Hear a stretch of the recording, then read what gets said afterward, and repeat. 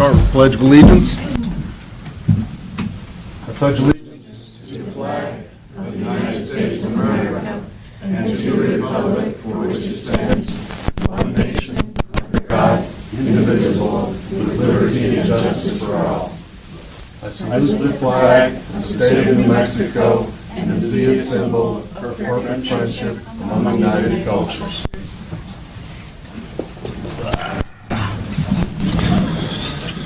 Good evening, everybody, and welcome to the regular council meeting for July 17th, 2019.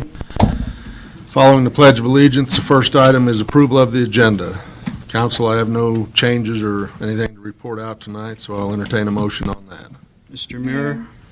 Just one change to pull the minutes for July 3rd for work. We'll get that when we come to the consent agenda. Okay.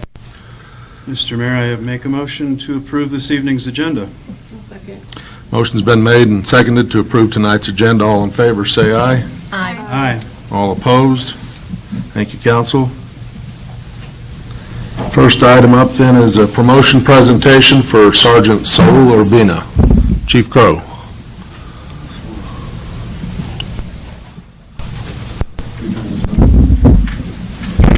That one on?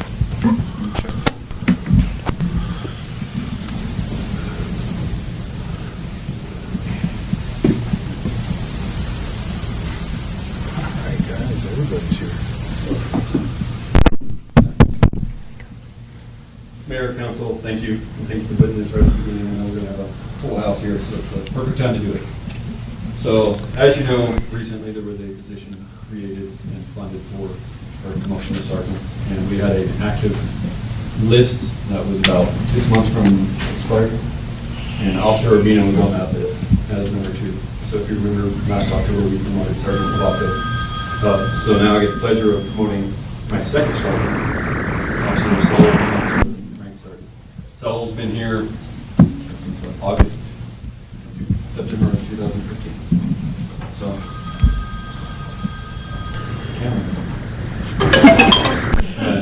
he's done great things for this department. I've had him in here before this body for recognizing his acts, his interactions with persons, his dealings with suicidal individuals on his activity level, things like that. We've constantly got him.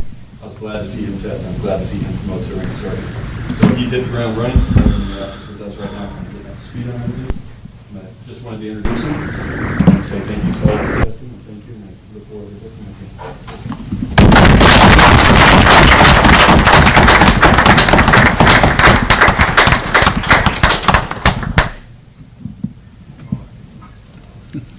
Well, I just want to say thank you for this opportunity. I'm grateful and honored to take this position. Thank you, Council. Thank you, Chief, for this opportunity. Chief, as I understand it, with Sergeant Urbina, there will be basically 2 sergeants covering most of the 3 shifts. Yes, so this will allow us to have 2 patrolmen on days, 2 patrolmen on nights, without vacations, things like that. Right. And then this will allow us to set the sergeants opposite each other on the swing shift. Our busiest time of day, we should have a sergeant out now 7 days a week on max vacations. Right. Deal. Right. We're getting there where we have a supervisory coach in Nebraska. Once again, thank you for the position, and this is going to go a long way. Thank you.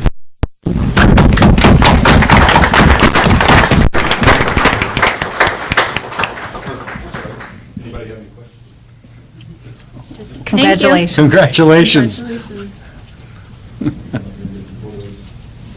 Saw your brother and come on in here. We'll get a picture with him here in a second.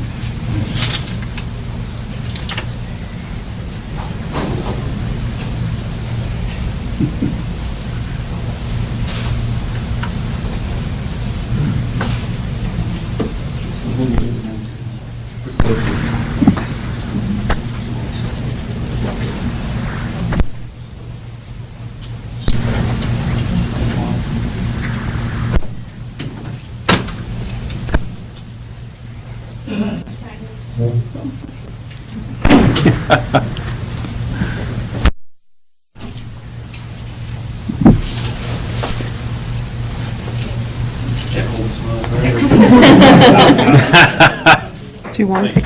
with his brother.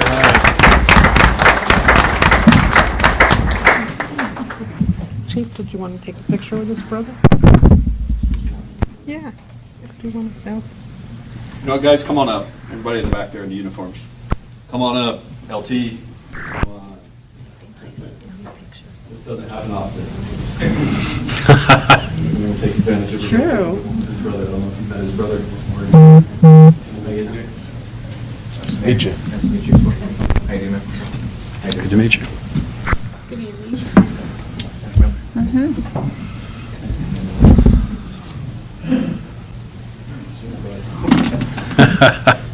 They do. All right. They do look alike. They do. There you go. There you go.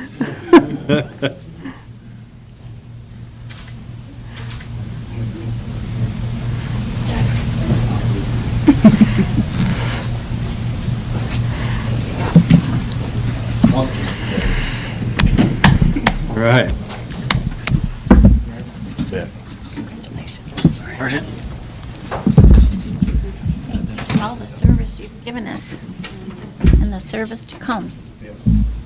Thank you.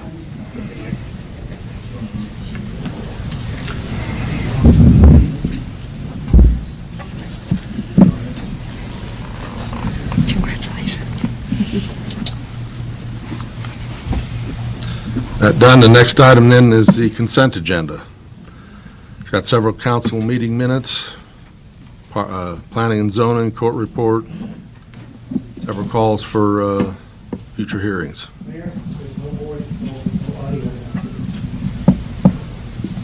No audio in the back. Audio. Isn't it? Can you hear it any better now? Hello, hello? Or maybe Is that better? No, not for you.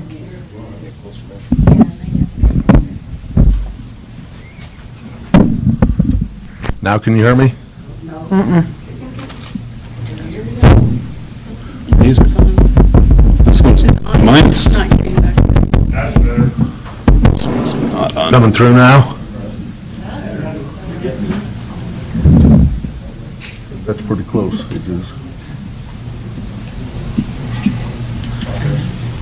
Does that work? There we go. Okay. There it is. Whoops. It's gonna be a long night. No, I'm just kidding. Ouch. Back to the consent agenda. I'll entertain a motion on this. Mr. Mayor, I have a question. I know I've asked in the past for ordinances that are going to be heard for public hearing, or to call for public hearing, for us to have a copy in our packet to see kind of what's going to be changed. And I didn't see anything here. Can we postpone that till next meeting? So we can take a look at what's being proposed to change? You want to go ahead?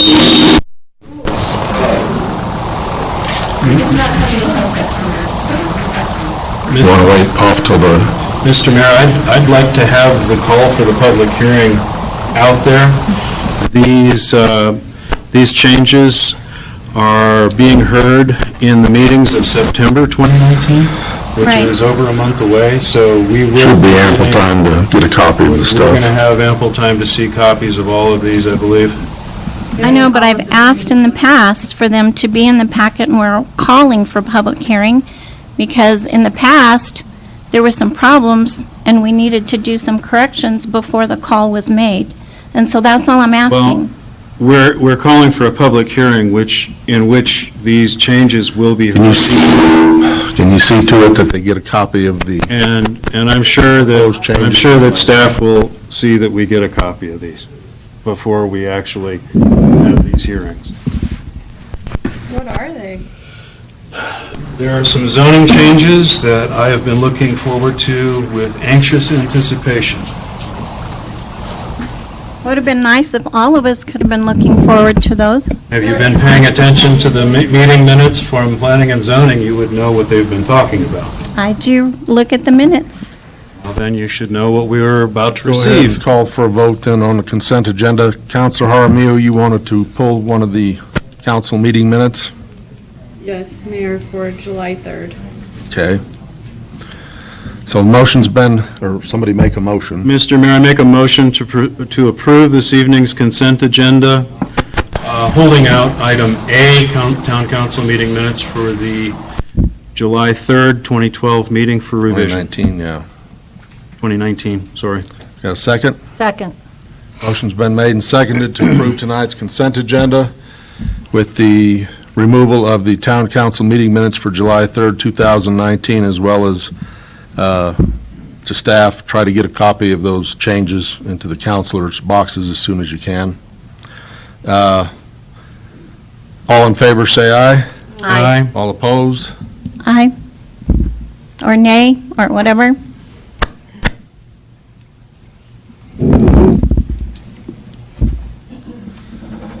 That brings us to discussion items. First item up is the Stanchia Basin Resource Association. Update, Ted Barella. Come on up, Ted.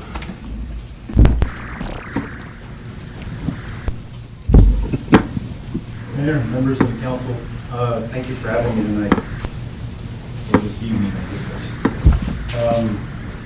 Wanted to give you all a quick update to the annual meeting that we had back in December, actually, or in January.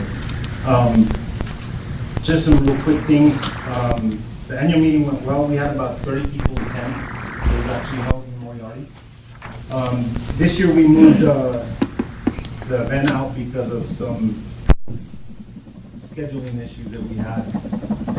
But the bylaws actually read that the annual meeting has to be held in January. So we amended the bylaws to actually be in the first quarter, just because things are very hectic and trying to get things done through the legislature and try to get speakers, things of that nature. Things are very difficult. So some of those things have been adjusted. Also with the limitations to just newspaper and vehicle ads, I'm sure you guys have kind of encountered that yourselves, is that we're trying to see what's the best approach to actually tracking who is actually, before when we had the Mountain View in the valley, they had to post some legal notices because that was actually recognized, the paper was recognized a little bit differently through the Office of State Engineer. So we kind of kept track of who was actually coming from the basin. It's a little bit different now, so we're trying to work that out. It'd be very helpful to us that live in the basin if they had to actually pull legal ad in the actual local paper. But there's nothing that actually says that in the state statute.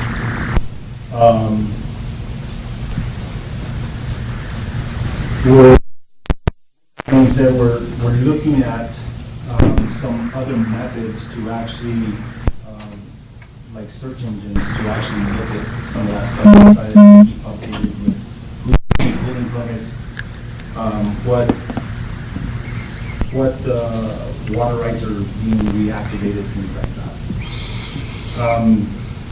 But with regard to the presentation itself, at the annual meeting, we had Hydro Resolutions was very helpful with their well monitoring process that they do with, in conjunction with the Stanchia Water. They provided the well monitoring. I don't know if that group has actually been in front of you all yet. No. They haven't, so I don't bust their bubble, but some of the reports, as far as the well monitoring, there are several monitoring wells that have gone down, or not the wells themselves, but the monitoring systems. But the ones that are active, it is indicating that some of the burn scar areas are showing a steady, I wouldn't even call it a recharge, it's not depleting. Right. So with the report that we got from Stacy 2 years ago, she works out of New Mexico Tech. They gave us an update, and so there's a couple of areas that hold water differently in the basin. So that upper area, it's not not unusual for it to hold water and actually show that in charge, as opposed to the lower part of the place. With regard to the investment of the monies, some of the things that I looked into as well is that all the municipalities and all the contributors, I got to really give credit to Bob Sterling because he actually dug into all the minutes, dug into all the people that have paid. And when we met to discuss how are we going to invest their monies in the future, just because they're kind of sitting there stagnant, it's really, to be good stewards of the money, it's kind of tough whenever we have it in just a regular banking institution for less than 1%. So we've kind of rearranged some of that stuff, and we put 140,000 into long-term investments, and we've got about 20,000 or so that's accessible, at least for a retainer if we ever need to go into that situation. Right. So, and I'll open this up to the audience as well, if I may, and I'd like to also congratulate the town for being the fifth safest city in New Mexico. I think that's a big deal. With what we're doing in the city, and obviously, most of us go to the city for services, right? But none of us are exempt from being a victim to this situation. Recently, it's a big deal whenever you can put that on your website and something that benefits from. Pretty proud of those guys. You should be.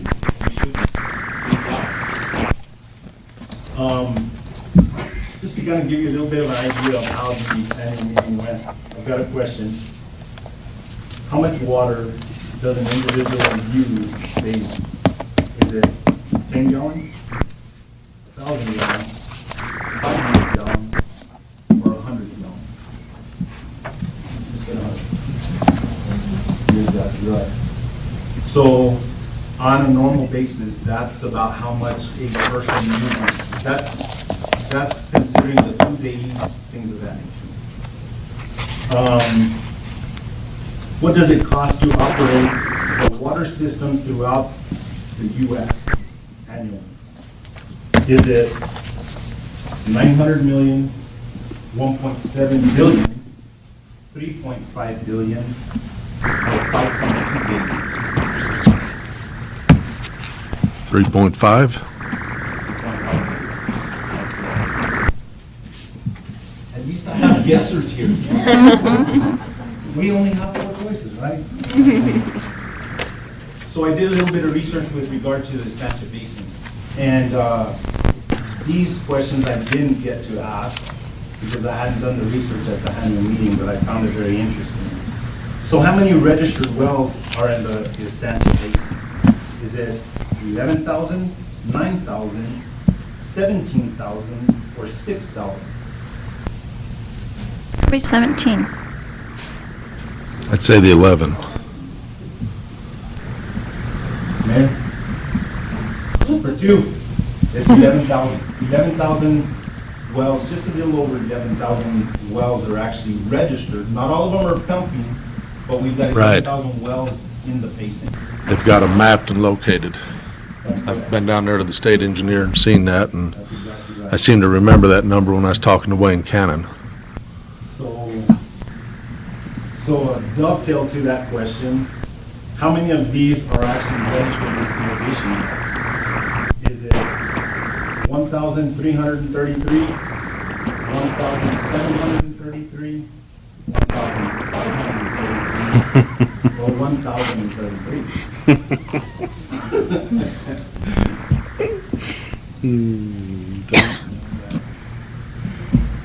I guess so. So it's actually 1,333 wells are registered as irrigation wells Yeah. in the basin. So we've only 2 irrigation wells that are actually registered in Bernalillo County, and the rest are all registered in Santa Fe and Torrance County. So I thought that was very interesting, that just the dynamic behind what we're dealing with as it relates to agriculture, economic development, so many things that affects every single one of us. But anyhow, I have an invoice, which I'll pass on, but I stand for any questions regarding the lease. Or regarding Council have any questions for Ted? What's your mission? our mission. So, several years ago, when Santa Fe, the town of Santa Fe, wanted to purchase water out of the basin, that was when EBRA was actually established. EBRA was established as an advocacy group because as a private group, you can do that, as opposed to sometimes being a public group and not being able to do that. So EBRA was established then to actually restore or actually be like the water staying within the basin and not being exported out of the basin via pipeline. So we have an exception, which is the Campbell Ranch area. So the King Ranch, part of a circle, is dedicated to the development out in that region. So that was long before the basin was actually restricted. So that's the mission of what EBRA does. But they're part of Edgewood, so maybe they're part of the basin. Well, They're not part of the basin. The basin no, is they're very well different defined. The pace, office is the yeah. engineer. yeah. Okay, geographically. Yes. Help me understand. Geographically, like just, it would be within certain boundaries. The basin is in certain boundaries. And even though they're part of the town, they fall outside of that geographic location, right? Probably. Okay. And so what are some of your initiatives now coming up? Like, what are you, other than, are you doing any lobbying, any projects? Are you trying to get any funding? What are your initiatives? So the funding, so with that being said, so just so that there's a clear understanding, we don't develop a capital outlay request because they're gonna ask us, what are you gonna spend it on? So our spending and what these monies are used for is to actually get attorneys to fight on our behalf. Whenever it comes to keeping the water in the basin. They raise money and sit on it for the day when they need to unleash it on attorneys to fight any efforts to take water out of the basin. Because we were faced with that Back. 18 years ago. Okay. But you also are part of the well monitoring kind of thing as well, right? We are not. Oh, okay, that's So- another so that is, entity. That's actually That's the Estancia Basin.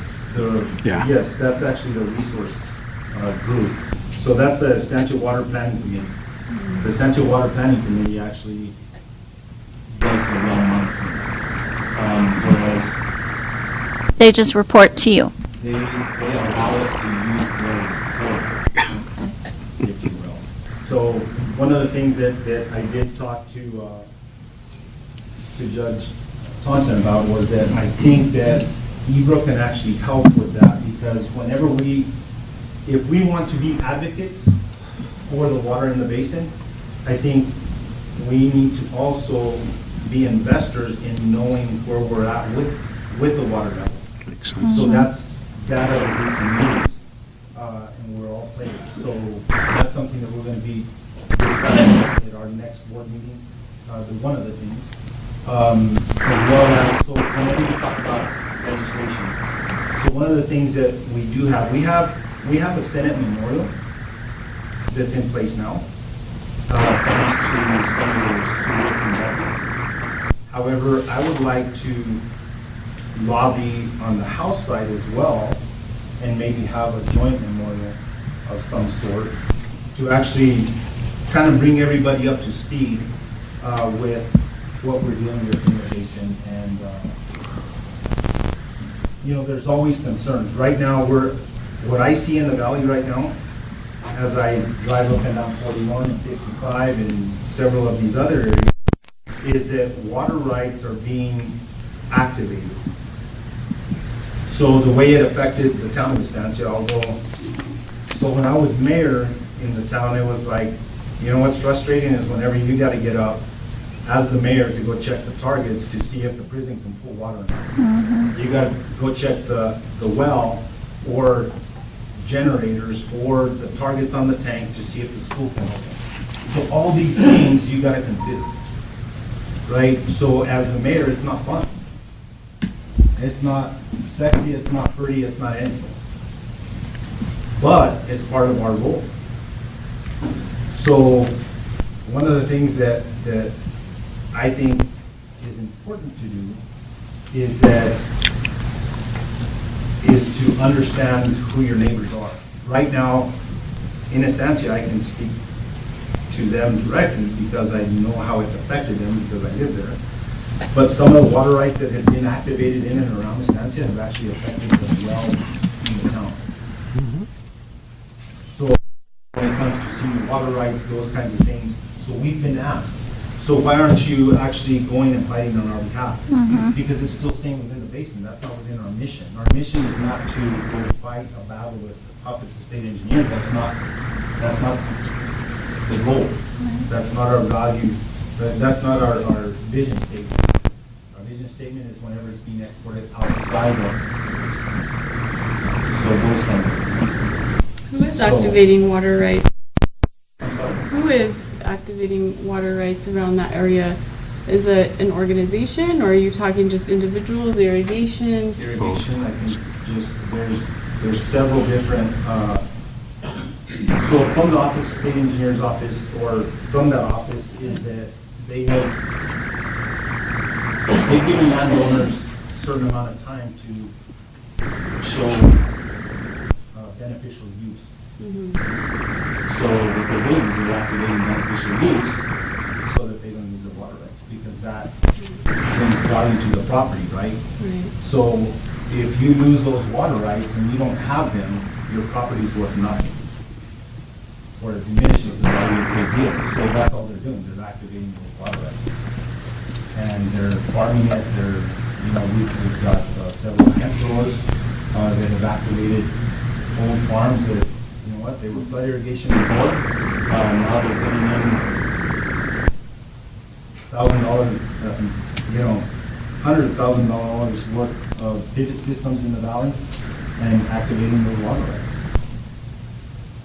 And that's well within the property rights to use that, and within the legislation that actually is in place with the office.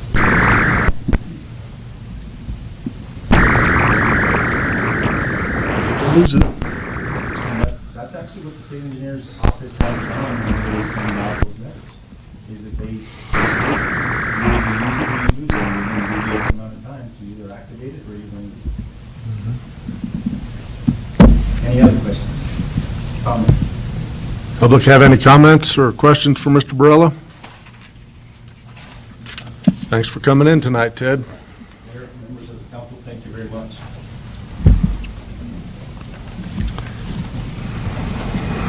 Next item then on the agenda is the public meeting, 2021-2025 ICIP plan for the town of Edgewood.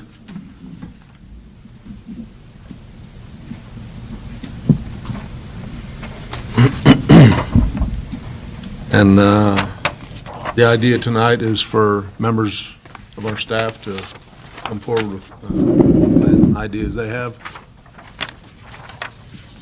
So, well, who wants to go first out there, but Chief, you want to get up?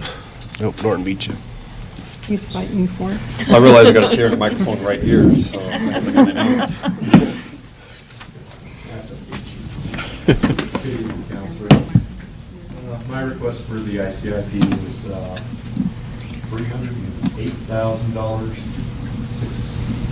$617.30, which is not a new They motor can't hear grader. you.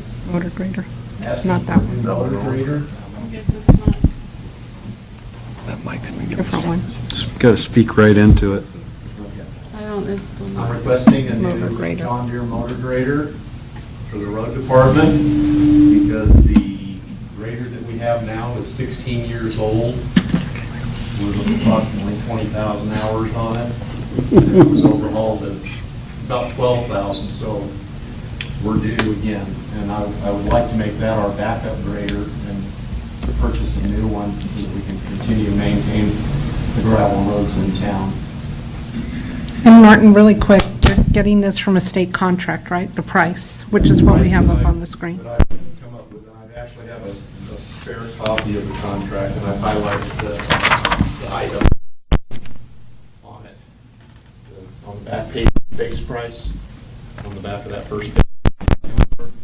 And then at the very back of the contract, is all the additions that I'm requesting for it. But if you look at the front page on it, that contract expires in about 2 weeks, which means there'll be a price increase. I don't have any idea. Do you want to see this? Do you want to pass it? You want to pass it this way? Or? Thanks. Oh, I see.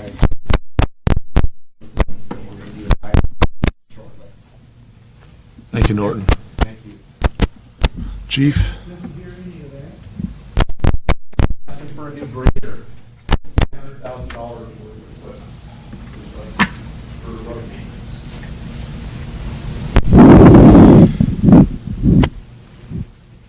Chief? Okay, can everybody hear me in the back? Yeah. It comes through on this one? Okay, so our are lengthy, so we're getting ready for our open house. So those of you that don't know, we're at 23 East Frontage Road. It's the old fire station. And if you go by there, it's pretty basic, pretty plain. We spent the money on the inside to get us in there. So now our request is going to be outside of the facility here. So we're looking at solar that would cover the roof of the building and hopefully offset the cost or offset the electric in the building. And that would also be partly covered parking, the permeable pavement installation. Right now, we're parking on the gravel to the, I guess it'd be to the west of the building there, on the west side, so it's half gravel, half dirt on that side there, so we were looking to get some pavement in there. And then the front of the building, it's an old fire station, the concrete's pretty chewed up, and we've noticed individuals' mobility and everything are having a hard time getting in to the building with just a deteriorated concrete on the front there. So we're looking at replacement of the concrete on the front, some landscaping around, the permeable pavement, the partial carport, and then the solar panels throughout to offset the cost of electric there.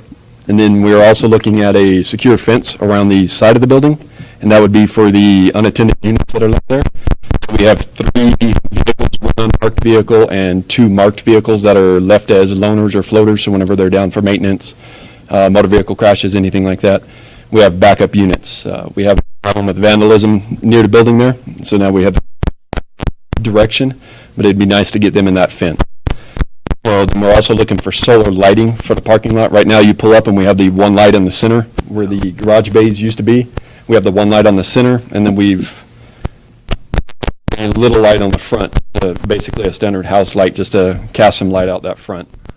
So that there is the breakdown of it. That's the $479 for the material.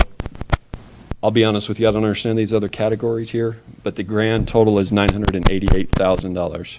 So it's a rather large one to get the pavement in, update the concrete on the front of the building where the public parks to come in, landscape the building, fence it, and install the solar lighting and solar panels. So that's what we would be asking for at the PD.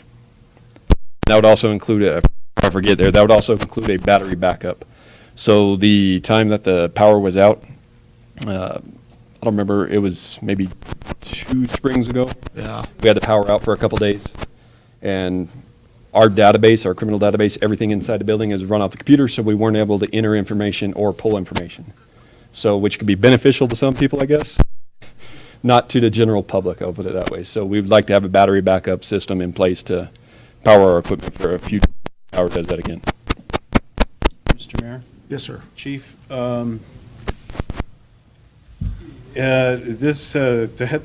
that's a hefty It is. chunk of change. It sounds to me like, and please stop if I'm incorrect, but it sounds to me like this solar array on the with a battery backup might be the top of the wish list. Yes. that would be- And we might want to consider that as part of the ICIP. I'm just going to put that out As an individual, as an individual item. yes. The rest of this upgrades for that building, I think we should definitely consider, but it sounds to me like keeping you operating and keeping radios going and keeping databases up and operational is of paramount need. So if I'm right, that's the top of the list. That would be nice. Okay. Who else we got? Mike? Come on up.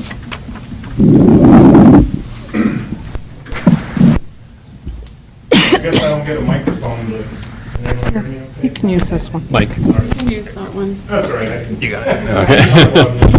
Okay. So the one that I have a solid number for is the back.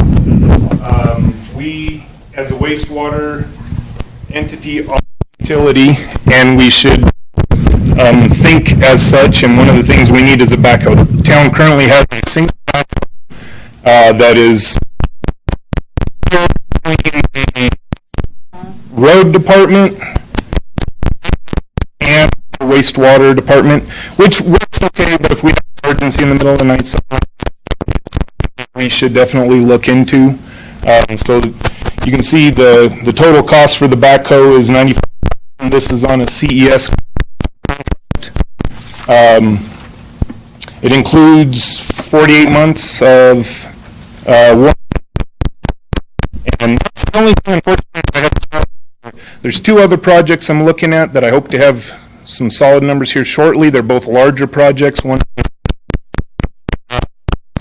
pump station is the only means we have for taking water out of the pond. That's how we, send it out to the reuse system. It's original to the plant. It needs to be updated, but there are a lot of different parties involved in that. Unfortunately, I wasn't that tonight. The other thing is a solar array. An expansion large enough to supply power to what we have, with the ability to expand, and there's some transform so that as the pump station kind of comes back onto that solar tonight also, but I'm probably here and there, but I do have a solid number on, so that would be what I would. Thank you, Mike. Okay. Come on up.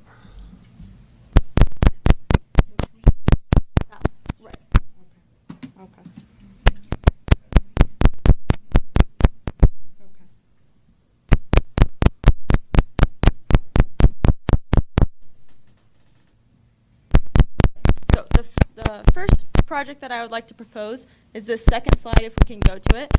It's a playground for Venus Park across the street over here. This is a quote I got from Exerplay in Terrace. This playground is really adaptive. If you see the price on there, it's almost $300,000. But the blue area on the front, hopefully everyone can hear me, the blue area on the front is a toddler to 5-year-old age range, which currently at the Bassett Park right now, that's the age range of the park that fits it right now. The actual playground is only 2 to 5, and in the park out front here, the area with the wood chip, the rubber wood chips, that's a 2 to 5 area. So this is a 2 to 5 area, and the really interesting part about it is it has many features on it that are wheelchair, stroller, walker, and ability limited features. So all of these in this area, you can take a wheelchair up on top of there, and children with disabilities or on walkers or strollers or wheelchairs, they can actually get onto a lot of these features. So there's some really nice features on there. If you can go to the second slide. So you'll see some of the features on here, they're designed with these capabilities in mind.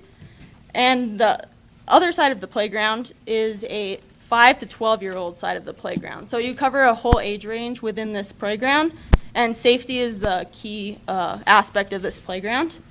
And then if you can go to the next slide. The next slide is the second project I'd like to propose. It's purchasing new equipment for the skate park at Bassett Park. The skate park there is currently a SkateWave product. The business SkateWave went out of business 2 years ago, so you cannot buy replacements for that skate park. So any replacements or any repairs you would do to that skate park, you would be doing on your own out of material. So this is a whole for that skate park. It's the same exact skate park with features on it. It's actually 20 features that you'd be purchasing for the price of $1,000, and it's all modular, so they can all be the old company, and they have a 20 everything, which is actually longer than the last warranty, and they have I think better materials for the building and installation. And then the third project that I propose is for the construction of the Edgewood Trail. This, as you know, we were awarded the grant preliminary engineering to start in 2021 for the construction of that trail. That's a 1.5 mile crusher trail along Edgewood 7 on the east side of the road. And there's a $1.3 million estimate to get that trail done, ICIP, to be able to construct that trail. Are there any questions? Councilors? Serena? Who else we got? Well, there's one more.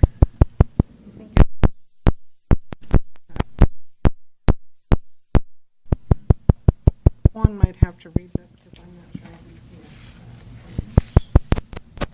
Crossing 1.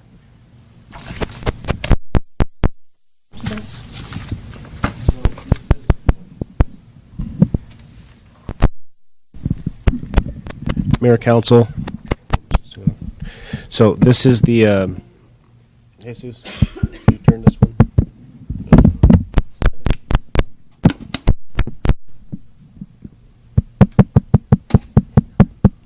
It's on. Can you hear me? No.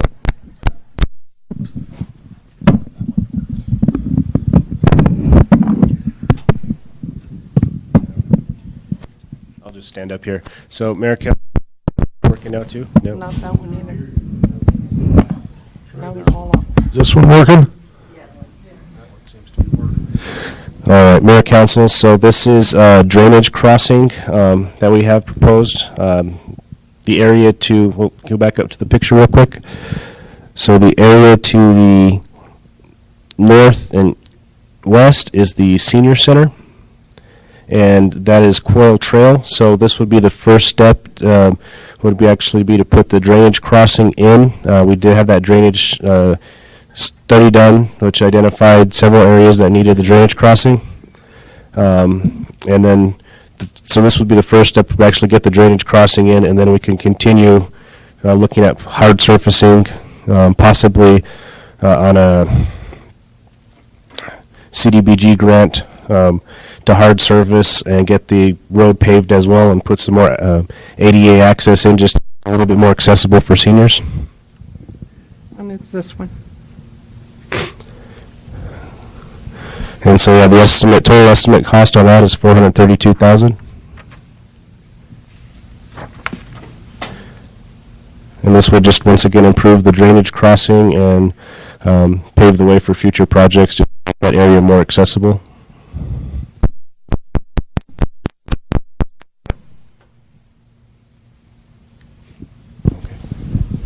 Any questions for Juan or Carla?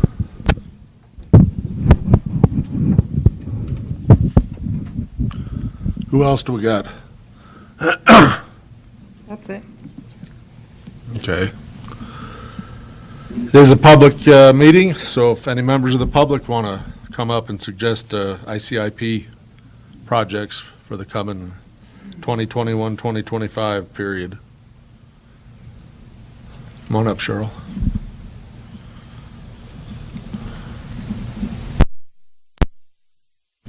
I have a list that off the website, so I don't know if it's the correct ICIP that was in the packet, but I didn't see Appaloosa Trail on there, and it's something that's we've talked about for quite a long time, getting paved. Appaloosa Road, I believe it's called. out there, back there by Steeplechase. Not getting any sound, I'm sorry. Okay. So I'd like to see Appaloosa Road added to the ICP. I think it was not a real expensive with chip seal. The other thing, I would like to comment on the trail. That sounds like a lot of money to me to spend on a trail on South 7. I know that's been a plan for a long time, but pressure-fine trails grow weeds.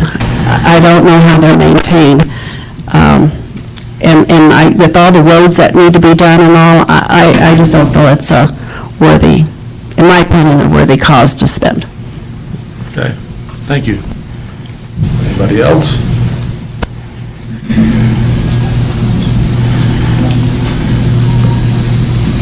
I have one question. Does this previous 4-year ICIPs? How does that work?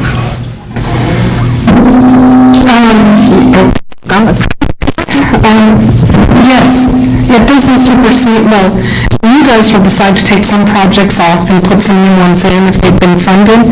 Some projects can cross over from year to year, so some projects can stay on.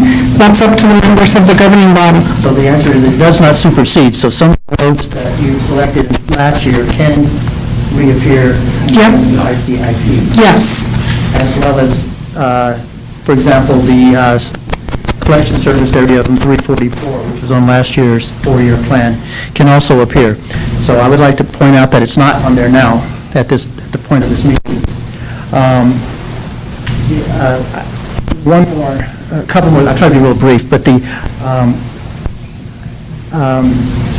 Juan and Carl have been very gracious to me. I'm very happy that they tried to provide me documents. I tried to find out something about Church Street, about the complete streets and so on. When I went down there, they were unable to provide any documentation except one diagram, which showed a profile, which I like very much.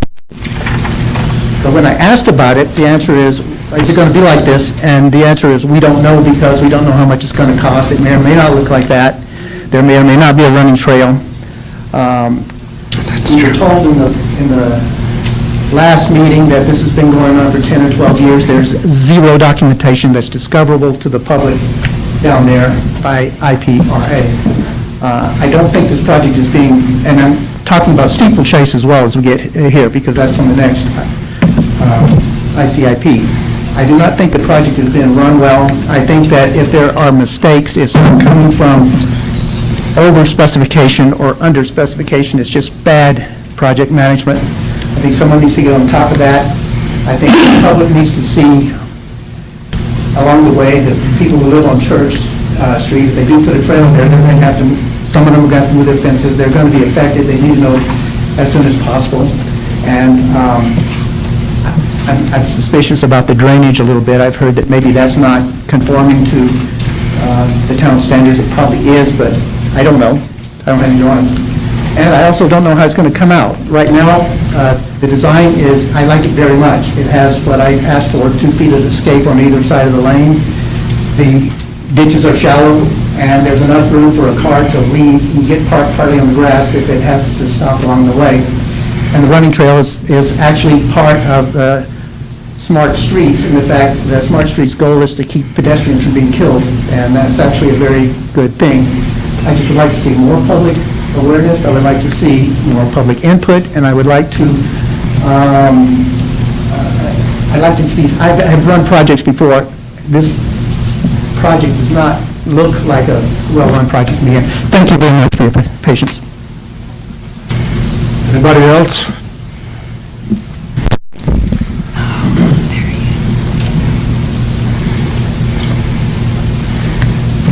My name is Jerry Powers. I live here in Edgewood.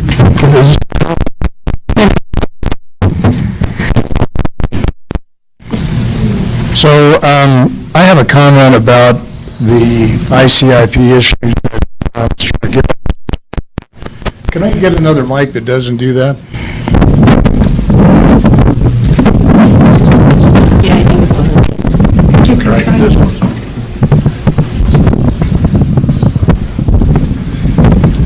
Is that better? Yes. Hope I don't get any feedback there.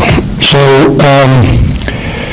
my issue with the ICIP is kind of similar to Mr. McGill's about transparency. When we were here at the last meeting, I think Councilor Abrahams brought up the issue of not having anything attached to the vote on a resolution that was talking about the paving of Church Street.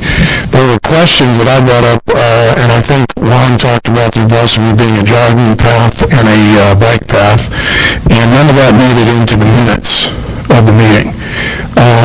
So I don't know I'm confused about what it is that is being built there.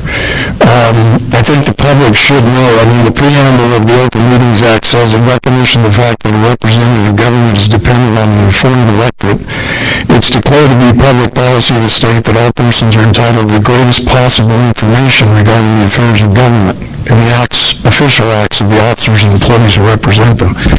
So I think it's very reasonable to attach something that describes the scope of the work that you are voting on.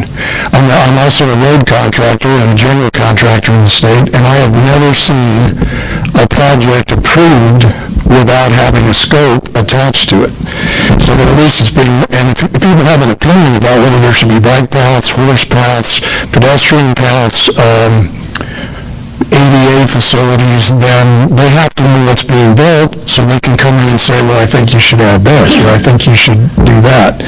So I'm asking for more transparency on the ICIP issues and have some form of an attachment that will describe the scope so people know what they're doing.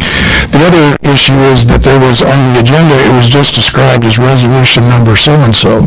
If the average person sitting at home deciding whether they want to come to a meeting, whether it's important enough to come in and talk about something, it would be helpful to have a header on it that says resolution so-and-so paving of Church Street or something generalized like that, so that at least they know what they're, whether it's something that they have an axe to grind on and come in and talk about.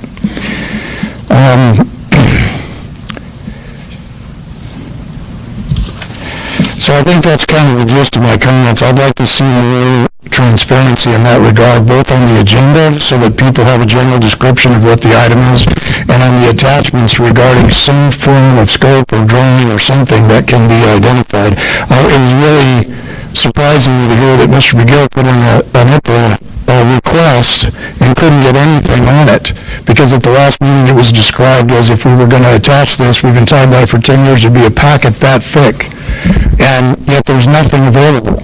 So where is that information that was going to be an inch and a half or 2 inches thick? So that's the gist of my comments. Thank you. Thanks for the microphone. Anybody else want to get up and talk? Mayor, Yes, ma'am. I would like to invite the public, they can't hear me. We can hear you. Yeah. Okay. All right, so I would like to invite the public to make comments on the order of priority of all of these things. I mean, we have, you saw what was on the screen earlier, and then you heard from the different departments as far as their wish list.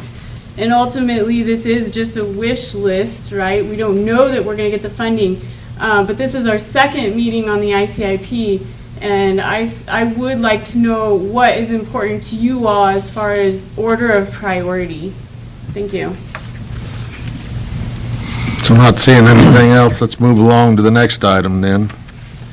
That would be the public hearing fiscal year 2020 budget for the town of Edgewood. Oh, Mayor, are you closing? Well, I did have a couple of other comments. Well, I asked for any comment, nobody said anything, so move along. Okay, all right, so Mr. McGill brought up the 344 project being on a previous ICIP. I was wondering if you could fill me in on what that was. 344? Well, he said there was a project that was on the ICIP in the past that was no longer on this ICIP. I don't know what he's talking about. Which project were you referring to?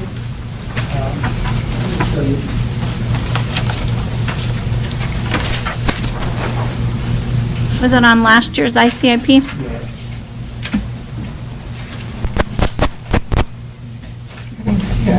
So So this is New Mexico 344 area, 1.3 million. Where was that last year? I'm not seeing it on last year's. Yeah, I wasn't seeing that on last year. I'm not seeing it on last year's either.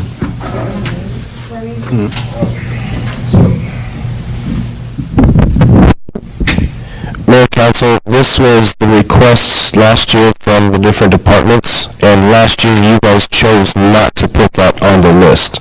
So it was never It listed. was never on the ICIP. What you have on the ICIP is the one that's currently is the FY 20 through 2024. That was just one of the department requests that was put on there that you as a governing body chose not to include on the ICIP. And what was it for? Wastewater collection line installation. Where at? I believe that's around 344, on the, North of Church. north of Church. What's the history on that, on this one? There was some conversation about the school going in and the need for wastewater lines that direction. It was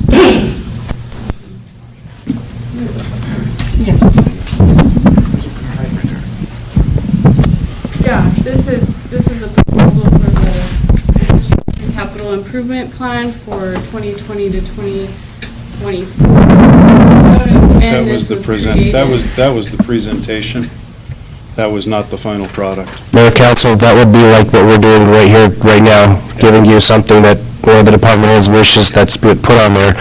Sure, But you guys ultimately chose not to include that on the ICIP listing. right, I understand that now.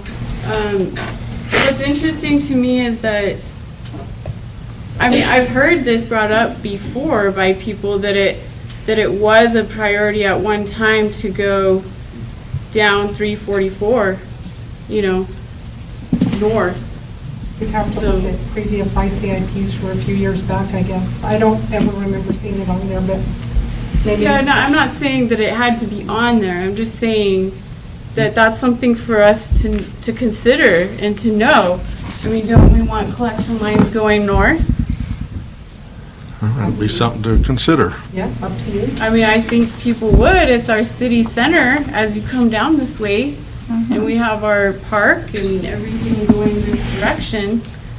So I mean, I think that's an important, and just for commercial use in the future, I mean, I think that would be an important project, actually.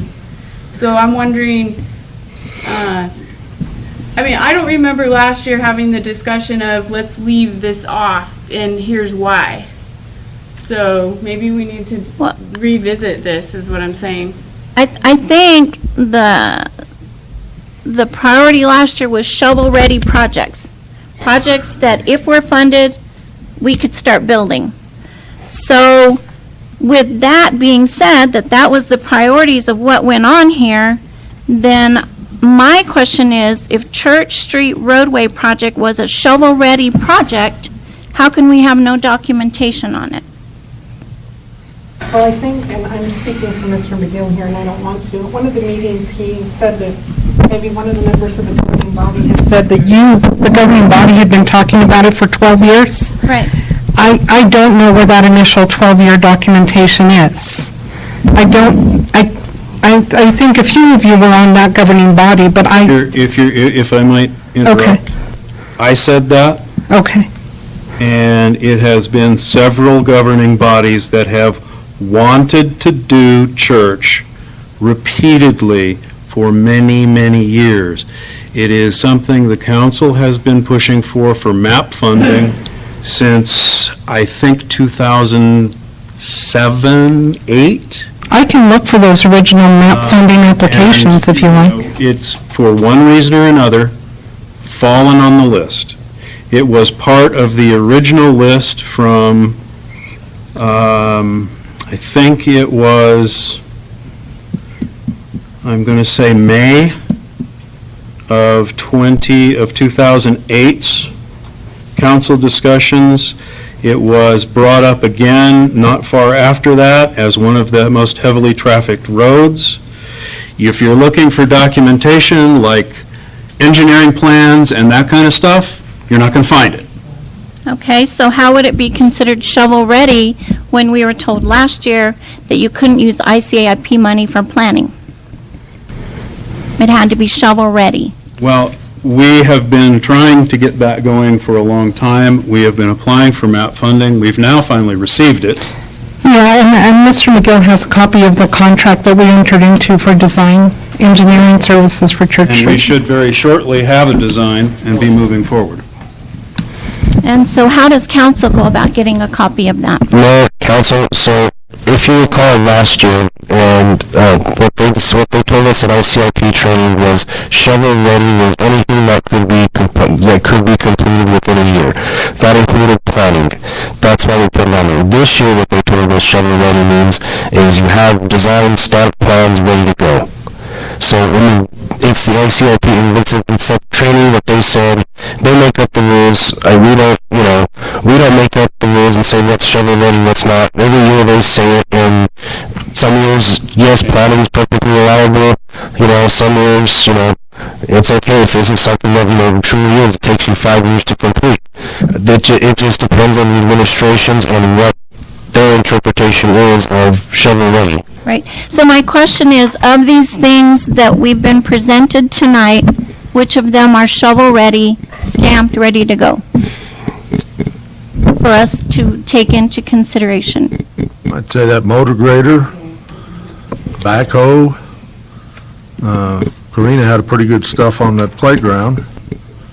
I think Juan had a pretty good estimate on the drainage crossing at Quail Trail. I think the solar addition to the police department is a pretty good one, too. There's several of them there. Okay, so at the next meeting, will we have a list of those that are shovel-ready, and then we will rank them? Well, I think Or that- is this- I mean, I really just don't want to waste time in putting things off until the next meeting. I want another meeting, but I would like to see us make some progress and hear from the community about the priority of these things. Because, I mean, we have a list, like, we Right. just rattled them off, so, we can kind of tell what would be doable and what wouldn't be. But what's more important, guys, everybody, to remember here is that this is the strategy of the funding requests for the next however many years. And I know we address this every year, and things can change. But this is used by the administration as sort of like the vision of where projects that are going to be going. So the priority of this stuff is really important. Obviously, for example, at one time, 344, that was considered, and now it's not on here. So, and I'm not saying that was done incorrectly. I'm just saying that these priorities, we have to really talk about them here on council and, thoroughly discuss the direction that the town should be going and hear from the public as well. Like, I don't know if people think that a playground is more important than a grader. I mean, I don't know. So we just need to hear from you as well. And so I have another question. So are the treatment screens, grit removal, and reuse disposal systems still needed, or have they been taken care of? Mayor, council, they're still needed. If you recall, a couple of meetings back, you guys authorized us to issue an RFP. We're still in the negotiation process, and hopefully at the next meeting, we can bring the winner before you and let you know who is selected, and then we'll start the process of designing the screens, designing all those things that are on that ICIP, and getting those improvements placed and put in place. The funding was secured for the screening. You, as the governing body, authorized the town to go out for the loan to get for the screens, and we're also going to be using capital outlay money received from this current year to address, the grit removal. And also issues on the notice of violation. So that's why we're not putting those on here, because we feel we do have the funding in place to move forward with those items. So these top two won't go on? I don't believe so. Mr. Mayor, Yes, ma'am. I think it's a little bit premature for us to be talking about prioritizing. I know we're going to have another public meeting for the ICIP input. So I think once we've got, all the input, then that's the time And to... also that the people they can talk to the counselors, staff, anybody. Let them know off this list here what they think is important. Well, except some of these have already been taken care of. I'm talking about the list we wrote out here tonight. Okay, all right.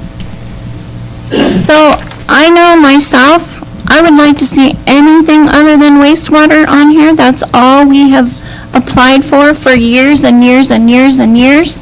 However, that was our biggest need. So we need to decide, is that still our largest need? Or is now a motor grader our largest need? Right. And Those are the kind of conversations that I think take a little bit of time. I mean, that's why I'm trying to broach the subject here tonight is, it's an in-depth conversation. It's not just like, I don't want to come to the next meeting and then suddenly have to vote, right? I'd suggest both of you can get in and talk to staff about any time you want to, share your views with them. Right. Well, I think that they've given us good information as far as what to consider, and I enjoy hearing from the departments as well. But I'm talking about the vision of council. Like, as far as us, this is our time to discuss this as well. We can't just, show up and just vote without any discussion. That seems silly. Because this is the vision. We have another meeting, it'll be about like this, there'll be lots of discussion. And so do we think that wastewater there's enough funding at this point? Well, Mayor, Council, the staff has not made the recommendation for anything on the wastewater other than the grader and potentially the solar. The reuse station, I think that Mr. Butler brought forth, might be something to consider to put on there, and hopefully at the next meeting we'll have the cost estimate. But once again, he specified that he thinks that belongs on there because it's an integral part to our system, and we should keep that up. But, I guess that's for you guys to decide if you think what he's saying is important or not, He obviously thinks it is to put it in his top 3, but, it's up to you guys to make the decision as to what gets ranked where. I don't foresee us, like, with the screens and that stuff, I think that's all been kind of taken care of, so that's why we're not putting forth anything new for that. Okay, so we can take off these first 2. Are there any others that potentially we could take off on the list that we have here? Because we have the screens and the grit removal are still on this proposed list. This isn't proposed, this is last year's. This is last year's. We're working on a new list. Right. So I've heard all of these things that they were asking for, but what can we take off of here? The first 2. Anything else? Whatever you'd like. Yeah. Okay, I guess my concern is, how is the public even going to know what to rank if they don't have a valid list of what is really needed? Top priority. We've always known in the past that wastewater was the top priority. It was the top priority above everything else. We finally now maybe gotten to Church Street. Is that going to be our top priority? Because apparently we still don't have all the money for it. That's been in the works for how many years? 12 years? 10 years? 15 years? But some of these other things are ranked right now 1, 2, and 3.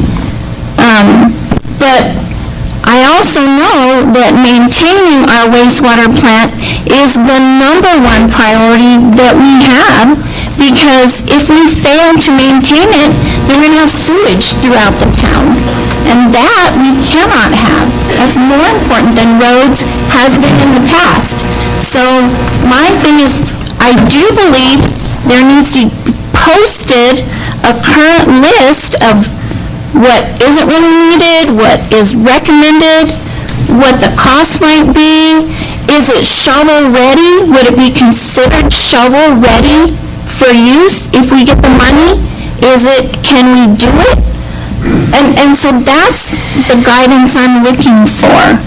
So, Mayor, Council, so let me remind you as well, that's why we have this set of 3 meetings, and then we're going to come back at the first meeting in September for you guys to actually rate and rank them, but we have the 3 meetings so we can get the input, so we can build that list. Okay. I can't build a list of public input if we haven't had public input. Right, but I mean, I you could potentially get the stuff for the department heads, which we brought forth tonight, some of it. We're still waiting on some cost estimates. Right. But it doesn't do us any good to get you cost estimates and start working on it, let's say in October, because now when we bring it for the ICIP in September, as you know, construction costs change. So it doesn't do us any good to say, hey, we got this cost last year, we gotta do this. I mean, for all I know, if you just look at, Church Street or, the BLM, Steeplechase Roadway, those were all estimates that were received at that time. Those might be a lot higher, they might be a lot lower, so, we have a very short time frame to try and get everyone the estimates in place, and so that's part of this process. That's why we have this, starting in July, June, July, and August to have these meetings so we can get you that list. I know, but last year you gave us like a list of, 40 projects that That was the ICIP from the previous year. Right. Which then, at the time at the training, they told us, all of this stuff has to go. We only want the top 5. The top 5, and, what they considered shovel-ready, so half the stuff we had on that list was not what they considered at the time shovel-ready, so that's why we pulled it off. On vehicles were not part of it as all. Right, like this year, now vehicles, or I should say, vehicles with the estimated useful life over 10 years are considered, Right. Are acceptable. So I guess I'm just needing something posted somewhere that the public can look at to even be able to make comments on the next. I mean, how are they going to rank them if they don't even know what they are? Now we've put together a semi-list. I guess, Mayor and Council, what we can do is we can put together a rolling list as ideas come in. I think that and would put them on there, be but, helpful for me. like right now, I couldn't put that list because we just put it right now. Talk with Juan, That I can, but that doesn't inform the public of anything. but it might help you. It might help me, but it doesn't help the public. There's an ICIP webpage, there's an ICIP department page on the website. We're wanting to put together that rolling list, and I can put it on there. That might be helpful. And that would be good and pretty simple, because we have maybe 10 things that were mentioned tonight by the department heads. And we already know these top 2 are coming off. And then last time we did talk about, as far as the gym, that maybe we can continue with usage fees, or just using the facilities instead of capital into that when that building could be coming down anyway. We don't know. So that one possibly, if council is, open to that, we could take the last one off there. And then, what do you guys think about the collection system Route 66 expansion? Strategically, how important is that? And Councilor Abrams, maybe you can fill me in on, how important is that? I would put that down on the list. You would not? I would put that down very far on the list. Farther down? Yes. And can you tell me why? I'm not arguing, I'm just curious, I have some reservations about the design of that at current. And why? Because we already have a collection line on 66. Does it need to go further or no? This design, from my understanding, would be putting a pipe on the other side of 66. Okay. And that just simply makes it so that people don't have to bore under the road to get to the existing pipe. But I don't know if that expense is worth the effort. Okay. That was part of our most current designs, right? Yes. Yes, okay, all right. I do have one more thing. The one thing we haven't addressed at all is the old town hall building. And it's sitting there vacant. I think we could use it for something. My thought was, I talked to one of the Parks and Rec people today about possibly moving the community center from the building it's in to the old town hall building. It's got multiple rooms to be used for meetings and and classes or whatever, and then use the current community center for some kind of youth program. It's near the park, it's near the skate park, it's near the tennis courts, it's near the basketball courts, and most importantly, it's near the police station. So even though there's not somebody there all the time, I think it might discourage behavior, that some youth may come up with. I just think maybe we should look at repurposing those two buildings that we already own. I'll put it on that rolling list we talked about. Okay. Counselor, to go off that comment there, the calls for service do reflect the drops as we move into that building in that. Yes. And we also have discussed in the past that the best way to keep kids out of jail is to keep them entertained.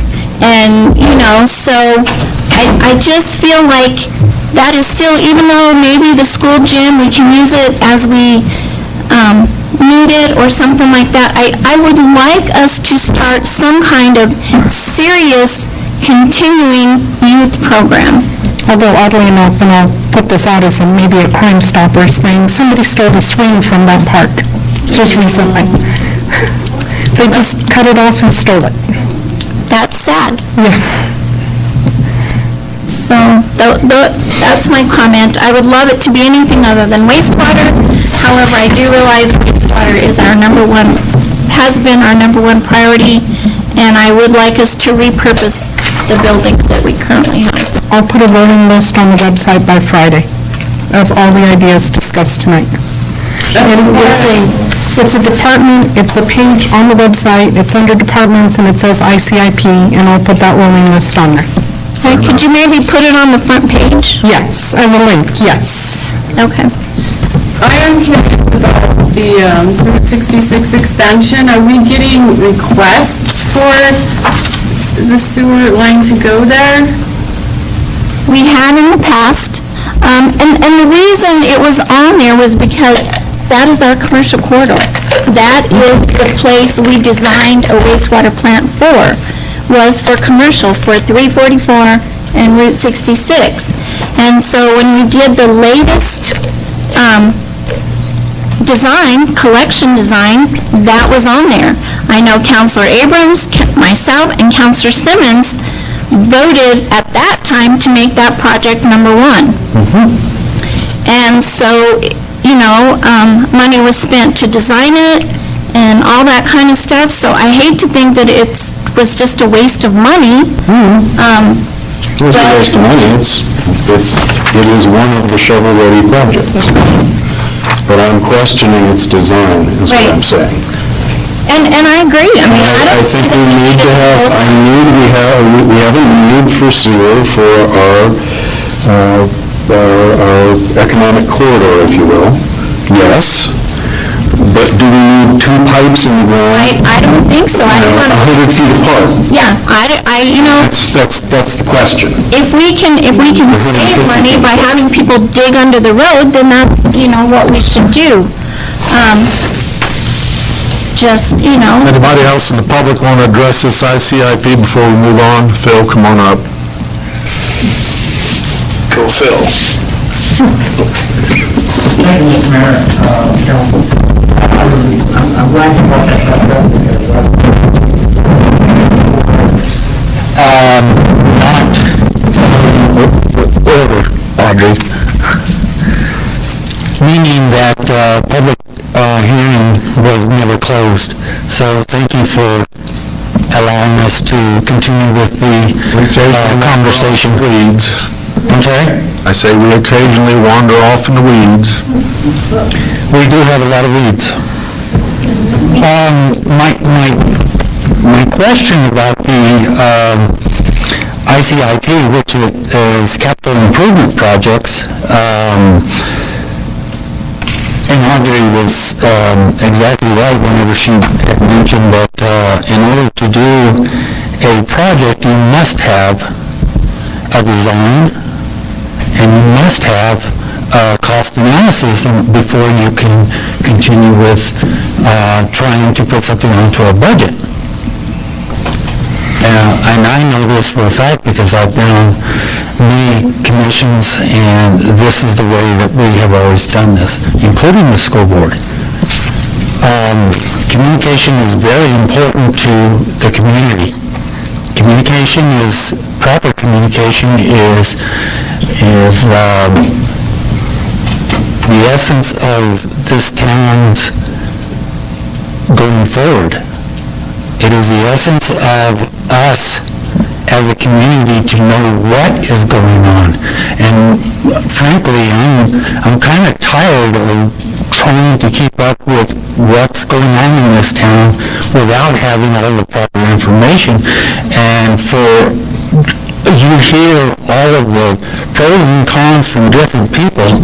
Well, by God, if we had minutes that were verbatim, you guys record these minutes, and they have been recorded for many, many years. That is very easy to do.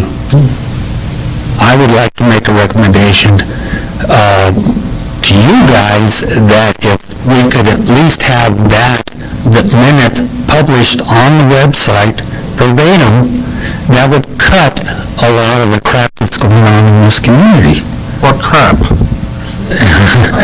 The sewer system is a crappy system. Mr. Mayor, if I may. Yeah. Mr. Anaya, the audio from all of our meetings is online now and has been for quite a number of years now. Okay. A lot of us like to do things. We like to print things and take them with us. So that's a request from me. Verbatim meeting minutes are not what's recommended. Summary minutes are what's recommended. I'll disagree with you. Do you guys work on Robert's Rule of Law as an amendment, or do you work on them as standard? It's Robert's Rules of Parliamentary Procedure, and yes, we do. Is it amended? Project for us to consider? A lot of them. Let's have them. Roads. You guys annexed us into your community. A lot of us do not want to be. You guys are talking about a brand new grader and a brand new backhoe. So something tells me that you guys have money to do road projects. If you're buying those. We would seek to buy them. That's not what I'm understanding right now. ICIP is the capital outlay from the state legislature. I understand. It's money that we have paid in taxes that we are asking for from our state legislators at their pleasure, and we are putting together this list for that purpose. I understand how it works. Okay, just saying. We don't have this money. We're asking for it. For year 2020? Hopefully.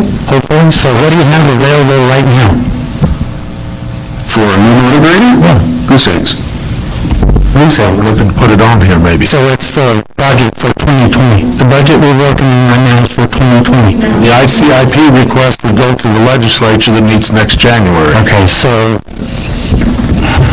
It's like thinking for 2021 or 2025 Okay. that we're talking about. 2020, no. Well, see, that's another misunderstanding that the community has. They don't understand that we're talking, a lot of people think that we're talking about right now. This is what we want to do now. I think Councilor Harlan just pointed out it's a wish list for the future. She did. Always has been. And Mrs. Harlan understands procedures very well. Very well. So I'm just asking you guys to please work with the community, let us all know what's going on, so that we can be involved in our community and not fighting with half of what we will stand for. Is that it? No, I want to talk about sewer. In regards to the ICIP? Yes. All right, what is it? Okay, where is the design on it as to what is as a request? They're up on the website. Well, no one came in and requested anything as far as that. Right. So I'm not sure what was. What efforts have you made to get this information, Phil? No, I just talked to the community. But what Well, do you come in here and ask them? That's why we have staff. Staff is community. Okay. I'm not sure what the. I don't know either. So, Mr. Mayor, if you want to stand up here and argue, I don't want to do that. Okay, I'm asking you, as the leader of this community, the mayor, that you provide information to us as a community in depth. Okay, Mr. Anaya, there is information out there. Have you made any effort to get it? Yes, I have. Okay, I can get on the website. I know how to use a computer. okay. That's not a big issue. Staff, they're right up the hallway here most days. I come and see them once in a while. Okay. Is there anything you're missing that you're curious about? Because they could probably answer. What our road was for up in December without notifying the only community that's in occupied. This is ICIP, let's get back on. Okay, I want to know if we're going to work on ICIPs, what and when we're going to get decent roads into this community. So all of the people that have been voted in, when are you guys going to put this on your plan to fix our roads? We've had several of them on here over the years. Several of them have been done.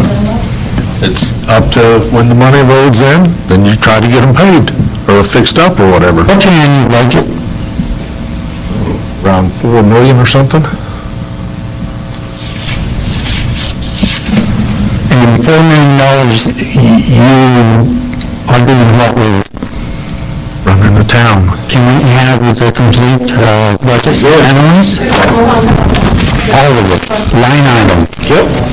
Okay, thank you. It was posted online, it has been, you can go look at it, review it. If you have any questions, please feel free to contact me about any specific line items you might have. Okay, I'm asking these questions because these are what people are asking me. So, For all the years that this administration has been, I don't have any past budgets beyond this, because they weren't posted. But every budget that this administration has done is posted online. okay, thank you. Appreciate it. I have many more, but I'm going to give my time. On that note, we'll move on to the next item then, public hearing. Okay. Thank you. I didn't realize you're building a priority list, so one thing I'd like to add to the list for consideration would be multi-use trails. They address a lot of problems, say for example with recreation for children. If multi-use trails were built where they can ride their bicycles down to the soccer fields and from various residential areas, it gives them another avenue to access recreational facilities without having somebody take them. Their parents might be at work, etc. It also makes it safer for people to ride their bikes or horses through the community. It can even start out fairly cheaply as base course trails, which can be accessed from mountain bikes, pedestrian traffic, and also from horses. So I'd just like to add that to the list because I think that's a huge benefit to the community. Council, if I may, any more specific, where would you like to see them started? We have to start planning a design for them so we can actually put it on the list, so we can go to the legislature and say, hey, we'd like a trail along Dinkle, or that way we can specific. My understanding is that Parks and Rec have made a lot of recommendations for those kind of trails, but my particular view would be from the highest density population areas where it would do the most good, east-west, to get along 344 and have the paved path that currently exists along the west side connect with section 16 and up at the soccer fields and areas where the children might want to access. And also enough for the past few years, Parks and Rec has been working on this Edgewood 7. Which one is that? Edgewood 7 is the one that runs up. Oh, that one. That's really been their priority for the longest time, so that's Yeah. what they've been talking about. Yeah.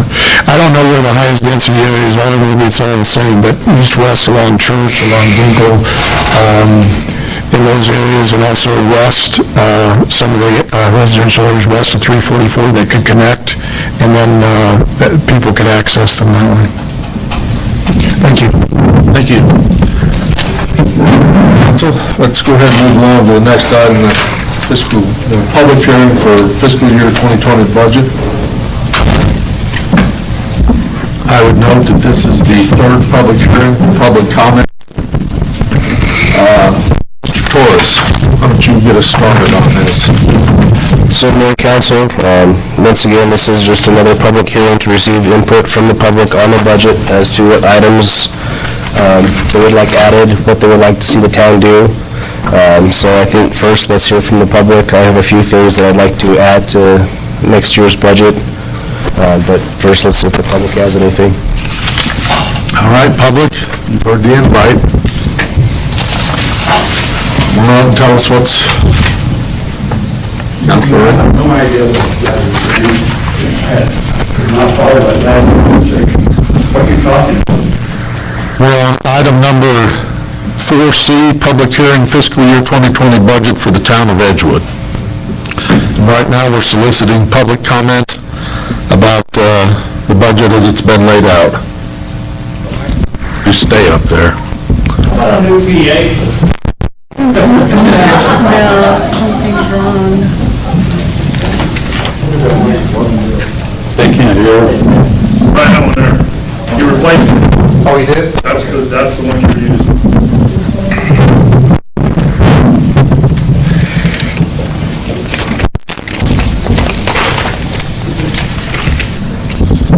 I asked a friend of mine who's a financial analyst to look through the budget and to kind of analyze the changes that have happened.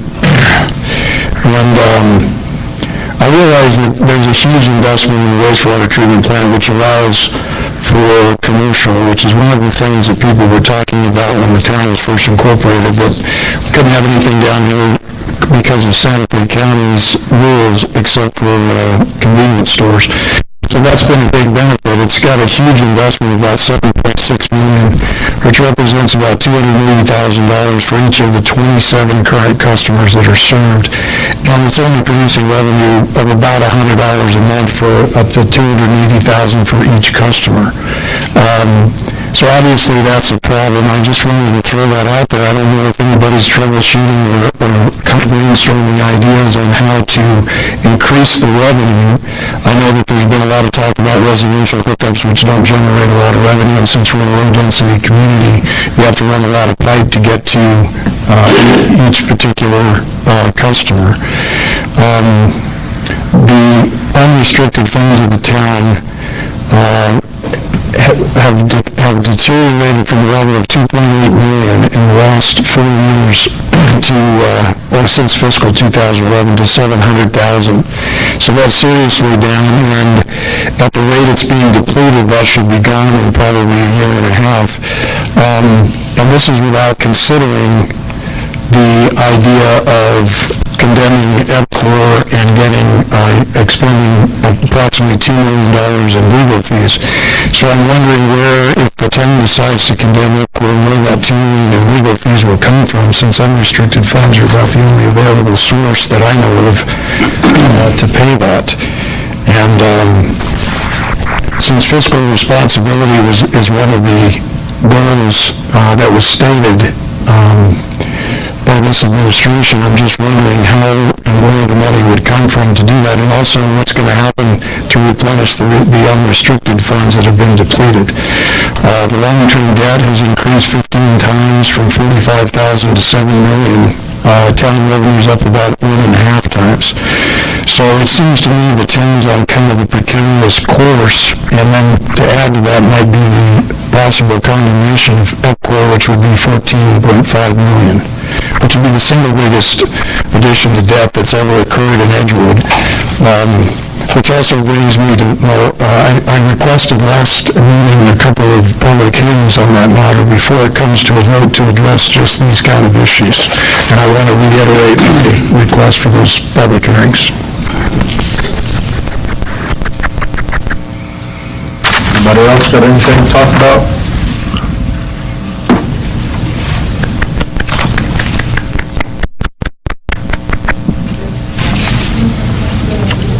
Mr. Torres, I guess you've got the floor. All right, Mayor, Council, so, one addition that's going to be added to this year, we just went to the hardship sale, and we purchased some additional vehicles, a tractor, motor grader, and a mower attachment, so that we can combat these weeds a little bit better than that little Bobcat. So we're going to add to that. We do have that fund set up, and we set aside $20,000 a year. We spent approximately $23,000 for that, so we'll put that expense in there. The other expense we have that was just unknown when it was going to come was the payment to Comfort Inn for Aspire Hotels. We finally collected on that agreement, so we'll have to put that payment in as well. And then we'll also put some capital projects in. At the time of the budget, the government hadn't signed the bill yet, so we didn't have like the capital outlay funding or anything of that, so we'll have that funding added in as well. One of the issues that did come up, so I talked to Santa Fe County to kind of get some advice as to how to go about finding and identifying all of our easements, all of our rights-of-way. They don't have any of it. Even the stuff that we annexed, they have no idea what was, I guess, in their name. So they pointed me in the direction of contacting title companies and essentially doing a title search to identify all the easements and rights-of-way town that belong to the town. So the preliminary costs that came up with that are the low one, $350 per parcel. So that's approximately 1.4 million, and then 500,000 per parcel is from the other title company, and that's approximately $2 million just to do the title search to find and identify the easements and rights of way in the town. Have you negotiated a package price? I mean, I know I work with title companies, and if you're like a builder and you do work with them all the time, they'll give you a break like $150 per title search, as opposed to $300 if you come once a year to use them. So that might be something to look into, negotiating a package price. Well, like I said, that was just the direction I was given to kind of look towards the title companies. What I was given was, $350 to $500 was what they stated. And that's standard. So I guess that would be my request, is to give me funding in the budget so I can identify these easements and rights of way. Well, with a budget of about $4 million, 1.5 or 2 million has got to come out of somewhere. Are we not going to do road maintenance? Well, I think that is, that to me is not a necessary expense. We've got people sitting out here who want their roads done. Amen. I understand that we need to know the easements and stuff like that. I think that was something that when the surveyors and the engineers and all that kind of stuff worked on, that they could tell us where the easements were, what they were not. If Santa Fe County can't get them for you, how is a title company going to get them? They have to be recorded easements.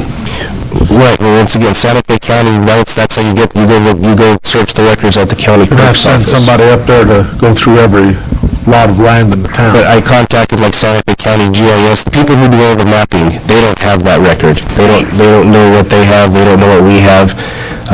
They said we would be rock stars if we had all of our easements, because no one has them. Right. But that was the guidance that I got. After last meeting where we approved the policy, I just tried to figure out how am I going to be in compliance with this policy. I don't know how to do it. And then the other thing that they gave me, the estimates were, 8 to 10 months for completion once we order the title search. So what about the plans and any infrastructure projects that we did put together, which those records are supposed to be maintained forever? Right, we can have the record of our projects that we've done, but once again, the policy calls for all easements. Sure, but, like with anything else, you make progress toward the goal. I mean, it's not like you're gonna go spend $1.4 million for title searches tomorrow. I mean, that's just not gonna happen. But we have the records of projects. We paid for them, so whatever records we do have in-house, that's a start. Counselor, remember, you had all this language in here. Sure.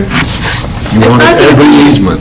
It's not gonna be perfection, as everybody knows, but, I mean, it's like tagging our assets and getting that list complete. I think what it It's not tells gonna happen me overnight. is that Rio Communities, when they did that and they had these exceptions in there, they understood that it was prudent to accept some of them, exempt them from capital asset status, because it cost you a fortune to try to locate all of them.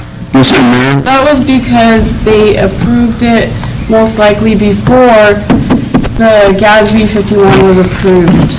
Or maybe they knew where theirs were. Mr. Mayor, if I may?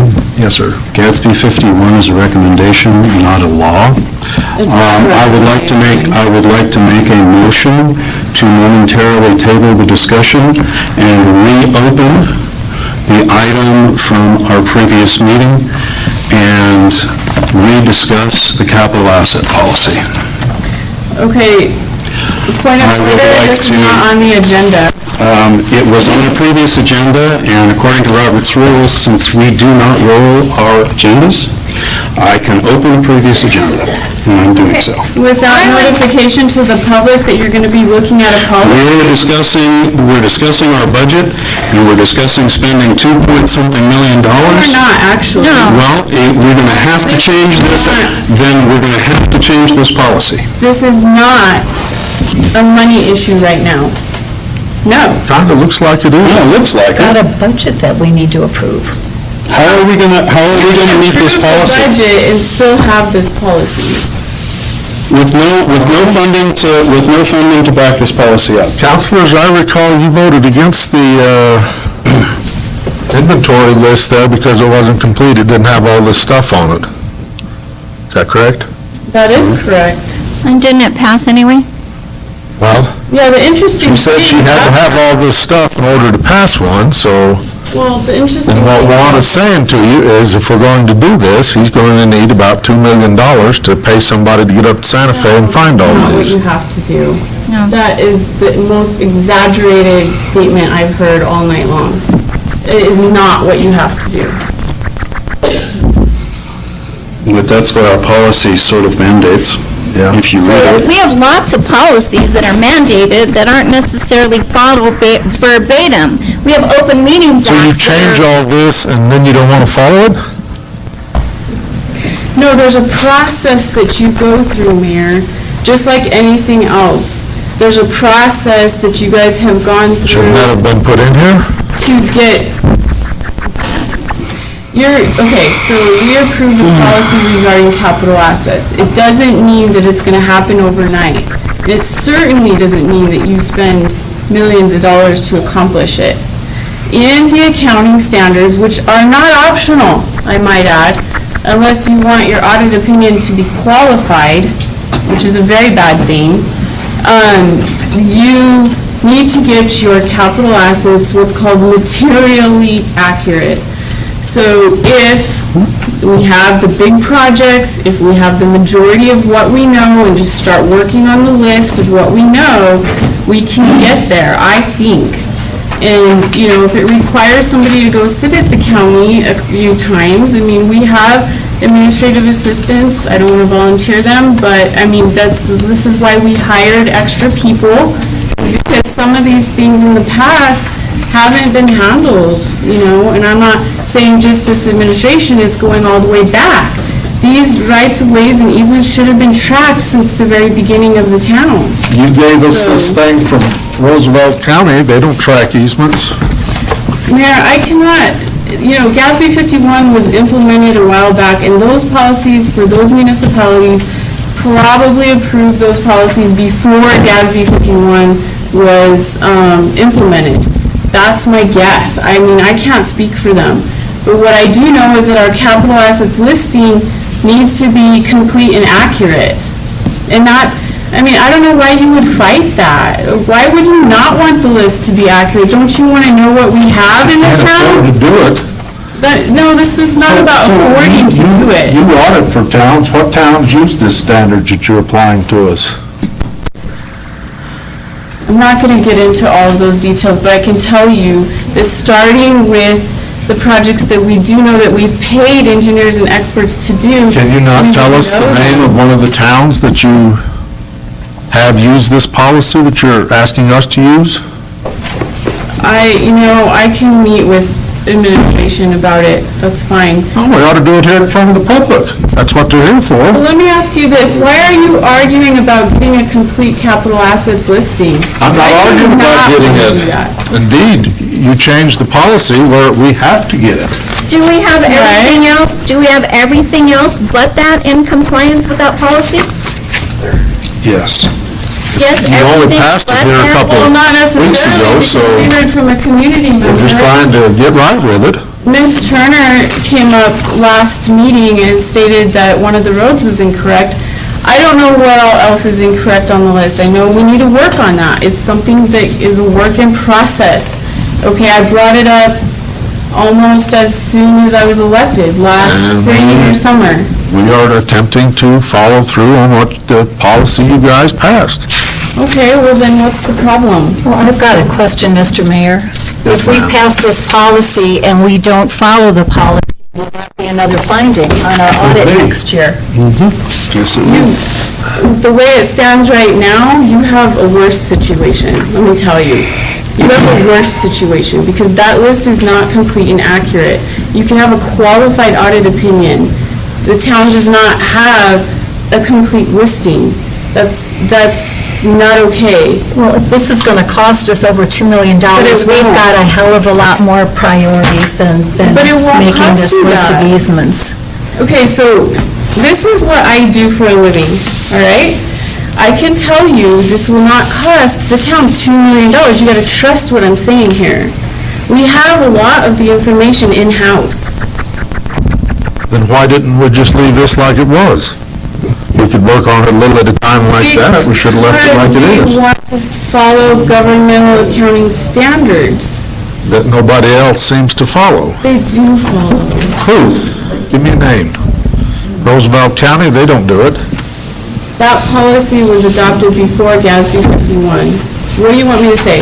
I mean, I can't speak for those entities. Maybe we need to develop a policy that works here at Edgewood, something we can afford and something that meets the auditor's requirements. This is not about affording, and the auditor's requirement includes GASB 51. I read it to you last time. So who are these auditor cops? So I just am curious about why you wouldn't want the list to be complete. You've got a policy now that says it's got to be that way, so we're No, trying to get to that. I'm saying not, just in theory, okay? In theory, why would you not want to know your easements? We're and your trying rights to and find them. rights? That's what he's telling you. He's Okay, needing then money the policy is to get fine. hunting easements. Then the policy's fine. So where's the money coming from? You don't need money for that necessarily, maybe some travel to Pay a- Santa Fe. And a title company to sit up there at the county clerk, you're gonna have to have Maybe some we money. put it on our ICIP. I think that it's good to make a start from the projects that we have, Mayor. And, like I said, this only has to be materially correct. It doesn't have to be every single... That's what it says. You took out all the exemptions. Right, and do you know why I suggested that they be taken out? Not a clue. Okay, I suggested that they be taken out because that is in compliance with GASB 51. Here's It's an Title accounting 2, Chapter standard. 20. He gave us this one too, and I couldn't find anything in there about easements. Okay, so let me ask you this, Mayor. Do you want a list of easements for the town, or no? Your policy says we have to get it. That's what we're trying to get to. What I'm asking you is, do you want a list of easements for the town? Obviously, we have a policy says we have to get it. Okay, well then why do you want to change that? I mean, that doesn't make sense. Well, you follow like real communities did. You pick out the ones that are necessary, weed out the ones that aren't necessary. So let's say that the speed limit changes on 344. Can I make the argument that, oh, you know what? Here's a picture of something that the speed limit was 45, before, and now I'm violating it, so you can't give me a ticket. Like, that doesn't make any sense. It's not logical. Doesn't make any sense that Roosevelt County doesn't mess with it. So, Mayor, do you not want to mess with it? Well, I think Mr. Abrams made a motion to re-examine it. Mayor, this has not been posted to the public. It would be a violation of the Open Meetings Act. Then we can table it here and come back with something different. We have nothing to table. We're talking about the budget, and this is not a budgetary item. It's $2 million. It's not $2 million. But it's not included in what we're looking at It's tonight. not $2 million. That is the most exaggerated thing ever. If we're gonna do title searches, it's gonna cost us something. Okay, but it's not on this current list.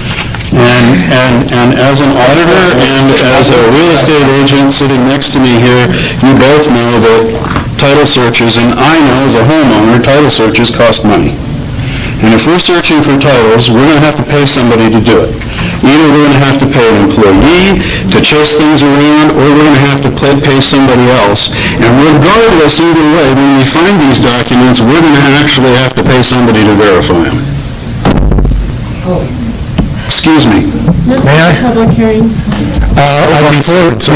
We're trying to discuss this. I understand. I just had a suggestion that might solve it. Before I was a contractor, I was a right-of-way agent, procured right-of-way for the backbone for internet, et cetera.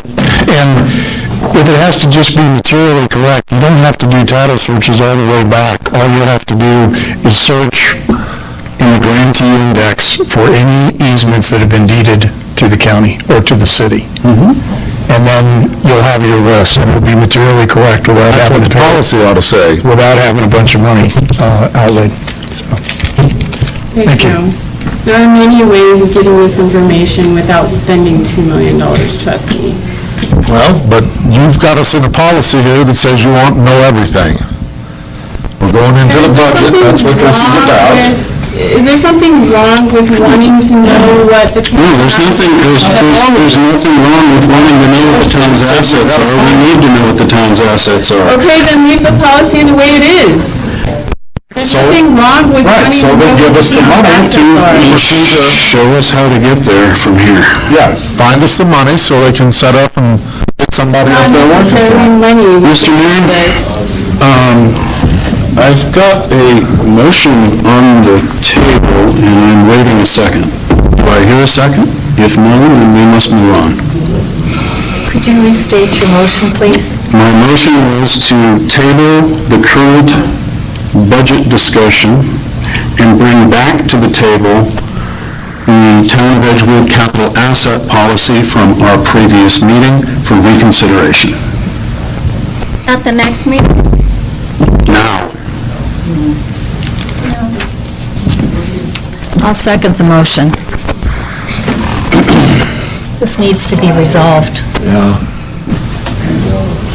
We're running up on a deadline, we've got to get this stuff figured out. So, Councilor Hawley, do you think that the town should know what their easements are?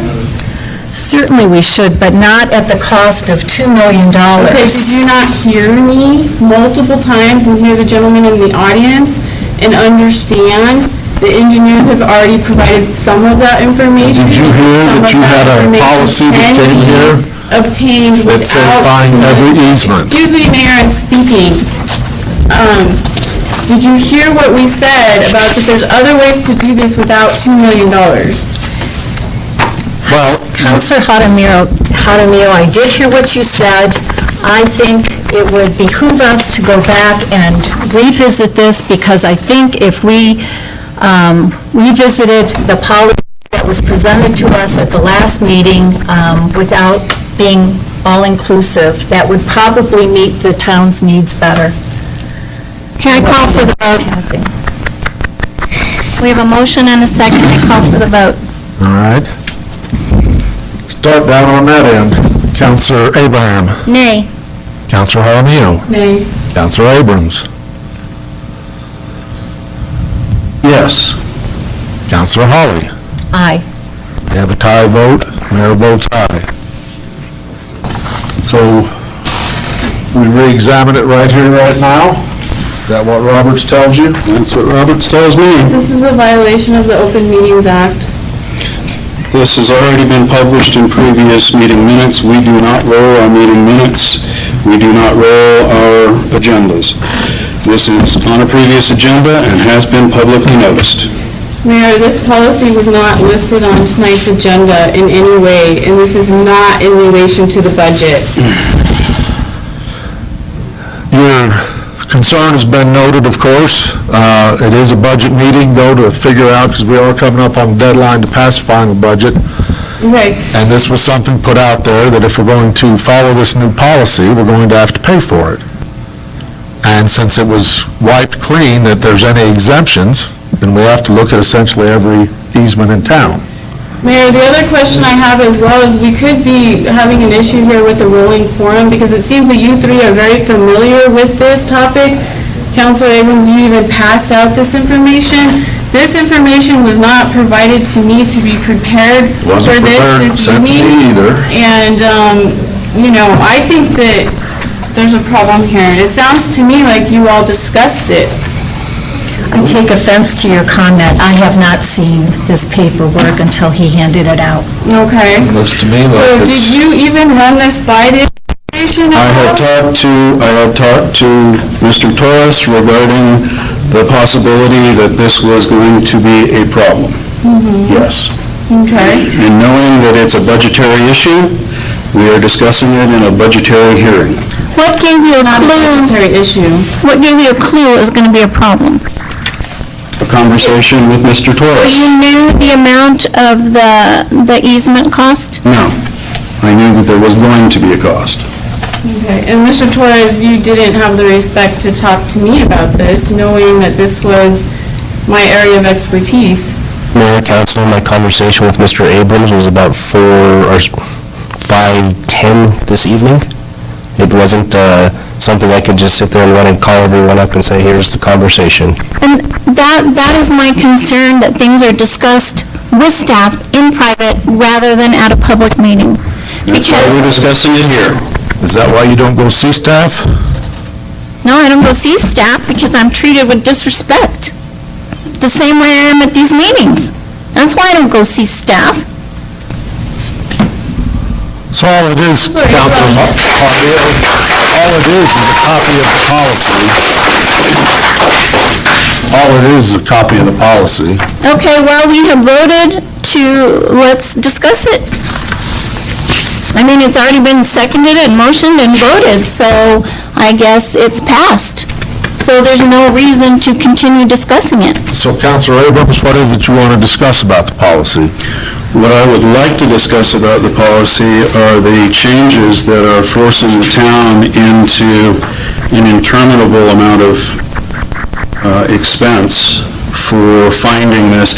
And it doesn't matter whether this expense is all in one place at one time or over a number of years of budgets. It's still several $1 million, maybe, maybe not, I don't know. But it is definitely committing us to spend money that I would rather see spent on streets and playgrounds and all of the other things that we've talked about here this evening for our ICIP and for other things. And I do want to see us put together an asset list. We've been working on that, I know. But finding every single scrap of information over the last 20 years of this town's existence, and maybe even more than that, might be a little bit more than we want to bite off right now. Right, and I do recall... So I would like to see this policy amended or changed back to something like its original form. I do recall in the past, when we had problems with zoning issues, we did go back through every single minute, every single planning and zoning meeting to find and make sure that our zoning map was correct. That may be something that staff needs to do, work on, going through minutes, going through, I mean, if we accepted an easement, there should be minutes of it somewhere. There are many ways that we can get this information, you guys. I would never ask that this be a $2 million expense. It's really ridiculous. Maybe we leave the rights-of-ways and easements as far as having them in our list, but add the word material in there. I mean, I would even be happy with that, as long as we have the majority, the material portion of them, in the list. I know we're not going to get every single tiny thing. Mayor, council, if I may, so when I talked to the county, I read the policy as passed, and he said that sounds like you need every single right-of-way and easement in the town. That's why he directed me to contact a title company. We can definitely look up projects that we have and that we've done where we know our right-of-way and easement. Sure. But with respect to roads that were annexed in by the county, there is right-of-way there. We inherited Santa Fe County's right-of-way. We don't know what that right-of-way is. I don't know if it's 25 feet, 30 feet, 10 feet. I mean, we don't know. With respect to easements, the town does not accept easements. That's just filed directly with the county. So unless we directly go out and ask for an easement, that's the only way, or if we ask or we purchase an easement, that's the only way we'll know if we have it. Otherwise, someone could go in and put an easement through their property right now, file with the county. The town will never know that they gave us an easement, because it doesn't come to the town. It doesn't require the town council, it doesn't require any town approval. You can just go to the county clerk's office and file an easement. Yep. So that was the direction that Santa Fe County had given me, is you need to, if you need to find every right-of-way and easement, you need to go with their title company. Maybe they'll give us the $2 million. So I was going off of their direction as to how to go about this. My recommendation would be that we either hire a temp or pay a staff person to go up there and go through the records and pull that information. Every easement is recorded with the county, and the information is there. It's just do we want to pay $2 million to have somebody else do the work, like we could afford that? Or do we want to send one of our staff up there every day for as long as it takes to get this information? Either one of them is It can be in expensive. pieces. I mean, it doesn't have to be all at once, you guys. This can be as we can, and I heard the community member come up to the mic and say that there's a way to look for the rights-of-ways, and you just look them up and they're right there. That doesn't seem complicated, right? Am I right? I mean, is this going to take $2 million to look on a list of rights-of-ways? I'm going off what our staff told us. Well, no, that's for easements, I think, right? I think But you know what? A volunteer, right? I mean, Mr. Mayor, Yes, ma'am. I think our staff is pretty overloaded already. Already we're asking them for the public hearings, hey, get us the ordinances out here ahead of time, the minutes, sometimes they're delayed. They're overworked already. I don't think we've got an extra body to go up there. We have a volunteer out there. I don't even mind helping myself. I mean, I've offered since last year, haven't I? We have 3 volunteers. Whatever you need for capital assets, I will help you. Whatever you need for getting a CAFR done on the financial statements, I will help you.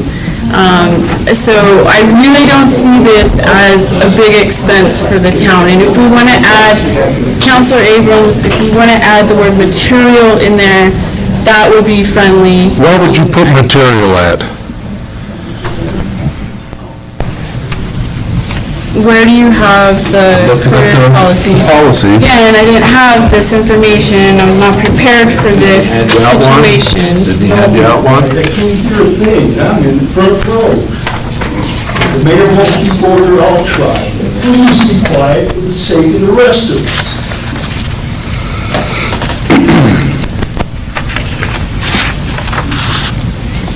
Mayor, I have a copy here of the previous one, but not the policy.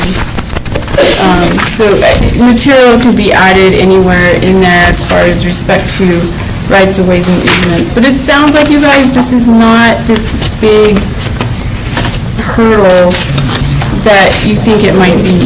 I mean, it doesn't have to be perfect, it needs to be material. It sounds like rights of ways is already taken care of easily. That's what was in there. That was what Easements, you're gonna have some of those communities have. already. on the infrastructure projects that we've already done.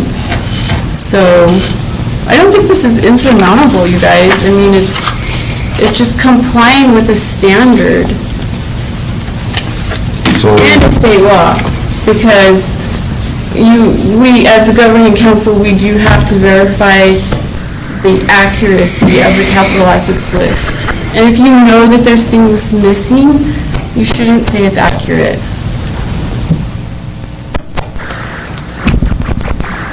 So what do we do? Well, I think we have some volunteers. I'm willing to work with administration to get the list together. I mean, it's not. May I ask what the original wording was when this was brought forward at the last meeting? Does anyone have that? Yeah. I marked through the stuff she asked to take out. So ignore the ink and see what the original language was.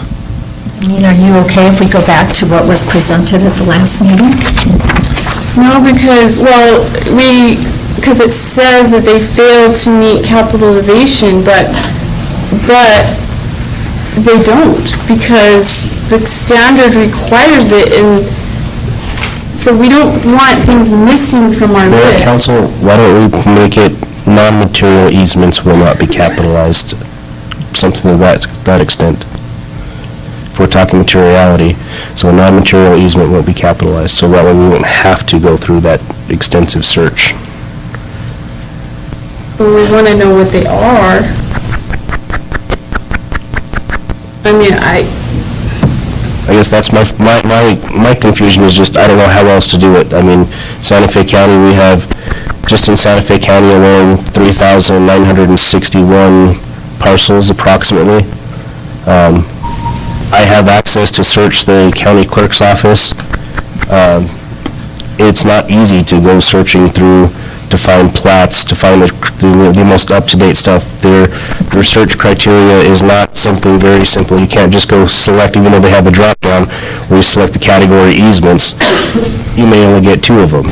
You know, you search plats, you know, it's filed in different areas. I mean, it's not something that's just a very easy trip up to Santa Fe, hey, can you get me this? I mean, you have to look at every single parcel. And that's what I don't know how else to do that, because I don't have the time. I don't think we have the staff time to go through all of that just to look at those parcels. And this is just Santa Fe County. I have no idea how many parcels we have in Bernalillo or Sandoval County. I mean, maybe, hopefully just 2, but, you know, I don't know what we have over there. Well, I think the rights of ways at least sound like that's very straightforward. And then, I mean, I'm open to suggestions from, like, on easements and any ideas that you have. I think it's important to have our list complete as we can. Like I said, it doesn't need to be perfect, but we need to know what we have. I mean, that's standard. And like I said, I'm not blaming you in particular that you didn't do this or something, but if it hasn't been done in the past and we need to get it right, and even if we get it right over time, little by little, that needs to be our goal of getting the list complete and accurate. So that's my suggestion. Go back to this original policy that Mr. Torres brought at that last meeting, and then we can tweak on it as we go, little by little. This way, we've got it in place. We meet that threshold, right? We go forward, and if you can figure out some of that stuff you're talking about, might revisit it. Well, Mayor, I think we should leave the policy to include them, but just add the word material in there. Do you have the policy as approved? Do you have that? Isn't that this one here? Well, whoever passed this out to me, I think Councilor Abrams, I only This have is the the original. previous one, so I don't have in front of me. Hand me that one down that I marked up.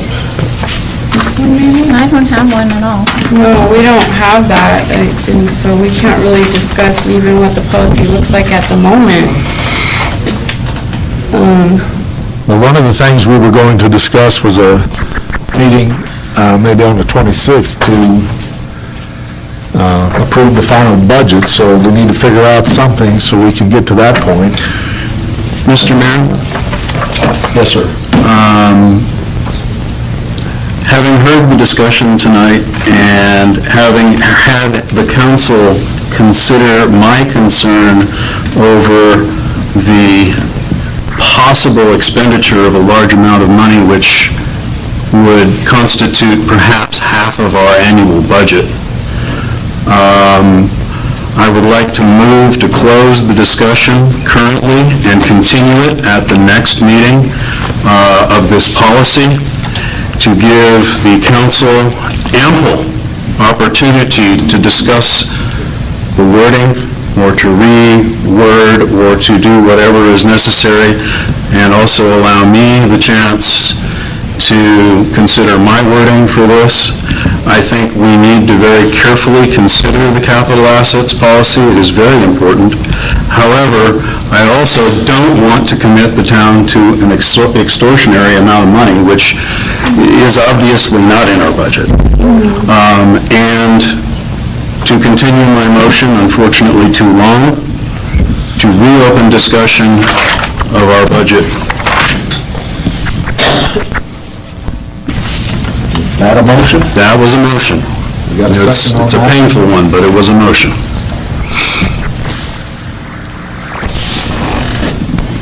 I'm sorry, could you state it again? I make a motion to close the discussion of the capital assets policy, having aired my need for discussing the amount of money that it's going to cost, and move that this be considered at the next council meeting for rewording and reopen discussion of our interim budget. Bring it back from tabling. We'll get back to talking about budget. So we want a second on that one? Second. Motion's been made and seconded then to table the discussion of the capital assets policy to the next meeting and resume discussion of the 2020 budget as it is on our agenda here tonight. And just a question, Mayor, as far as the format of this, or maybe Councilor Abrams, will this be a separate line item on the agenda Yes, ma'am. next time? So that Yes. we have it on the agenda? Absolutely. Okay, okay. Start on this end. Councilor Holly? Aye. Councilor Abrams? Aye. Councilor Jaramillo? Aye. Councilor Abraham? Aye. Okay, so we're done with that. So what are we at on the 2020 budget? Juan? Mayor? You listed off the purchases from NMDOT. The purchase for the payment to the hotel for the PPA agreement. Yeah. And I believe you might have some. Yes, I do have something else.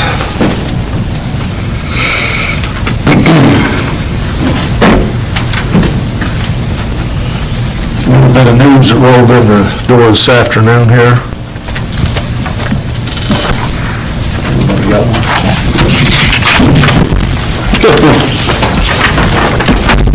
I like that. So one of the changes you're going to have to probably make in our budget to the final one's going to be to accommodate a paving job up there on South Horton Road. As you see in front of you here, we got an estimate here today from Albuquerque Asphalt, possible timeline for doing work. So based on whichever one of those figures on there could be. Mayor, do we have this where we can bring it up on the screen? No, it's too, we just barely got it in here, so. This was this afternoon. Is it in somebody's email or anything? So it'll be either that 343 or the 370,000. And again, this is tentative. There's a couple other little things to work out on it, but that would be an adjustment you need to make in the budget, correct? Yes, Mayor, Council, so in trying to find someone we can get to put the hard surface on Horton, we looked at the chip seal option and those on the state contract and the contracts we could pick back off of. The price was coming in at right around $270,000, so we reached out to Albuquerque Asphalt and you could see the two prices. I wanted to say one's around $370,000, and the other one's around $340,000. And this is the full, And this would be the full mile asphalt, 3 inches. Now, the difference in the two price quotes, as it sits right now, would be one with the town providing the base course, and the other one with them providing the base course. The unfortunate problem right now is our base course bid is due Friday, so we don't know what our rates for next year are going to be on base course yet. That's why there's just a little bit of uncertainty, so I don't want to declare it done, but this is a big step here, and so he would need to make an adjustment into that budget. Can we, and this would come out of our capital improvements fund, which we do have the funding available for it. But we do have $133,000 of co-op funding available as well. I mean, so the cost of the town will not be the full 340 or 370,000. We would be paving? It would be paving, it would be 3 inches of asphalt, and, They're on line 6, item 6. you know, the difference. No, I just want to hear it. Yes. I should say. I just want to hear it. It depends on you guys, because we do have a quote for chip seal for 270, or we have the pavement quote for, 370. And we did not have to go out for RFP for this? So with this contract, this one is Los Lunas Schools. It was it's the one we used formerly with Entrada del Norte and Dinkle, except for, and that one, it was Valencia County. It's the same contract, just Los Lunas Schools picked up the contract, but they did make it, their language in their RFP did allow other entities to piggyback off of it, and the contractor is willing to extend that price over to us. That's what we were waiting to kind of hear on. The chip seal quote is from another contractor, but that one is off of the state contract, and that's where that price comes from. So we're looking at 270 for chip seal or 370 for asphalt, right? Correct. give or And take you about have- 40. Okay, and we have co-op funds of 130 approximately. Approximately, yes. Okay. And the difference between chip seal and 3 inches of asphalt is about 10 years. And quality. A lot less maintenance. Yeah. Quality too. Less maintenance. So you're asking us to include this in tonight's budget? Well, that he's going to have to make an adjustment if this is the way we go. So when we come back to that final budget vote, you may have an adjustment in there to accommodate this. This may be, That's your desire. this may come forward. Yes. Right. And I know at the workshop and the interim budget, I had asked for additional funding for property cleanups. Is that in here at all? Mayor, Council, I don't know where that one's supposed to come from. I mean, we can't use the capital fund for that. That would have to be general fund, and I don't know where, I guess that'd be up to you guys to decide. So we're paying a P&Z person and an enforcement person, but we can't afford to clean up properties? Well, the clean and lean stayed the same this year, right? Correct. There is money in there for several of them. No, we do have a meeting scheduled with the judge and the attorneys to figure out another option, because the clean and lean is the nuclear option, and that's one that it's just expensive. And when we were at the NMLZO conference in early May, Gallup and a couple other places said you need to work with your judge, and there are other ways to attack other than the nuclear option. So we're trying to look into other options as well, so we could potentially get more properties cleaned up. And I know there was somebody out in the audience that said they could get properties cleaned up way cheaper than the quotes that we've been getting, that they get them cleaned up for their customers all the time, and they're not costing $20,000 and $40,000. So have we gone out for bids for who can clean up properties or anything like that? No, not yet. Okay. If that's the direction of the governing body, we'll definitely solicit. That was bids. kind of my direction.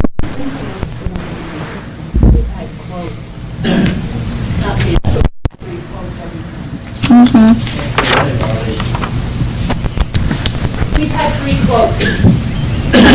And from local people?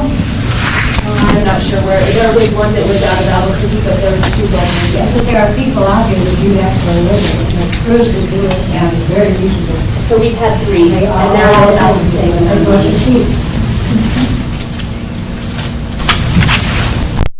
That's probably one just to, we'll work on that one. This would be one that you would see coming when we go to pass that final budget as an adjustment. Now, is there a way that you could bring some options for us as far as increasing that line item and decreasing something else? Mayor, council, I really don't feel comfortable doing that. I think I worked with the departments really well to come up with a budget that's acceptable to them. Unless they're willing to kind of go revisit everything and say, I'd be willing to give it up for this or for that, I mean, that's kind of your decision as the governing body. I mean, we give you, here's the base budget, and you guys take the scalpel to it and say, we're going to carve this out or that out. Just working with all the department heads, they're the ones who kind of said, this is what we need to operate, so I think we were kind of fair. I mean, if you recall, the proposed budget is actually the finance requested, not even the department head, so it's not even what the departments were requesting, so, It's not. I don't know, and I don't want to make that call to tell the department, I'm going to cut your budget. I think that's more, I hate to say it, that's your responsibility, not mine. I don't want to be the one making that call. Yeah. And I know that you didn't make the call, but I just wondered if you had any ideas of flexibility ideas for us to consider, not that you would be making the decision. Like with the school district, for example, we were in the phase of cutting and cutting and cutting every single year. And the administration always, gave us options and said, well, there's this and this that might be flexible, and then there's this big long list that's all personnel that's not flexible at all, that type of thing. So that's why I asked. I understand what you're coming from, but like I said, I don't feel, we're not in a famine, so to speak, budget. So, I think the departments kind of put a fair budget together themselves, and, I don't want to go in and tell chief, hey, you know what, we've got your 2 cars in your budget, I'm going to take one. So, or go to Tanya and say, hey, we've got a new printer this year, I'm going to take that from you. I think, we've had pretty lean budgets, and we're doing better now. So I don't know, I can try and come up with some stuff, but, I'll see what the department heads are willing to sacrifice with me, but ultimately, like I said, that's up to you guys. How did you guys do that in the past if you had something that was a priority that, We cut budget somewhere else. I know one year they had to take all the road maintenance money to subsidize the wastewater plant. So, if there's a need, you just make the cut and fix what needs to be made. What process did you use to come up to that conclusion, though? The wastewater plant is failing. It has to be fixed, or there's going to be sewage on the ground. So that was pretty much, and they had not spent all the road money, so that's what was taken. I have a problem that we have 2 full-time P&Z employees, but yet can't afford cleanup. And so, did you have any ideas of where we could take from? Well, I just think that we need to clean up the properties. I agree, but if there's no ideas of where to take it from. The road department then, or Parks and Rec. If we need to clean up properties, we need to clean up properties. That's been a complaint. I know Councilor Ring has been here more than once to complain, previous Councilor Ring to complain about the condition of properties in Edgewood, the trash, the lack of community presence. We just got an earful from Phil and I. The need for more road work, so competing interests. Can't hear much. So it is a public hearing. Is the public, anybody want to speak to any of this stuff? Well, come on up. Go for it. Karen Kaiser. I support law enforcement 100% and always, and I'm biased because my son is in law enforcement, but to see $1 million budget, or $999, $988, and half of it was landscape, or where to park your vehicles, with all due respect, if there's people shooting heroin and prostitutes in abandoned homes, and it was you, Chief Crow, that made me aware of that, I had no idea. And Councilor Abraham has constantly brought up these houses. I mean, there's $500,000 of landscape. Who cares, really, what it looks like? You care about the heroin and the prostitution in our town. In these abandoned homes. My CIP request, that's not in our budget. Okay, I don't understand the distinction, even though I have a degree in accounting, but It's not in our budget. empty homes where people are shooting drugs and prostitutes are working shouldn't exist in the town of Edgewood, and I would think that would be more important than paving the road or laying a sewer pipe. I mean, this is where we live. Maybe not that Horton Road that got torn up, but, I mean, we can't live with that in our town, whatever it takes to make it go away. I would hope that's a priority. Thank you. Thank you.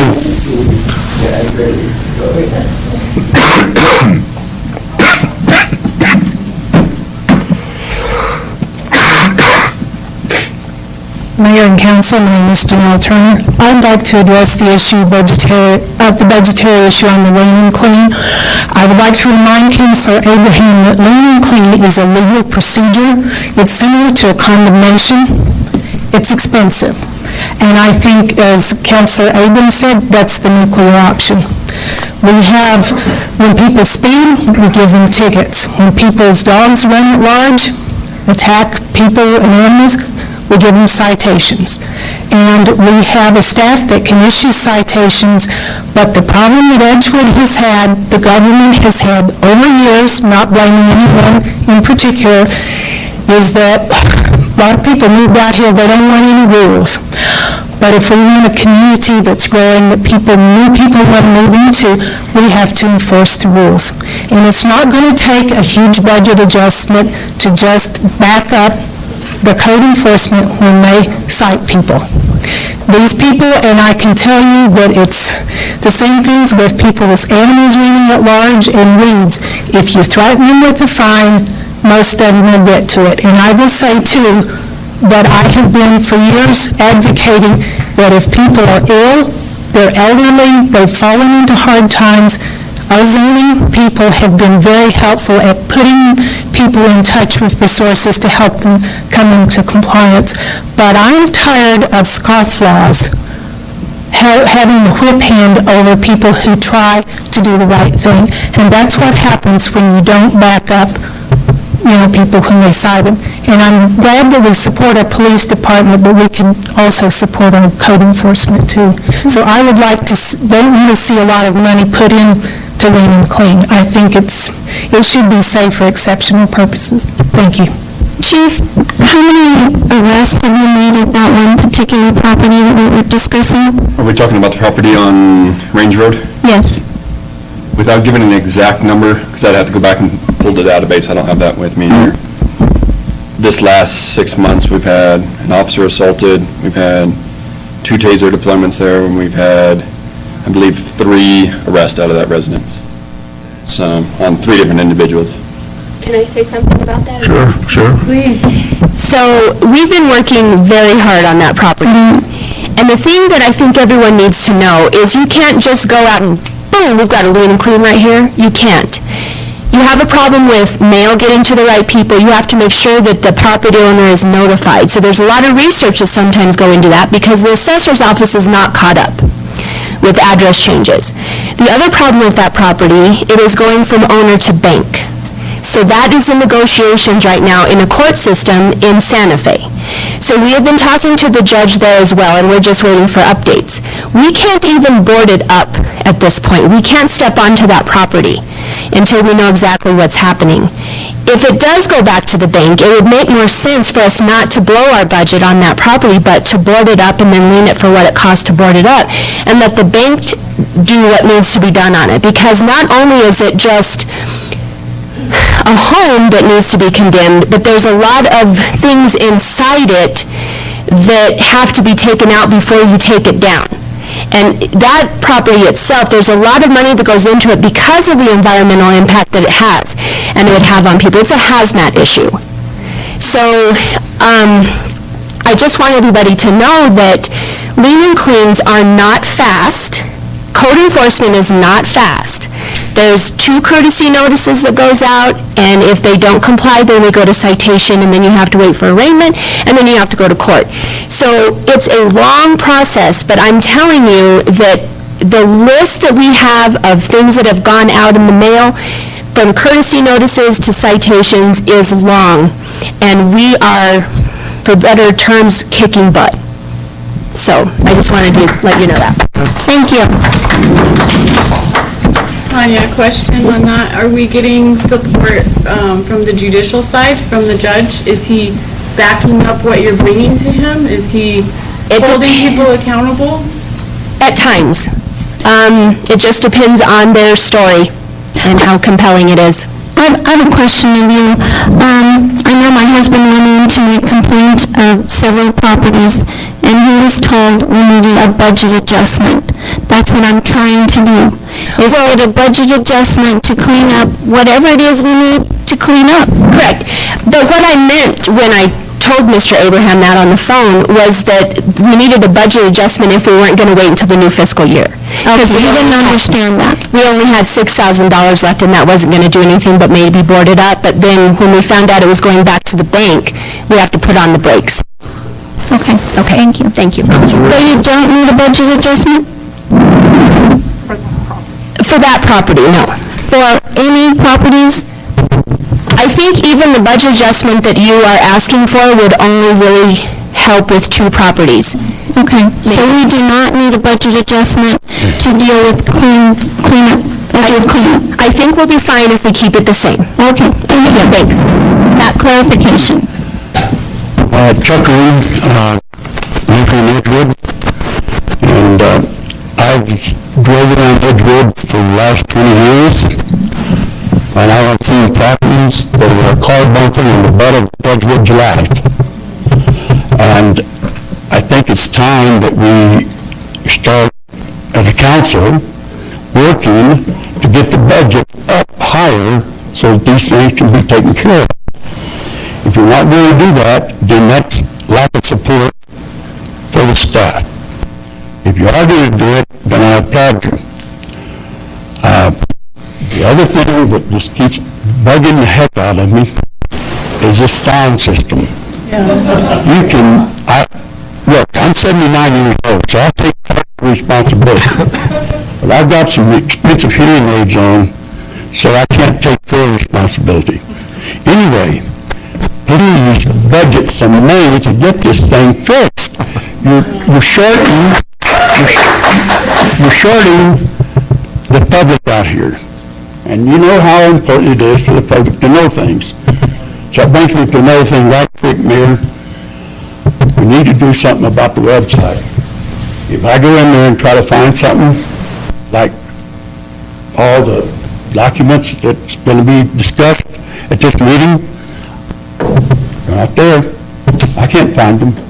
Maybe I'm not looking in the right place, but I used to be pretty good at that stuff. And that's it, except for the easements. Don't worry about the easements. The easements are there. All you gotta do is get the plat, and it'll show you the easement. My property shows my easements, everybody else does too. Thank you. Anybody else? Cheryl? I'd just like to add a little bit to what Janelle Turner said. I'm Cheryl Hupperts. I have known people in Torrance County that actually have been threatened to be put in jail for not cleaning up their property. So we need to get more laws. Somehow this town has got to do more judicial enforcement, and I don't think raising the budget is the whole answer. It's more get the people to have to pay. Thank you. Don't talk about our roads. We need our roads done. Do we have enough legislation, so to speak, for the judicial side to do the job? Well, we have a good ordinance that supports it. We just need the judicial side to help us out when it comes to citations and making sure that that we lean on them pretty tough. Especially repeat offenders, or those who just completely ignore what is happening. I do have to say that Tim, even in the short time that he has been here, he has had already some great successes of properties that we could not get to comply before. So I think honestly, having someone who's already been out there in the public and they know him, coming over to this side, they're like, okay, this guy means business. He got us for our dog, or whatever the case may be. So I really do think that this year is going to look a little different as far as getting people to comply before we have to go to citation. As far as the abandoned houses, we're working on it. There's some different ideas that we have that we're throwing around. We just have to wait for the town attorney to weigh in on them. Okay, so, can I make a suggestion, Mayor? I mean, I've heard from the public and the importance of this, and at our budget workshops, we've discussed this, that it is really important, that you don't think that a budget adjustment is necessary for that one house. We think that judicial progress could be made, maybe some phone calls to the judge would help. And, you know, I've heard what you've said as well. I think possibly what we could do is just see how GRT is in, you know, our operational funds. And if we have more operational funds later in the fiscal year, then we need to add some there, then we could move something around at that time. But leave the budget as you suggest right now. And just so the community understands, we can't use the capital outlay funds or the ICIP money or capital outlay money for operational things. And so that's partially why we're having trouble coming up with the money for this particular issue, I guess you could say. So I guess, council, I mean, I'd like to hear from you guys too, but that's my thought, is leave the budget the way it is and then up it if we can, you know, during the year. Sounds reasonable. That's, okay for you. Can you get that ready by the 26th? Something along that line? Yes, Mayor, Council, I can get that done by then. Okay. And then I understood that we don't need to do anything as far as, what decision do we need to make on the road for the community? Well, Mayor, Council, at this point, so, I mean, it's not an action item, and then you as a governing body can give me a consensus to include it in the final budget, and then you'll take your action there. But like I said, the one variable that's still out there is our bids are coming in on Friday, so that 340 option might be a little bit cheaper. That's why I said just be prepared for something. So, I mean, it might come in to say 360 or, you know, 365 versus the 370, or it might be the 370. So it's just one of those, we'll see what our cost for base course is going to be this next year versus, you know, what the contractor can provide. Okay. Because this one definitely does impact the dollars, so, I mean, I just wasn't sure if we needed to do anything now, but Mayor, thank you for reminding me, we'll do it at the next meeting. Yeah, I think we can take care of it there. I will include it on the final budget, just not sure in which form, on which estimate. Hopefully the lesser one. Well, definitely the lesser one. Okay, was there anything else that kind of was worried about with the budget at all, or? Well, Mayor, Council, my biggest concern with the budget, once again, comes down to the GRT issue. I do know we're going to see a decrease in GRT, just because the big projects are done. The health center is complete, the school is complete, so the construction GRT portion is going to come down. The other part that has me concerned is the allocation from the state for that state, is they're making their switch to do the internet sales tax at a point of sale, which I think will definitely benefit Edgewood in the long run, because we have a lot of delivery service here, but that 2-year interim period, I'm not sure how much they're actually going to give us. So that's my concern, so that's one of the things I'm just going to kind of monitor the GRT as it comes in, and there is an issue, I'll explain that on the financials with GRT. It should be, our budget should be kept whole, but it's just an issue just to be aware of. And did you, well, I remember discussing this at the budget workshop, and I know, but I want the public to hear too, that you guys always budget conservatively on GRT and other things because you just don't know what's gonna happen.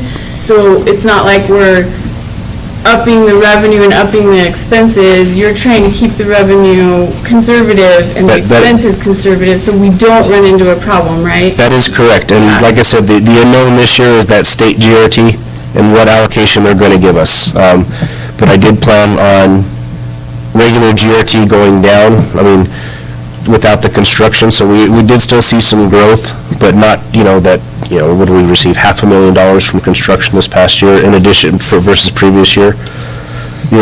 So, we try to be as conservative as possible. We don't want to try and say, oh yeah, we're going to get $6 million this year, let's just plan for that. No, I always try and keep it, Right. as accurate as can be. And then one last question on budget that I have is, we heard earlier from someone in the community about fund balance, and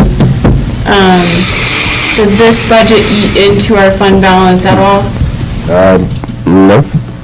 They're actually, adds to fund balance. When I first started, we had roughly approximately, $700,000 in the bank. We're ending up this fiscal year with $2.8 million in the bank.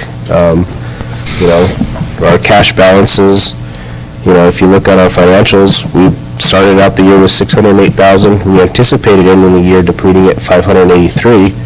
We're ending with $937,000, so we're going the other way, not unlike what was out there in the public. We're doing well. I think, Not getting nasty grams from DFA. I have one other question. I know in the past we used to have, his name was Yamo, I don't remember his other name. But he used to do pay scale updates. Have we done, I couldn't find anything since 2016. Do you have any idea? I know we're going to be talking about employee compensation later. Right. Is that part of the budget? Have we put raises in there for the employees? Do we have any idea how we compare to the neighboring communities or anything else? Mayor, Council, we do not have any raises for employees this year currently in the budget. That is something, if you recall, in the budget hearing, I was hoping that we would be able to address. With respect to the salary survey, that seems to be something the town does every 5 years, so we're coming up on the 5 years. I think that's something we can definitely look into. One of the issues I have with the salary survey is when we complete the salary survey, we need to follow the recommendations of the salary survey. And that has not been done historically in the past. Across the board, all administrations. All governing bodies are all guilty of not following the surveys that are implemented. I know in the past we did give raises to people who were below the midpoint or something like that. We did make adjustments for those based upon those salary reports. Correct, but like I said, the raises were not given out on a routine schedule. Okay. Like I said, all administrations are guilty of it, because you as the governing body decide the budget, and we've had some lean years, and that's where you just say, hey, we can't afford a raise. So there's nothing at all in the budget for raises for our employees this year? No, Mayor, Council, there is not. Okay. That's unfortunate. Once again, Mayor, Council, that falls to you guys for your decision. If you recall at the budget workshop, I did have a spreadsheet which showed several percentages and the amount it would take to do it. So if you want to make that call, that is up to you. Okay. Have we chewed on this one enough? It's getting kind of late, we ought to get on over to public comment. Have you got enough? I believe so, Some Mayor. feedback? So let's get on to public comment. It's getting late, people need to get on going. First person up is Carol Husen.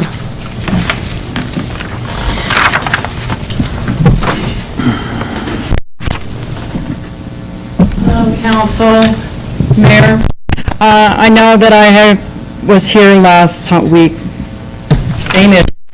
My neighbors finally did get a fence, so their dogs are no longer able to run loose, but now he stands out and taunts me, the gentleman, I'm at home by myself most of the time. My husband works out of town. And he goes, well, look what I done, B. You know, now see what you can do to me. So I'm like, you know, I just get my dogs and go in the house. But there needs to be revisited the noise ordinance, because they still are doing the same thing. Even though they have a fence up now, the dogs still go out and they stay out till whenever. Whenever they feel like taking them in, they turn their porch lights on, so the dogs aren't out there in the dark.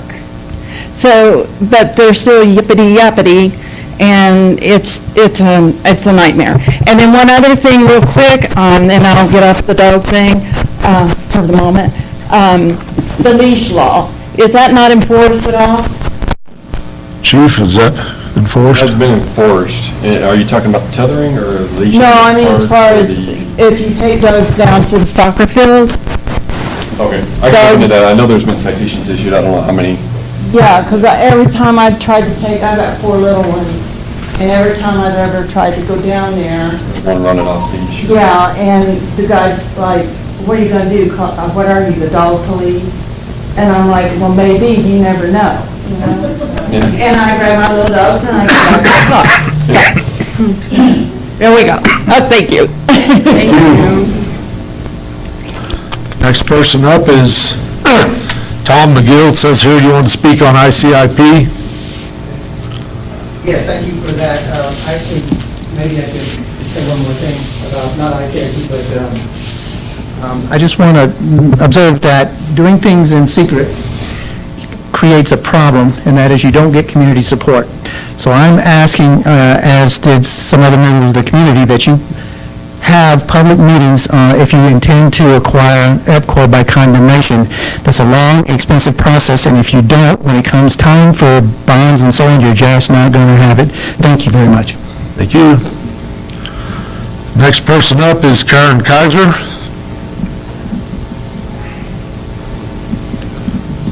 In the essence of time, I'm not going to read what I prepared, but I came to speak about the same thing. EPCOR, EPCOR, water, not wastewater. We need to talk about it. You've been plotting and planning in closed session since 2016, and it needs to reach the public and thousands of people that will be affected. And I've never met one person that has EPCOR for their water company that wants the town to take it over. Everyone I've ever heard speak in favor, ironically, has Entranosa for their water company. So it's time to let us talk about it. We all know it's not a secret anymore. And the other thing I'd like to say is that in the minutes of last meeting, it was mentioned that Mr. Powers asked for a public hearing on wastewater.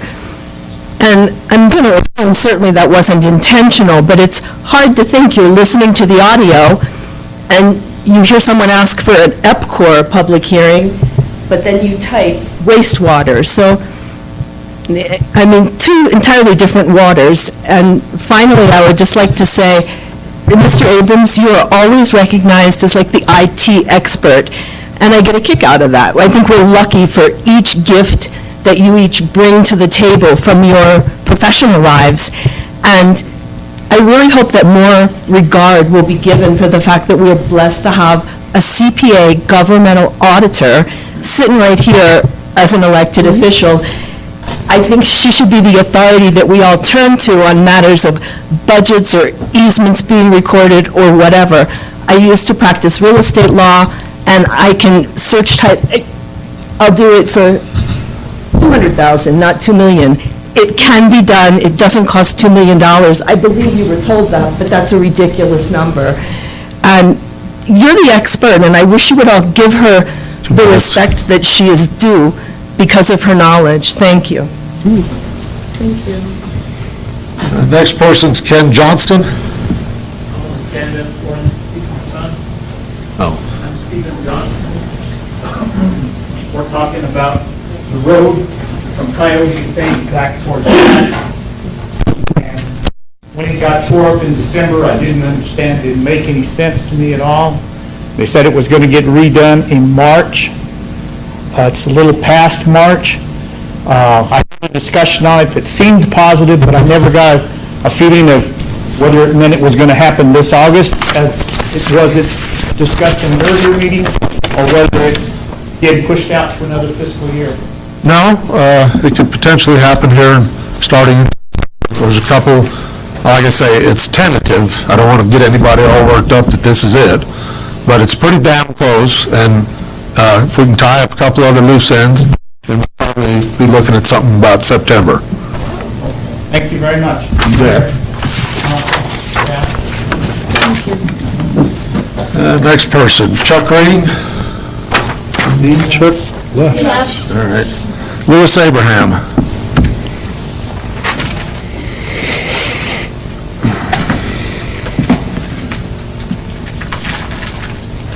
Mayor, Council, Mayor, you continually refer to a parcel of land at the southwest corner of Church and Williams Ranch Road that is being improved by Edgewood taxpayers as the key property. In fact, it has been in your family for years. It should be accurately called the Bassett property and not deceitfully the key property. The citizens of Edgewood are, in fact, the most, and for the most part, unknowingly improving your property with their tax monies. You must feel that this activity is not fully above board as you continually try to dissuade the people as to whose property is being improved at their expense. You are, in fact, improving your property with every dime the town has and can't find a penny to improve the roads. Both you and Juan have the ear of a sufficient number of councilors to pass anything you want. You continue the path of spending that will bankrupt Edgewood and multiply the amount of taxes the people will be paying.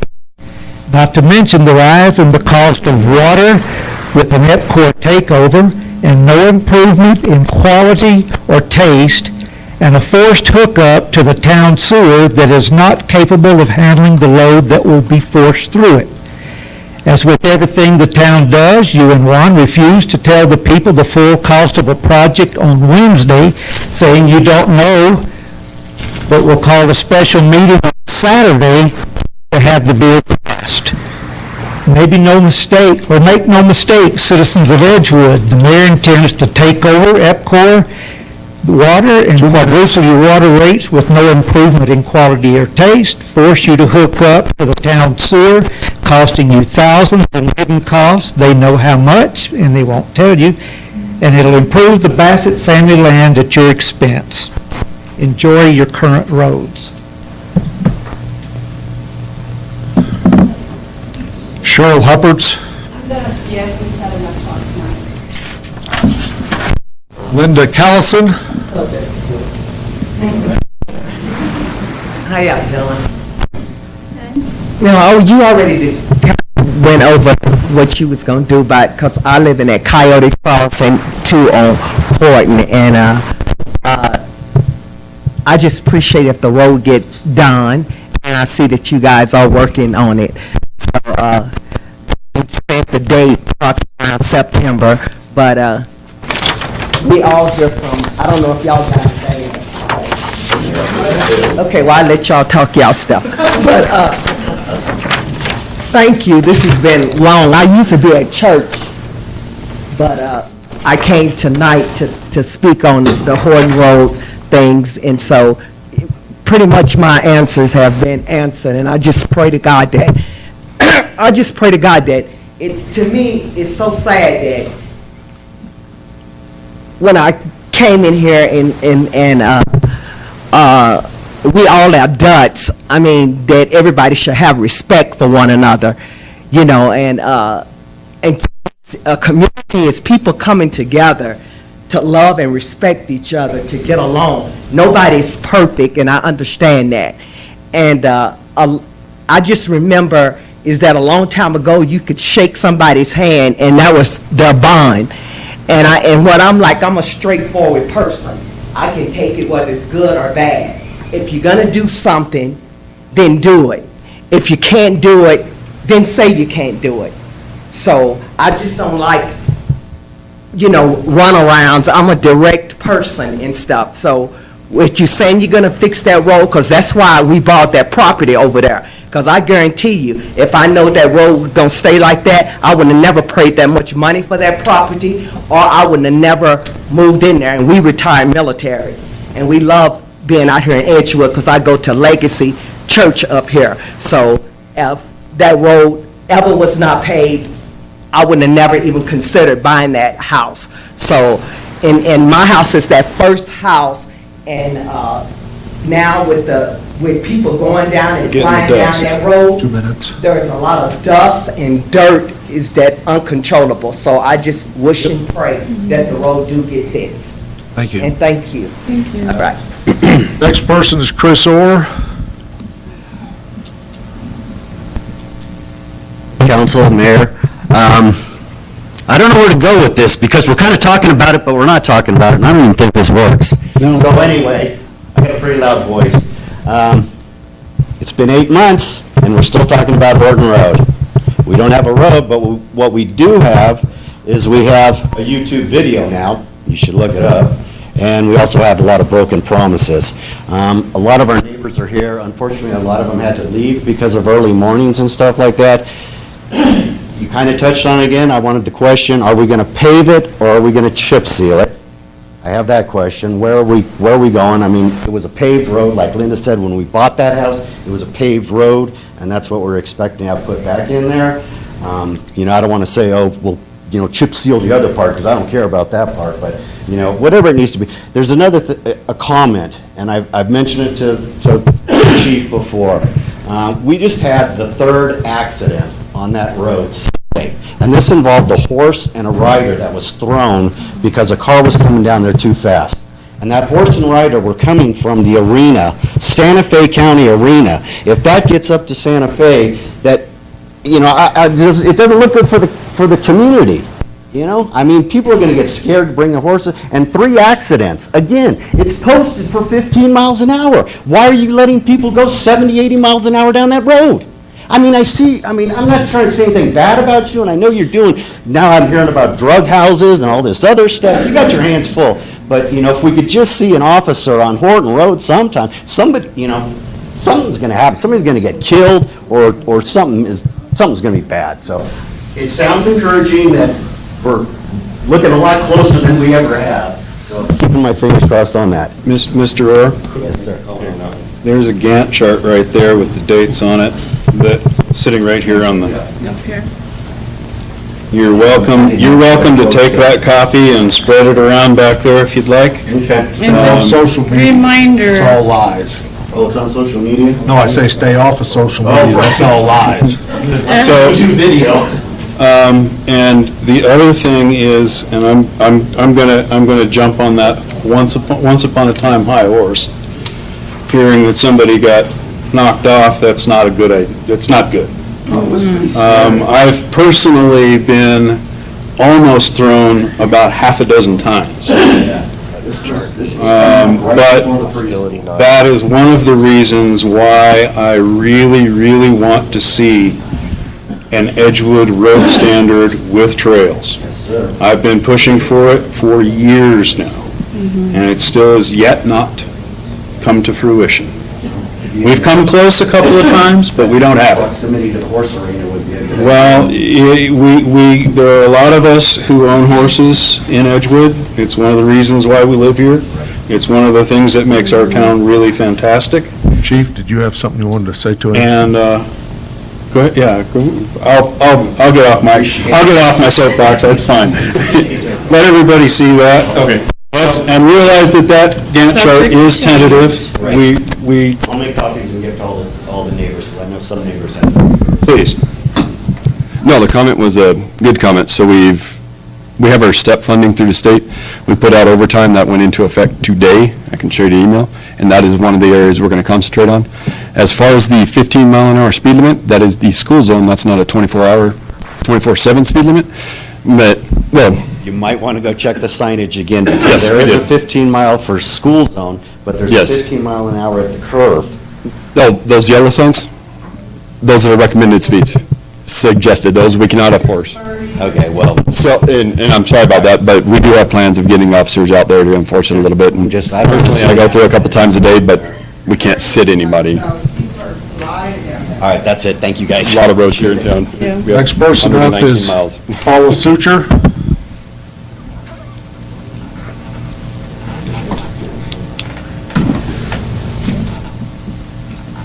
Good evening. I'm Paula Sucher, and I'm one of the Horton people too. I've been here before, and what my neighbors have said, I echo. You gave us some more information tonight, September. I hope that's true. I can assure you, we had a good baker's dozen residents here tonight, but as Chris said, many had to go ahead and go home because this meeting has drug on. I know you all have places to go and things to do too, but we were very concerned. I have still am scratching my head, trying to figure out why a good road was torn up just before Christmas, and it was just a mess for months. It's no drain now. I hope now we do have September. We've been promised when the weather got warmer. We were promised summer. Now, we're hearing, I'm sorry? As were we. Yes. So I sure hope September comes through, because we'll still come here. We're growing in number. There's a good half of our households were here tonight, and we'll keep coming. So thank you for what you do. Please just kick it up a notch, whatever it takes. Are working on it diligently. Thank you. Hella Sanders.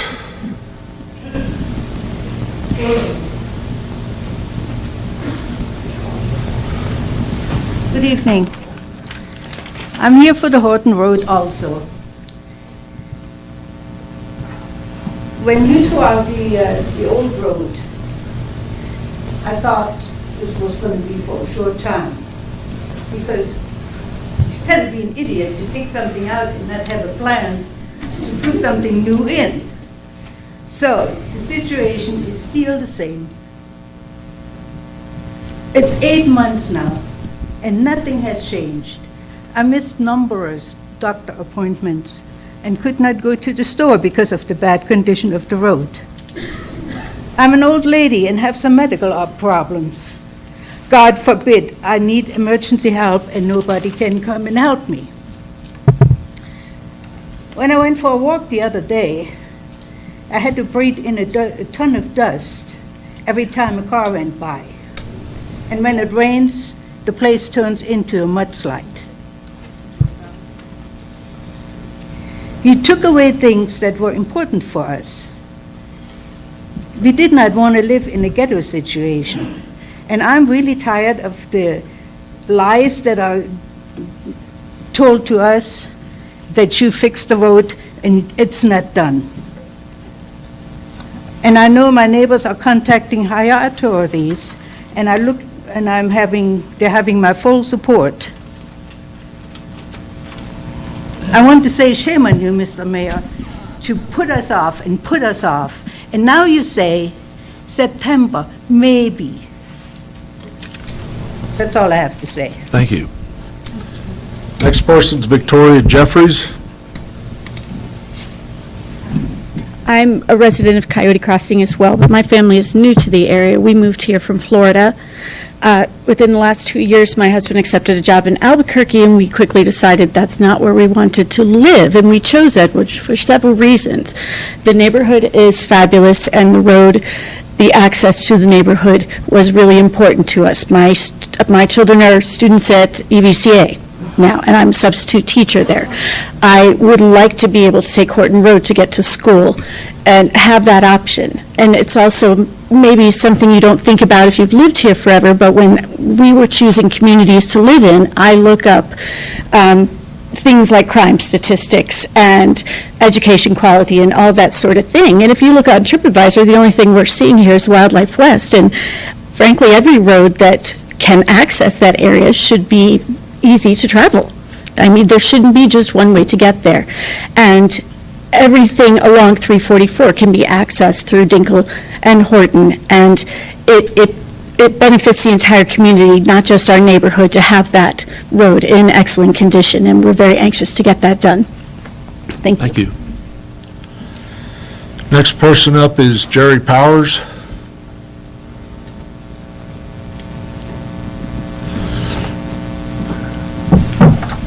I think Mrs. Kaiser already kind of brought up the subject of the minutes. I asked for public hearings on EPCOR last time, and it was noted in the minutes that I asked for a public hearing on wastewater.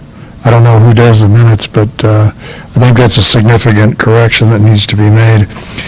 The other thing I wanted to say is that I mentioned earlier about the preamble in the Open Meetings Act that representative government's dependent on informed electorate, and there's been several comments, many comments from the community regarding more transparency, more information.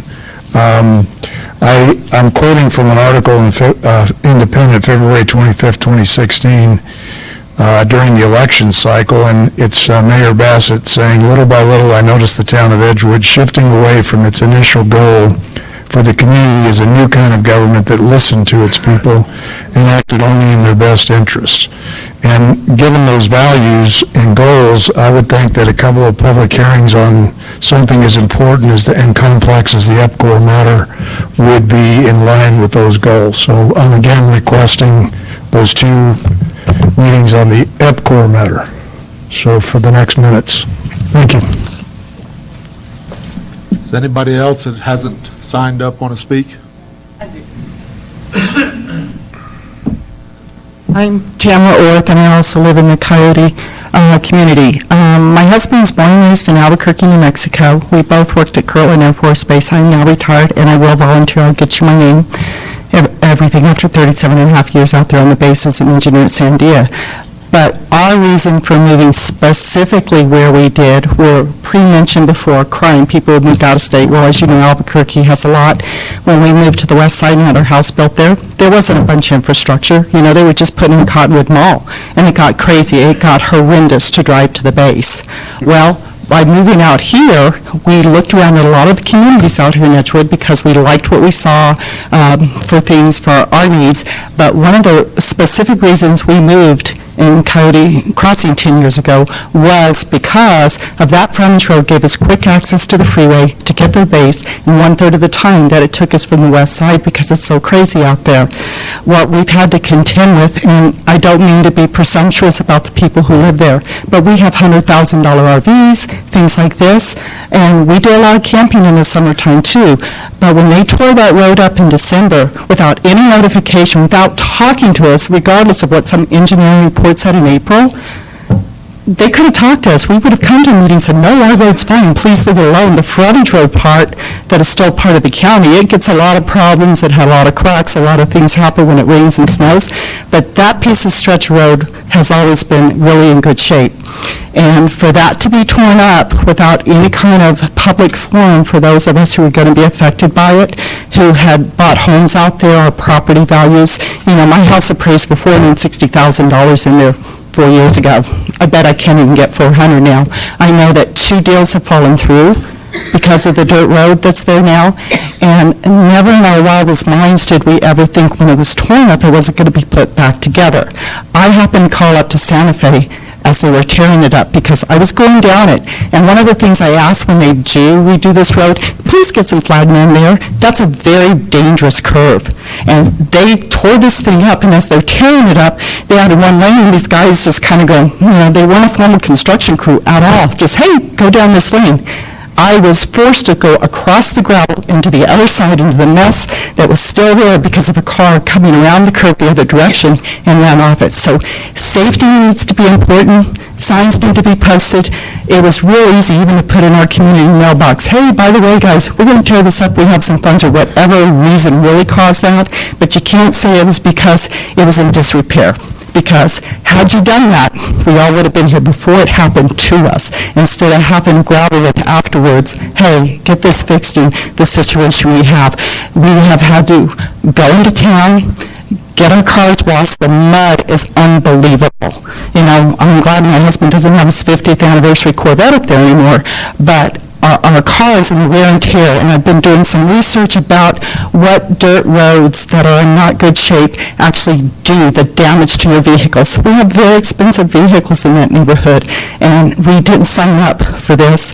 And I just wish, I know we can't do anything about it now, but really, had we had this opportunity in this forum before it happened to us, I don't think it would have ever happened. So that may be where you get a lot of angst from those of us who live there, is because we know what shape that road was in, and we know the one right in front down here is in much worse shape. That's the county part of the road, and that part shouldn't have happened. So we appreciate that you're taking this seriously and hopefully do something about it, because we don't want to have to get an attorney and say, look, they've devalued our properties, go to our state representatives, but we're prepared to do it, and we have a letter to do it, because this was handled and said, whoops, we made a mistake, and not even letting us know or giving us a chance. So make it right, and I will be forgiven, and I will volunteer to help on anything. I'm retired, I'm Lean Six Sigma, I'm project management professional, PMI, I am a quality assurance engineer certified. I will help in any way I can being retired,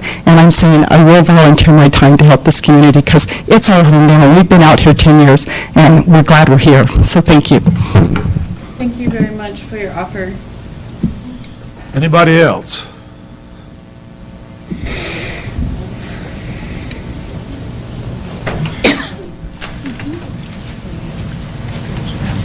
Mayor and Council, Janelle Turner again. I'll try to make it quick. I do have a question about all these volunteers. This is that were offered for this easement project, right-of-way project. Who's going to certify their work? I believe this is a legal issue, and I think it's great that people are wanting to help out, but the question of who's going to certify it in the end. Also, I think we've got some city slickers here that need to know how things are done in the country. The mayor does refer not to the key property, but to the key place. I've heard him do it many times. In my neighborhood, we refer to the Fred and Betty Hill place. Even today, and Donsel and Jackie Worthington have lived there since 2001, 2002. That's just how we do things in the country. And if you're a newcomer, you may not know who they're talking about, but that's life in the country. Thank you. Thank you. Know about life in the country. Anybody else? I came from the country. Okay, let's take a 5-minute break. We know about life in the country. I live in a country, but not a third world country.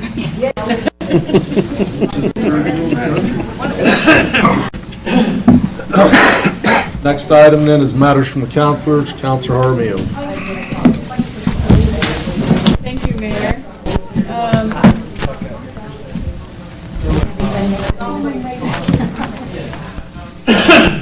I'll just wait for a minute while the audience is finishing up over there.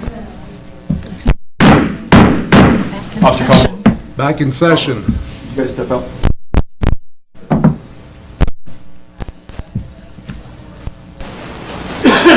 Okay. I just have a couple comments here.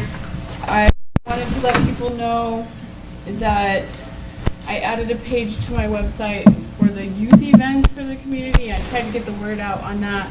I tried to connect the town information to there, just because I think it's important to try to have one place where parents and people can go to look for youth activities, especially during summer. And so if you guys have or know of anything that's not on that website, I'll be happy to add it. We can collaborate. But I wanted to do this just, until the town gets something going. Okay? Not really in place, but just for now. Then also, Carla is not in here, but I was going to ask her about the GED program that she was going to work on with you for that aspect of youth programming, and then the job shadowing. We were going to have the Chamber of Commerce and the town kind of work together on a job shadowing program. So we can talk about that next meeting and see kind of the status of where that is at. Most of the public is gone, but I did just want to encourage everyone to keep letting us know your priorities. I know you've heard a lot about some of the things that are in the mix, And there'll be, more information online of all the suggestions, which is great, but, we can't have it all, right? And so I think it's important to hear from you guys what you think should be first, second, third, that type of thing, because that would help us make decisions up here as well. And then, I do know that there is, somebody was mentioning about the minutes, and I think audio to text is probably an option. They can convert that electronically. You guys can look into that. I don't think it would be very expensive. And I think that's all. Councilor Abraham. I just wanted to say I'm going to the fun annual resolution. This weekend. We had the previous resolution workshop where we went through all the resolutions that were being proposed. This is from the Municipal League as far as priorities for municipalities to take to the legislature for next year. I have the list if anybody's interested in them and seeing it. I don't know if there's a list online or not, but I do have this list. Several of them are like high priority. Some of them are not germane because this is going to be a budget-only legislature. But there's several things that really do affect communities, and this is the New Mexico Municipal League working for us as municipalities. So I will be attending that on Saturday. So if anybody wants to look at these resolutions, just let me know. I'll get a new copy of them, and make notes, send me emails, whatever.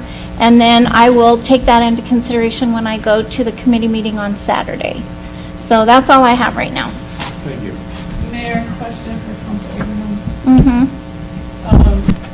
I did attend one, but I think maybe the one that I attended flows into these. I think so. They had that one, and then they had the one last, I mean, it was a couple, 3 weeks ago maybe, where we ranked them into priority.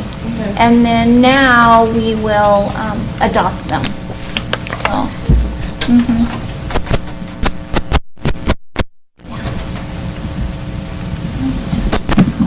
Councilor Abrams. I am going to pass in the interest of expedience since we are approaching 10 o'clock.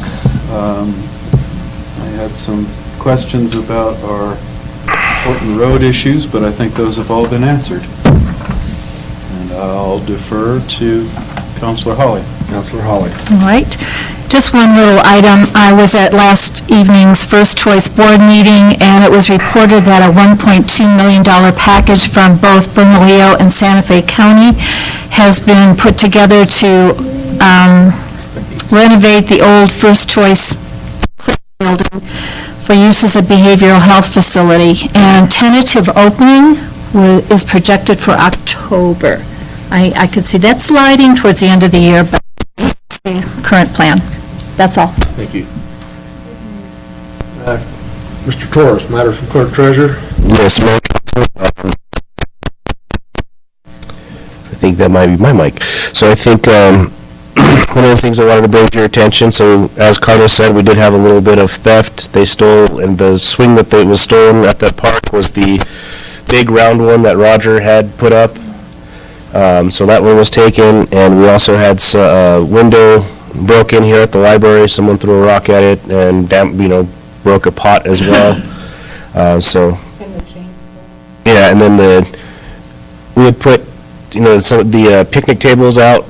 We're up on Echo Ridge Park. We had the picnic table there, and we had it anchored down with the chain. Well, they stole the lock and the chain, but left the table. So, yeah, it's summertime, and I don't know if it's kids, but someone's out there just kind of breaking and stealing stuff. So, we filed reports with the police department as well, and he's stepping up patrols. But just wanted to make you aware. Once again, let me know if any of you are interested in attending Municipal League annual event down in Las Cruces. The deadline is August 1st, so just think about it and let me know so I can make reservations. Okay.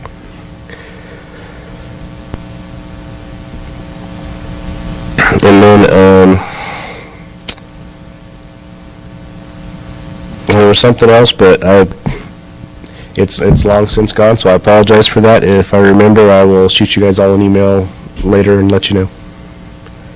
That's all I have. You have my stuff ready to go up there. So what I wanted to speak to was not that. One of the things. Have you got the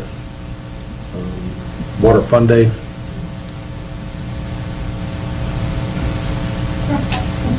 Cool. So we had a Water Fund Day, probably the last one this year, on Saturday, and it was a rousing success, and there's some pictures of what we've seen out there. I wanted to thank all of our hardworking staff who worked so hard to make it so. I'd start with Carla Salazar and Tanya Mortensen, Courtney Labrum, Amelia Alderetti, Joe Finfrock, Mike Butler, Mike Garcia, Tim Dvorak, Jesus Velasquez, Karina Christensen. From the police department, we had Sergeant Saul Orbrina, Dayton Bell, Zach Sizemore, and our newest addition at Animal Control, Ryan Haggerty. They did an outstanding job. They were out there. It was a nice hot day. You can see from the people in them pictures and that, they had a big old time. I also wanted to thank Smith's. They donated the hot dogs and buns, and Rich Ford, they made a cash donation. And I want to give a special thanks and shout out to MESD School District for use of their water. We couldn't have done it without them. That was a lot of help. The next item then, go to the new equipment pictures. And as we noted, we went up there to the sale. Well, that's our new water truck. That came in about a month ago. So we picked up that Pinto Hitch trailer there. We had never had a Pinto Hitch trailer. We had 2 or 3 trucks that had Pinto Hitches on them, but they never had a trailer to pull. That's a utility box truck that James is going to take and use. And then Joe, they wrecked that other Ranger, so, and shifting stuff around, there's a little half-ton 4-wheel drive there that he can use. And by the way, on that other one there that James is getting, it will take and accommodate the snowplow. It's 4-wheel drive. They'd been running out of trucks that would handle that. Then we got those 2 mowers, and we got a tractor to pull them. So. This Batwing? Yeah, the one is the Batwing in the back. There's the mowing tractor, and it's on the Pinto Hitch trailer that we got. Go back to that one. No, the one with the, no.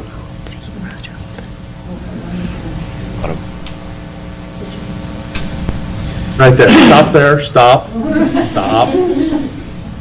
So as I said, they've had, over there at the yard, they've had 2 and now 3 trucks with Pinto hitches on them, and they never had a trailer to pull. So we got a trailer that'll fit on those dump trucks. And like I say, they had a lineup of tractors there. That was about the best one in the bunch. Runs pretty good and everything, and it will pull that Batwing. We've had a number of complaints about weeds and stuff, and that Bobcat is not the prime piece of equipment to attack that with. We hope that this one will do the job and do it better and faster, because it covers about a 12 to 15 foot slice. James has some work to do to it to get it going, and he's in the process of working on that. Yeah, the 2 pickups, all that come to about $23,000. That auction, it was not an auction per se. The entities go first, and it's just where you pick the tag and get it. I think we came out pretty good on that. That trailer was only $2,000, and it's in good shape. I think we did pretty good, and like I say, there was a bigger selection at this thing. It wasn't the crumbs left over at the hardship sale. And then the other things I have are the upcoming events on our calendar will be Run, Rally, and Rock, and that's set for August 3rd. And then National Night Out is set for August 6th. So that's all I've got on that. That brings us to action items. And the first thing up is a discussion, consideration, action on issuing an RFP for expenditures of lodger tax funding. Council, you should have that in your packet there. This would be to accept proposals until 5 PM Friday, August 2nd. If you know anybody out there that qualifies for these, tell them to get in there and bring a proposal. If it's approved, the RFP will be printed in the paper. Okay. So it will be distributed, and it will be legally posted. Mr. Mayor, I make a motion to issue an RFP for the expenditure of lodger's tax funding for the town of Edgewood. Second.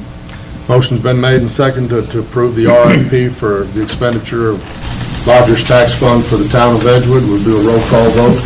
Start in the middle there. Counselor Abrams? Aye. Counselor Jaramillo? Aye. Counselor Abraham? Aye. And Counselor Holly? Aye. Thank you, council.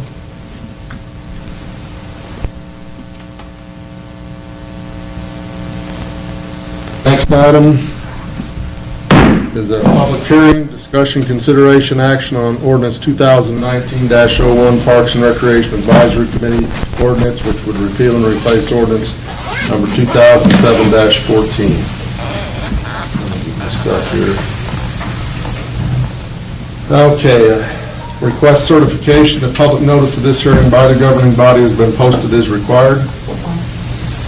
This is a legislative public hearing call for the purpose of considering adoption of ordinance 2019-01 establishing a Parks and Recreation Advisory Committee, which would repeal and replace ordinance number 2007-14. The requirements for a legislative procedure differ from quasi-judicial procedures in several important respects. Members of the governing body may conduct their own research into the proposed ordinance. They may consult with members of the public outside the meeting and may advocate for personal opinions and/or those of constituents. The concern is that this hearing be fair in form and substance, and to that end, all public input and governing body deliberations will primarily consist of remarks about the proposed ordinance. References to historical and/or the legal context are appropriate so long as they are clearly related to items in the proposed ordinance. Furthermore, all discussion will be offered in a manner which is consistent with the Town of Edgewood's adopted resolution for conducting business. All persons wishing to give public input concerning the provisions of ordinance number 2019-01 being considered for adoption tonight are not required to be sworn in, since adoption of an ordinance is a legislative matter. For those of you wishing to give public input, your input should be confined to the issue at hand and limited in length so as to allow other speakers to comment as well. So, council, what you have here in front of you is something that started when Roger Holden decided that he was going to be leaving. I have the council agenda and minutes from April 10th. He had it on there, and he asked me that night, just before the start of the meeting, to remove it from there, and so we did that night. And he asked me that we have the person following him into the job put their input into it and bring it forward. And so what you have here is the culmination of that effort. Karina Christensen has worked on it there. Looks pretty good to me. But Karina, you're out there. Come on up and tell us what you've got. Hi, everyone. Thank you for your time, saving some time for me. So I would like to discuss this ordinance establishing a Parks and Recreation Advisory Committee. Ordinance 2019-01 with 01 as the placeholder, depending on if it was put in place. I put together this final draft taking points from the current 2017-14 ordinance that's currently in effect for the meetings now, and various draft versions from the former program manager, Roger Holden, that he had been working on. All the efforts within this new ordinance are an attempt to reflect the goal that the committee is an informed representative of the community and can serve as a public forum for discussion and then make recommendations to the administrator on Parks and Recreation matters. So the major changes that I have made are a decrease in membership from 6 to 5 members. This is based on data looking at the meetings through 2016. Through June is where I got these statistics. So from 2016 to the last official meeting minutes we have signed, June of this year, only 8 of those 31 meetings held had full members present. So there's there's not 6 members present at most of the meetings. The average attendance in 2016 was 4.8. The highest average attendance was 5.2 out of these past years, and then the lowest was 4.2 in 2017. So with the membership currently at 6 members and increasing it to 7 members or decreasing it, I would like to decrease the membership to 5 because they're not having full attendance at the meetings. The next change is to have the terms of all the members follow the calendar year. Currently, the terms go August through July of the next year, and I would like to just make that January to December for their terms. Next, the committee will only have one chairman who will conduct call to order and sign the minutes. There previously was a vice chairman that responsibility was to fill in the absence of the chairman, but with the 2019 ordinance, the committee would choose a temporary chairman in absence of the chairman. Next, the committee would conduct a site visit to each of the town's parks, open space, trails, and programs over the course of a year and turn in a site record with current conditions, recommendations, repairs, upgrades, and concerns. This is an effort that the committee remain an informed representation of the public in general. The singular site visit would reflect the majority analysis conducted by the whole committee, and it would be reviewed by the administrator for further action. Next, holding the meeting quarterly instead of monthly. This goes back to the fact that the committee is not holding 12 meetings per year regularly. A lot of these meetings are not happening regularly, and they don't have full attendance of the members at the meetings.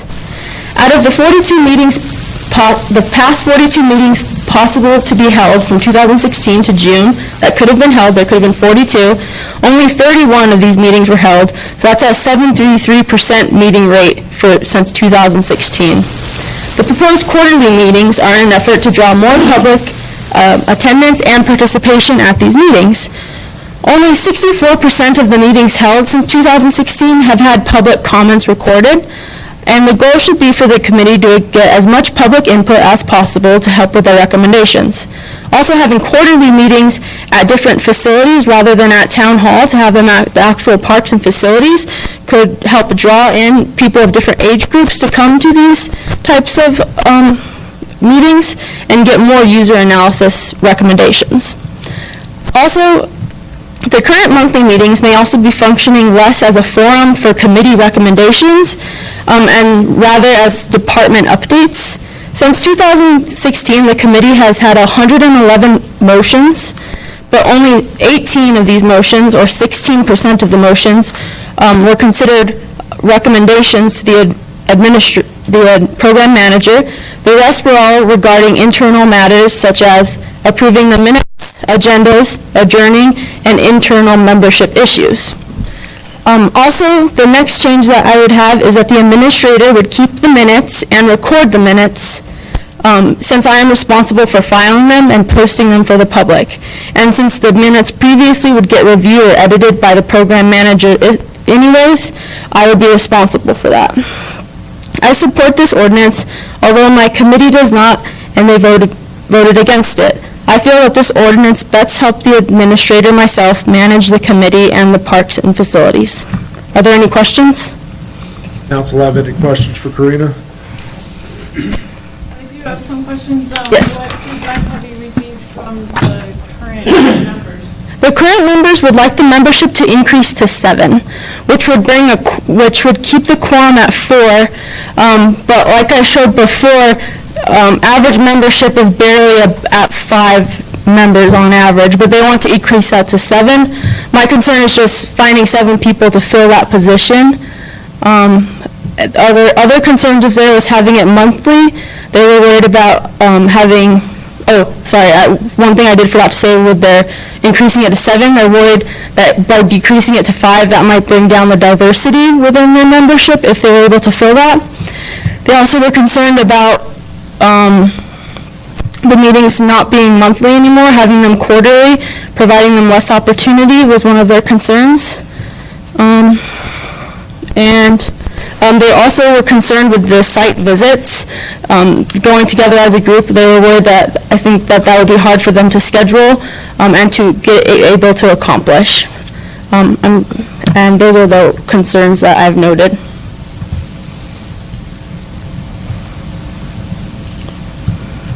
So doesn't it make sense if you're adding more members to the committee, that you have a greater chance of seeing more people there? Public or members? As far as the members of the committee? So if we increased it to 7 though, would currently our membership, so for, even just looking at 2019, just looking at we've only had, through July, we've had 7 meetings, but we missed one of them already this year. And for 2019, let's see, we only had 3 meetings where all 6 members could actually come. So all 6 members currently aren't being able to make it to these meetings. So if we increase it to 7, we're just going to have empty seats, is my concern. Possibly. So another question is, do you think that the committee, right, as it stands, since you've seen it and have experience with it, have they been effective? Like, what do you see that they do that's productive, I guess you could say? Well, that's what I would like to see with the site visits, is to have a constructive thing that I can, instead of being recommendations recorded in the minutes, this would be a physical, tangible thing that would have the recommendations recorded as a majority for them. Like I said before with the motions, for 2019, there's been 20 motions so far, but 6 of those have been recommendations, and 4 of them have been about this ordinance. So in terms of how many actual voted and motioned on recommendations, there's not that many. What is it that they're doing monthly, when they do meet? So far, the way that I have been reviewing all of the minutes and presentations and how Roger has helped me to prepare my monthly meetings is the members have their business that they want to talk about monthly. They have their section to talk about, and the rest of it is updates from myself, from Roger, updates on various projects going on. So updates on all the facilities, anything that's going on. So Counselor, when Roger first brought this to me, I had to frankly admit I had never much studied the Parks and Rec ordinance. So I got looking at it, and it just appears to me to be quite clunky. 6 members, 2 alternates. Got a section back in here on the current one that the chairperson shall preside at committee meetings and vote in case of a tie. Does the chairperson then vote twice? And at the end of the day, this shares a problem that another ordinance had, and that was they have whatever there is in here, and I'm a little bit like you, I don't know just what they do. But anyway, at the end of the day, the responsibility for making recommendations directly to the governing body on park and recreation matters lies with the Parks and Recreation Program Manager. So, after 2 pages of verbiage, it's what does the staff want to do? And my goal is to get as much public input as possible, and also to update the public so they know what's going on. Like, for example, before I worked here when I was a teenager, I would never even thought that there were park updates that you could actually learn about. So I'd like people to learn that there are lots of updates going on, besides having to attend a meeting here, you could be able to find out. And so she's trimmed it down, got it to 5 members like our other committees. They don't rise, I don't think, to the level of a P&Z. They just don't do that much stuff. Their voting is sporadic at best, and it's recommendations. This is a way for Karina, she's taken over to try to, as Roger said, establish the committee and fix this ordinance up kind of so it suits her efforts. And so I think she's done a pretty good job on it. What about the appointment of members? I thought I read an article in the paper about that maybe. Yeah, I saw the article in the paper, and they had some things quoted wrong from the ordinance and from the original 2018 2007 ordinance. I'm not sure. I don't remember exactly, but I did see something in there, which is what spurred some conversation. But the original ordinance from 2007, I can read you exactly what it says. It says that appointments, reappointments, and vacancies shall be filled by mayoral appointment with council approval. And then the way that it's verbed in the 2019 version is that appointments, reappointments, and vacancies shall be filled by mayoral appointment with council approval. Which is pretty much standard operating procedure. Yes, it's the same. And that's from 2019 mine and the current one that's right now.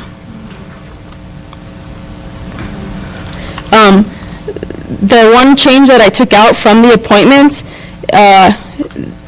is that in paragraph B, point 2, it said that it says that the mayor would appoint 2 members, and each of the 4 council members would nominate one of the remaining 4. But that didn't make sense, because that would mean that you would have to clear out the council every year, or clean out the advisory board, and then that would mean starting over from scratch. So that's why I viewed that as taking that out. They just incorporated that for the initial start of the thing, and nobody ever bothered to look at it and see that maybe that didn't apply anymore. Yeah, since it has had members and it hasn't stopped since that ordinance of It's got 2007. 2 alternates. I mean, I understand P and Z's need for an alternate.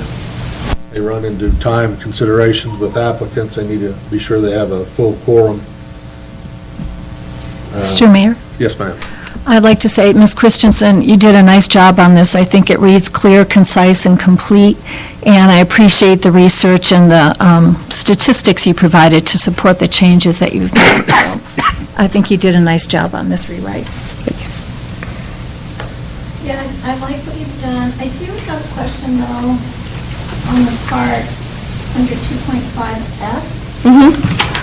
Who is it the committee that's going to be investigating and developing recommendations? Yes, if you look at The sites, or are you going as a group? So if you look under here, so that's the duties of the Parks and Recreation Committee. The committee is made up of 6 members. So this committee will conduct a site visit to each of the town, all of the facilities, and then there will be then turn in the site visit record. So there will be a singular site visit record, and then the committee would conduct, as the committee, the acting committee would conduct these site visits.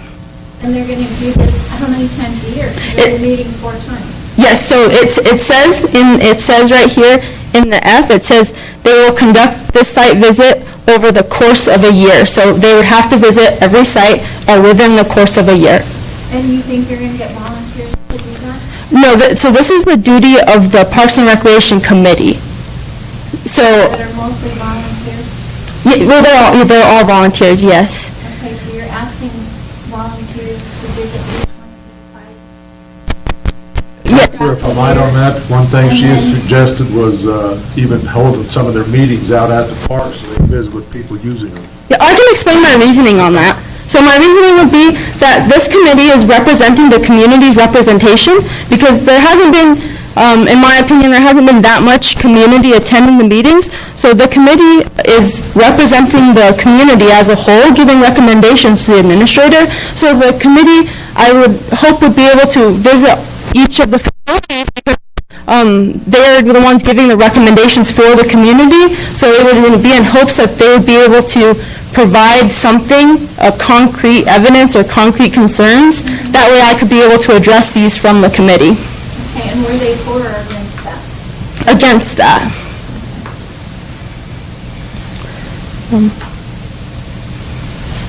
But a little bit more on that too. When I go, maybe I'm missing something. Maybe that the hope is that maybe they will see something that I'm missing, or maybe they'll see something while they're there that sparks an idea, you know? Was there anything in the changes that they liked or that they recommended to us? So Roger had gone over this with the committee before and had some rough drafts from them, and this is what I have taken from, that. So I don't necessarily want to speak for the committee and say what they agree with. I would like rather them attest to that. lately, the June meeting, I was hoping to be able to have a conversation with everyone about this, but unfortunately, we weren't able to have a quorum. And at the meeting we had last night, we also didn't have all the members present either, so I didn't get to hear from all of them on my latest version. But this version is very, very, very similar to the version that Roger had showed before.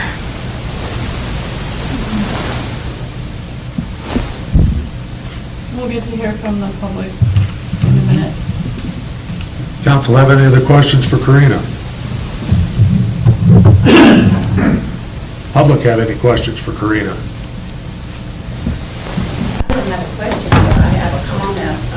P&Z does site visits once in a while, so they're only meeting 4 times a year, so I don't think it's a big deal for them to go to a site. P&Z gets paid. It's not very much. Not very much, but they do get paid. I was doing it for free before, and we had site visits. Right. Go ahead, sit down for a second, Karina. See if the public's got anything. This is a public hearing, so if the public has anything they'd like to say, Thomas? Well, normally I don't say anything at these meetings, but since somebody referenced an article that I wrote about this ordinance and said that it was incorrect, I'd like to just read what I wrote. And I don't think it was incorrect. It was regarding the appointment of members of the committee. What I wrote was, the proposed ordinance would make changes to the Parks and Rec Advisory Committee, creating a 5-member board down from 6. Those members would be appointed by the mayor, excuse me, with the advice and consent of the town council. That would replace the current procedure of having 2 members chosen by the mayor and the remaining 4 chosen by each of the 4 councilors. I believe that is correct. If it's not, somebody please point out what is incorrect about that. Wait, I had asked earlier about the appointment and if anything was changing, and you guys said no. It's not. I mean, that's not in there because like I told you, I think that was something they did when they originally wrote this thing, and that was a good one-time thing, and then after that, it's not. So it is the language in the current It is the language in but the it's not really relevant to how we do it. Because right behind that last statement of his, or the last word there, the committee, then it says appointments, reappointments, and vacancies shall be filled by mayoral appointment with council approval. I think that's been I think somebody got something in there. This is how they're gonna start it. Right, and they just didn't bother to take it out. That's just the original Right. starting But it's of the current, committee, and But then. it's also never been changed. Right, and right behind it, it has the sentence, appointments, reappointments, vacancies shall be filled by mayoral appointment with council approval, just like all the other stuff. Which is basically the way we've been doing it, we just didn't change our Right. ordinance to reflect that. And so what she's got here is consistent with our other commissions and boards. Looks good to me. Previously, the 4 councilors would appoint one of the board members, and the mayor would appoint 2. That was to start off the initial one. Yeah, like I said. that's the old ordinance. Yeah. Okay, then I think I got it right. Hadn't been tweaked since, I guess, since it was built. Well, but didn't we, okay, Counselor Abrams, when Mayor Hill was elected, and we had a Parks and Rec committee, and then we didn't have one. And so if for some reason the Parks and Rec committee goes away, and then we have to reestablish one, I guess that would be the only reason to keep that in there as to how are they going to be appointed, or is the mayor just going to do it the way he does the others? It's still advice and consent. Yeah. I mean, it's still advice and consent. The mayor can tender appointments, and I think having the administration tender the appointments or the request for a nomination, I guess is probably a more accurate way. And then like getting the terms straight and following the calendar year, I like that, because Yeah. gets everybody thinking at the end of the year about the new year. I think a common practice is not a bad thing. Yeah. Right, and we are going to change in our terms too, so we will be starting at the beginning of the year now, our next election. So, Mr. Simons, you want to speak? Yes, please.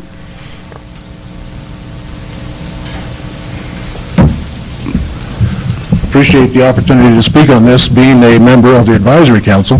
I guess I get to give the matching view from that perspective. I'm a little bit disturbed here because I think in order for an advisory council to successfully fulfill its mission, it needs to be given and receive the respect and credibility is due in order for its members to express and follow through on their commitments. The report you just received was incredibly inaccurate, slanted, and biased, and the reality is the fact that what's being put in front of you tonight is vastly different than that version that we reached consensus on with Roger back in April. Being said, the first time we had a chance to talk about this was just last night, and unanimously, we did have a quorum, there's only one member missing, but we did unanimously agree that this was not acceptable with what we had in mind and what we proposed and what our experience had shown. So, as a kind of a culmination, we did make and pass a motion unanimously asking for more time, and I wasn't sure, but I brought a copy of the motion because I wanted it to be able to be read exactly. And what that motion says is that the Parks and Rec Administrator be advised to pull the public hearing for the revised PNR ordinance from the agenda for the July 17th Edgewood Town Council until the advisory committee has reached consensus on the recommended revised ordinance, and such has been submitted to the town governing body for their review. Okay, what disturbed me more is even after that motion was made and passed unanimously, you guys didn't hear about it. So, I'm disturbed from a number of levels, on a number of planes. In the long term, I'm disturbed about how we can count on the liaison between the town administrator representing our views and ideas to y'all as a governing body. So we would ask we be given more time, give us a chance to review this, to come to consensus. That would be our request. Have you read number 6 on the current ordinance? Yes, I sure have. I read it very thoroughly. Can you all put up that ordinance that was on there?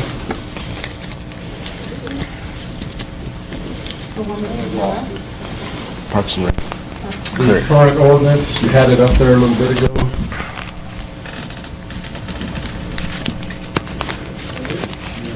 That's Roger, 714. Scroll down to Now number 6. scroll down to the last page. Number 7 there, notwithstanding. Okay, I see that. I see nothing that I find issues with. Well, the thing of it is, it says notwithstanding, it's up to the Parks and Rec program manager to decide what comes to the council. That's one of the problems I've had the way this is organized. It's one of them where you guys vote and do stuff and everything, but then it's up to the Parks and Rec program manager to bring it in anyway. So I don't see on number 6 there that what it says that the Parks and Rec Administrator cannot fairly and objectively bring to the council recommendations and revisions that the advisory committee would like to have considered. That does not preclude that. Well, yeah, actually it says, that Says they shall can full- modify or reject proposals from the committee, but shall nonetheless report fully Which she on all did. committee deliberations and discussions. And actually, She did. Well, I mean, I no, have she to missed a few ask, things. But I didn't know that, she made it sound like there wasn't a quorum last night, and I didn't know there was a motion made on this. Yeah, exactly. That's the Was the point that motion disturbed on me. your agenda? Was the motion, the discussion was, and the motion was a direct upshot of the agenda item that was on the agenda, yes. We don't have those minutes yet. No, Just last night. it was just last night. But it would have been certainly warranted, I think, to have at least been mentioned whether she agreed with it or not. I And that think she didn't can happen. deliver an honest report to us. Can you, and I don't think she intentionally left anything out. I would like to agree with that. It's just, how is what is proposed to us here different than what you agreed on with Roger? Well, I think we'd have to go through on a point-by-point basis, and it's already now 10:30, and I don't think we want to do that, but there's profound differences. There's significant differences. And the operation, on the reporting, on the frequency of the meetings, on the mission, basically, fundamentally, across the board. What's the problem with the frequency? We strongly and profoundly feel, based on professional, personal, and political experiences, that if you reduce the meetings to a quarterly basis, you will lose the interest, you will lose the momentum, you will lose the follow-through, and you will lose the benefit of the advisory committee, and you will lose all credibility. Put up the, from the town website there, go back to the, keep going back. Is that on the?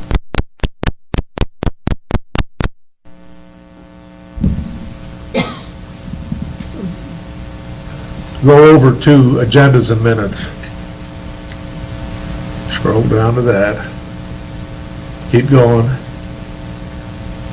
2017, scroll it up a little more. No meeting, no meeting, no meeting. No meeting, no meeting, no meeting. Was Roger out of town? Roger was here then. I know, but was he out of town? I don't know, that's a lot, there's like 5 of them right in a row there at the end of the year. What I got from that was they miss an awful lot of meetings and doesn't seem to make a whole lot of difference. Whereas if you do the quarterly thing, like Karina's talked, and go out to the sites and stuff, you've got one in the winter, one in the spring, one in the summer, and one in the fall. Okay, I would offer you to, Mr. Mayor, that's a typical conclusion based on a specific and microscopic view of a limited sample set. If you look at what's been going on, if you look at what we've been doing, if you dig down and drill down and find out why there was no meetings, I think you'll find that conclusion is misplaced. So you're up there, tell us what it is you do, that the committee does. I'm just genuinely serious. What No, do you go- Mr. Mayor, I'm not going to dig down and stoop to argue in the mud with you about that. I think we've been around and we've been doing some good work. If we want to have a get-together at some point in time, we can do that, but I think that's not the point of this discussion right now. The point of this discussion right now is to have an agenda. Last night with her, and she said she had a meeting in June, she couldn't get enough people there to have a discussion on it. That's true. How many meetings have I missed? I don't know. Okay, that's part of the problem here, is we don't have a complete database, and so there has to be some amount of respect and credibility among members. Clearly, the database we do have shows a lot of no meeting. In there, but scroll up. How many more times did you see that happen? That was 17. That's 2 years ago. Okay, you're going to condemn us for what happened 2 years ago? No, but I'm just saying. Well, that's what you're doing. You skip a lot of meetings and the world seems. No, we skipped those meetings, but you haven't seen those skipped that frequent anywhere else. I guess my comment is that if you can't get the Parks and Rec committee to agree to the things that are being proposed, then pretty soon we won't have a Parks and Rec committee. And then we're gonna be back at square one with trying to reestablish a Parks and Rec committee, or we just won't have one. I mean, if they're saying that they don't think monthly meetings, quarterly meetings will work, and they've been on, how long have you been on the committee, Mr. Brady? Right at about 2 years. About 2 years, and I know Roger, faithfully had these meetings all the time, and if they went out to places, they went out, did you go out as a group? Did he go out and come back and report? I just think that maybe we're asking an awful lot of the Parks and Rec committee without listening maybe the way we should to the Parks and Rec committee. Well, I think maybe this needs a little more work. what I would say to that, Counselor, is we've got a nice replacement here that still affords us a committee, and that committee, one of their tasks can be if they find problems. For instance, here, they say they're not holding enough meetings. Well, hold regularly scheduled quarterly meetings unless otherwise notified by the administrator. They can ask for more meetings. They may decide they want to tweak this and do something different. I think that's an unrealistic characteristic of what's likely to happen. I think that's improbable, to say the very least, and I think it's not even reasonable to propose that that's going to happen. But it can happen all the time. Well, technically, a meteor can strike this building within the next 5 minutes. I'm not worried about it. I'm not worried about this new ordinance. I think it's good. I think the problem is right now is they're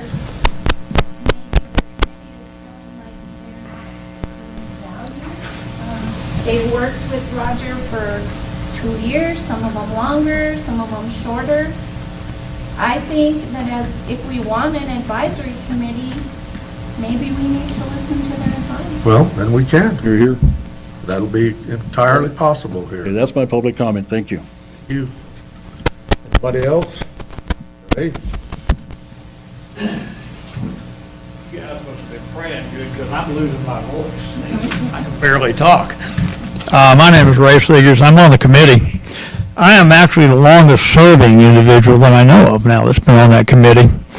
And I think the committee has done an excellent job. You know, statistical data, Roger called the meetings off, okay? None of us tried to call off a meeting. It was the director that called them off. I've attended meetings where I was very surprised they got called off, but it wasn't our fault. We've got some of the most active people, and I think it's very important to have a bigger number instead of a smaller number, okay? Because we get a cross-section of people from different areas of town. You know, recreation to some people is not recreation to others. People have different needs. We have horsemen, hikers, bikers, you know, mountain bikers. We have people that were on our committee that have small children. And we've been able to, with that good cross-section of participants, okay, we've been able to cover a lot of expertise in these various types of recreation. More people makes it better. One of the things I noticed, we have hardly anybody from any of the new annexed areas. And actually, we voted several months ago on this when it first came around that there was going to be a change unanimously. And we voted for 7 members because it's not hard to get 4 of us on a quorum. Now, there might have been a meeting called off because of snow. Some of you remember we had some snow, I'm sure, this last year. But anyway, this is a very heavy participating group of people. We got engineers there. We have folks with a variety of backgrounds. We have a landscape architect, you know, who has a planning background. There's a lot of good people on this committee, and they put out a lot. You might notice out here there's a playground, okay? And we didn't have that. And Roger told us, and this is nothing negative, what he thought, that we were feuding with Moriarty School District. And I said, that can't be. I know those, you know, the people on the Board of Education. Why would they want, and I got this idea from the mayor, okay? I heard you say one day, and I fully agree with you, okay? I can't stand to see a government building sitting there with nobody using it. And we're talking about building a new one or something.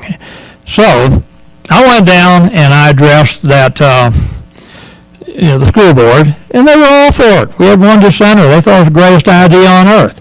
You just got to break the ice. Well, while I was doing that, we had 3 guys out GPSing the trails on Section 34.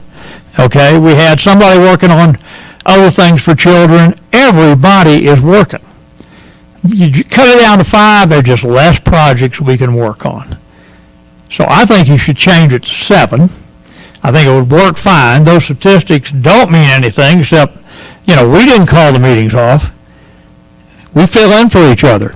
Many of our meetings, the alternates came too, because we love to have everybody there. But these are volunteers. In summer, somebody goes on vacation. Having one missing, at a meeting in the summertime is nothing in a volunteer organization. I've got about 3 that I'm on the board of directors with now, and I can't get everybody to come, but everybody has a reason and they're all interested. So we get super participation, and we have horsemen, bikers, all sorts of things. Like, it's just a lot of people that know something about the subject matter we're talking about. So my suggestion is make it 7.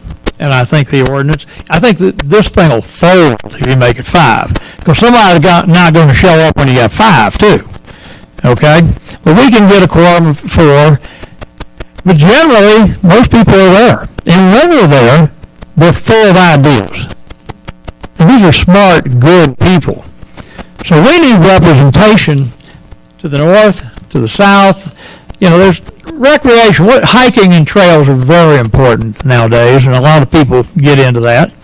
But there's 1,000 different ways of looking at what kind of trails you're talking about. The one in front of Walmart is for the people that like to walk a mile for their health or two, and a lot of people do that. But that's probably, in the Edgewood area, kind of a minor consideration, where people walk on trails out here. They like it to be a little quiet.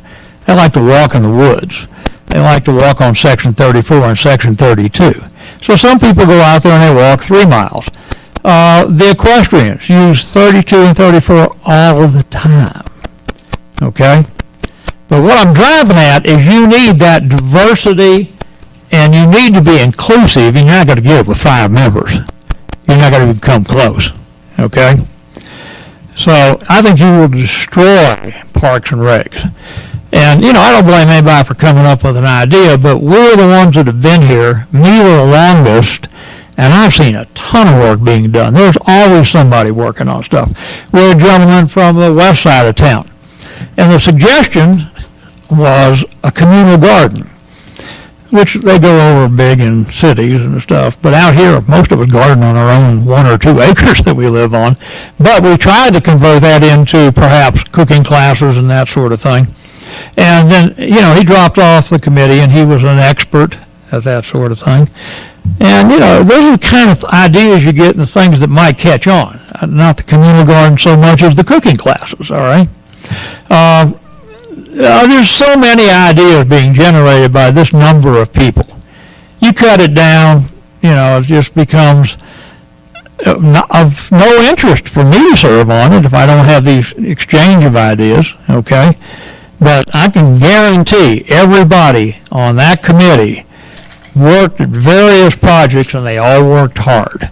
We didn't have a problem. So I would certainly suggest that you table this. Let us give you serious input. Let us back up what we say. I have no problem with that. Okay? And let's have more people participating in Parks and Rec. I mean, it's basketball. We got these fields. I thought that would turn into softball leagues. People do that, okay? They got plenty of them in Albuquerque, and it probably will. This is getting more and more discovered, and we're proud to have gotten that, by the way. You were on the school board, weren't you, Audrey, at the time we made that presentation to use these facilities? Anyway, it's coming. But those are kind of good ideas that we've followed up on. There's always somebody working on something. I bet I've got 500 hours in this thing. Easy. And I don't have the most. Pardon? Got a couple questions for you. Sure. So like you said, you've been on a long time. Have you ever studied this ordinance that it currently exists? Sure. I think you've even been chair a time or two, haven't you? Pardon? You've been chair of the Parks and Rec Committee? I don't recall. I think I was vice chair, and then I take over if, it was. Do you all ever have any tie votes? No. I don't recall a tie. How would you break a 3-3 tie? Well, that's why I won 7. That was the whole idea. That's why we decided and voted on this, that 7 would be a better number. But only after you've seen the changes that Roger was bringing back to you, correct? In other words, you didn't take up this thing and try to correct it all them years you've been there of your own accord, right? No, it probably did not, because it was functioning, and the committee was functioning under it. I'm not saying don't change it, it has flaws, but, we didn't bog ourselves down with that part of the politics, okay? We bogged ourselves down with getting more playgrounds, okay? The question then is, you're saying that people will not participate unless they can be on the board. They won't come to a public meeting. No, I'm not saying, I never said anything like that. That's what I'm asking you. Oh, no, absolutely, I'm asking you. the board is Meetings where there's nobody there. well, the board is a focal The only point. way that people in the community will participate in this is if they're if they're a board member. We've had quite a few people come to the various meetings. Some had nothing to say, just wanted to watch it. Others had a particular idea, and we were dying to have them talk. And we made motions. One of the reasons you don't see many motions is the group would say, I agree with that. Roger, would you, go ahead and try to promote that for us? And we didn't take, a vote on it. Well, 6 of us agreed. or 5 if it was, one missing. But it works, and it's working hard. You mentioned that if you weren't on the committee, you probably wouldn't be involved with it. No, I'd be, If they still had a meeting with 5 members, would you not come as a member of the audience and participate and suggest things to them? me? Yeah. Well, like most people, I've worked for a living. I'm pretty busy. I got 4 grandchildren I'm chasing around out here. And I'd come to some meetings, sure. If you brought up a subject that was relevant to me, you damn right I'd come. You wouldn't have to be on the board. We're encouraging people to come. And we carefully listen to everything they say. Do you understand, this thing sets out 8 members, 6 members, 2 alternates. That's the biggest board in town. I've had a trouble since I've been working on this. What do they do? The members? I'm not being smart, Alex. No, what does this committee do? What is its primary function? To try to create more recreational opportunities for the people in our region and area, okay? In our region, it goes out to the extraterritorial zones. Good people to listen to, because they're down in the woods over here and have a different type of recreation in mind. So what we try to do is get as much input as possible, bring it back and discuss it and see if we can, get the council to talk about creating something that might fit the bill. Aware of that provision in there that irregardless of what the Parks and Rec committee said or did, the Parks and Rec program manager could overrule them or disregard it and go ahead with their own recommendation to council? Yeah, and that's the flaw, and we're not supposed to have power over them, I understand that. A lot of times we're left in the dark as to what was said after they left the meeting to this council, or you, okay? What was passed on, we don't know. But we have minutes, and I assume at least what was in the minutes was passed on. But we also have ideas, thoughts, if you encourage us to pursue something, then we pursue it. We'd look into how expensive it is, how to design it, and we all did that. I designed something for Section 34. It cost us about a third of what it costs us now. But we had help then from Parks. I got any water. I can't open my mouth. Oh, yeah, there's one. A huge allergy to that. Just suck me dry. Thank you.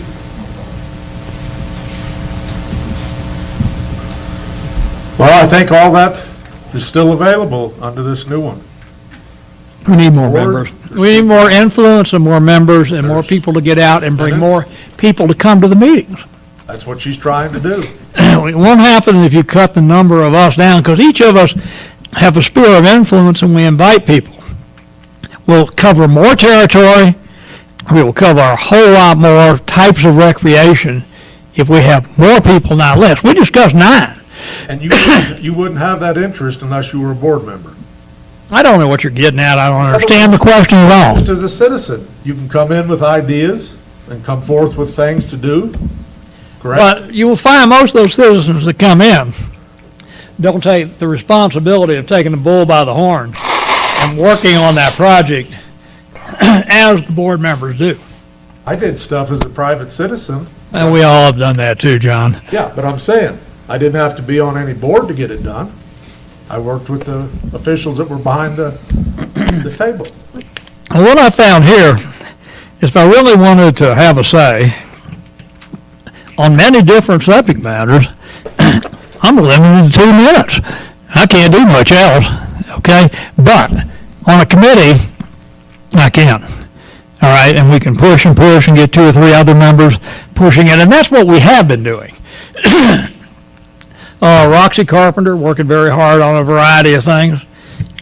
Me working hard on a variety. Ralph Hill. I mean, everybody on there. Right? Bryce here is the best secretary I've ever seen. Is absolutely precise. Gives us great reports and has input on everything and researches things. That's what we do. Okay? Only if you're on a committee. You can't do it as private. I have no idea what people don't do when they're on the committee. What I know is that the committee, to be effective, needs more people. Certainly 7 is the wisest thing, to get where it's so crowded, and some people won't come to meetings, but they all have lives. These are all volunteers. Here that passes $1 million budgets. You guys don't do any heavy lifting like that, do you? We have a responsibility, and we take it, our responsibility serious. And that's what I want you to know. It sounds like from that report that we don't, okay? We do. But we're not paid, we didn't take an oath, but we are all conscientious, good members. And we have found, and we're dead serious, 7 would be a much better number. And we could cover working and break out the work so that more projects could be taken on and more things could be promoted. But only after these changes were proposed. You've had years to look at this one, and you never... It was working, John, it was working. That's why we got that playground. That's why we got, as far as we got on Section 34. That's why we were talking, we found a way to get access into 32. And there's dozens of other things we've been working on. Mayor, I do have a question. If you drop the meetings down to quarterly, I mean, just to me, it seems like you wouldn't get as much done, but I don't know if that's true. Well, I think it's absolutely true, and that's the consensus of everybody on the current committee, okay? You drop it down to that, everybody's going to lose interest. We won't be staying on projects. It just won't work. Now, if we're allowed to be 7 members, we continue to work hard, I think it will work. And then we have a way to break a tie. You brought up the 6. I don't know why the 6 was there, but we didn't have a problem. We had other things to worry about. We didn't have to break any ties. Because it was an outfit that was dedicated to doing just what they said they'd do, work on recreation for this community. I think it's a good change. Still do. What do you see the benefits as, Mayor? It gets it more in line with our other boards and stuff, you get in that year. This one, in other words, like I say, I confess I hadn't looked at it. My interest lay elsewhere over the years. But looking at it, it's clunky, cumbersome. It just doesn't sort of make any sense. And, I mean, it's got all this great size to it and that. And, like we hear, they want even more. And it's like, well, what do you do that requires all these people? And he says, well, we do a lot of stuff. And then it's like, well, you can continue to do that. I mean, anybody can do it as a citizen. You're going to have meetings, come in, say, hey, I got an idea for this, or I was over there and this is broken or something. Seems like it can still all work under the current, with this revision that gets us a little more in line with our other boards and stuff, Well, instead of these other boards have specific, members, 2 alternates, and those boards like P&Z and Fire Impact, they turn out a product. I don't know that that's what I was looking for reading this, like what is their product they turn out? Ray tells me it's all around me here, but they hide it well, I guess. no, we don't hide it well. We're responsible for most of the projects that are going forward. It came from ideas and hard work that people put together. Over on 34, I go there every day to make sure somebody's not dumping on the property, because I have to go from there to get here, okay? I go right by it every day. So I turn in, I look at it. If I see somebody turning in, I follow them. Other people have done that too. Bryce is in the same general area. I'm in the extraterritorial zone, so I can look at, that point of view. Bryce is in Edgewood proper in the city limits, okay? And that membership's important, because recreation is kind of regional, and there's a lot of people contribute to our recreation that are in that extraterritorial zone. So anyway, I know how it works. Believe me or not, call me a liar if you want to, but I will tell you that this will destroy. It has nothing to do with planning commissions and other boards. This, we have no vote, so we have, we don't get paid. We're totally volunteers, and we have found that the more of us that participate, the greater sphere of influence we have to get people to recreate or tell us what they want. And, then we represent them and come and, try to get to the town and see whether we can do something about what they are asking for. we've had ideas that we know are too expensive, so we put those on a priority list. Roger should have been presenting, I guess he has to everybody, all the things that had come up. But we also zero in on those things that are doable, and when we do that, they get done. That County Road 7 project, we thought was funded, and I guess it wasn't. But that is the most dense area population-wise. Now, I know that because I developed the damn stuff, okay? I'm a realtor that sold every lot in there. I sold all the land divisions in there. There are more people there than any other place. So the project on 7, I would give it a high priority because, I see people taking their lives in their hands, walking with their kids up and down there all the time. And from there, they'll walk to Sonic, and that type of thing. Yes. One of the things that I would comment on is that, Roger was a part-time person, and I think a part-time person can do a full-time job as long as he has a good committee behind him. And I think that's one of the reasons that Roger was able to get as much done as he did, because he had a good, strong committee. And, they met monthly. They worked well together. And, when something's working, why break it? Or Well- maybe it'll break, maybe it won't. So what I would say to that, we've got a new member now in that Maybe- place. Right, but what I'm saying is maybe we don't need to change all of it. I think what they're asking us for is to table it so they can come to a consensus. No, I think we have everything we need with this one. There'll still be a committee. It will still meet, and it can, if it decides it needs more meetings, or even like on the site visit stuff, they can tweak on that and decide maybe that's something they could do individually, just give them a template of a thing to fill out when they go out there. They can meet out there like Karina, but more to the point on that, we've got a new person. She believes this is how it would work best for her. As she goes along, and she's got her committee with her, because it will keep a committee in place, they will find out the new level, water finds its own level, they'll figure out what they need. They may need more people or whatever, but I like the 5-member, that kind of fits in with the rest of it, and it does not preclude anybody in the town from coming into a meeting and giving their input and working to make stuff better. It does not preclude that. Well, And so my comment then would be, we're gonna go ahead and pass an ordinance to please our current Parks and Rec administrator that all of her advisory committee is against, that may need changes in the future, rather than just tabling it and let them come to consensus before we adopt it. yeah, we'd like to do that. We'd like to be able to talk to. Don't see the point of it. I mean, Okay, they've had. that's just my comment. I understand. No, but the point is, that this has been out there for a while. Like I said, Roger had this first come forward back in April. It's been out there a while. They're responding to it now, because it's gotten to this board. And, they've had time to talk, they've time to meet and stuff on it.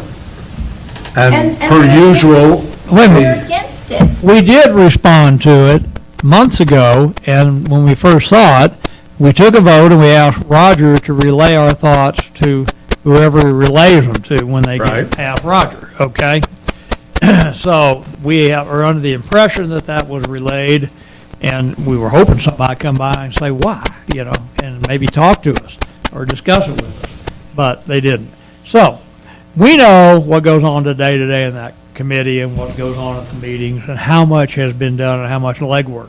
Some of the things we've, tried to do, we didn't do. Couldn't do, or they weren't popular, or weren't affordable. We did this with a budget of zero. We had a couple $1,000s. I know we allocated some things and said it came under Parks and Recs, but that wasn't the thing we were working on. So we don't have any money. We've done a great job with no financial backing. Now, probably the greatest deal I've ever seen, and I know something about land values around here, is the idea of buying Section 34. We can get that so cheap. A developer would pay $6,000, $7,000 an acre to develop that, and we're going to be able to save in perpetuity that beautiful piece of land, and they don't make any more of them. someday somebody's going to be very happy that that was saved.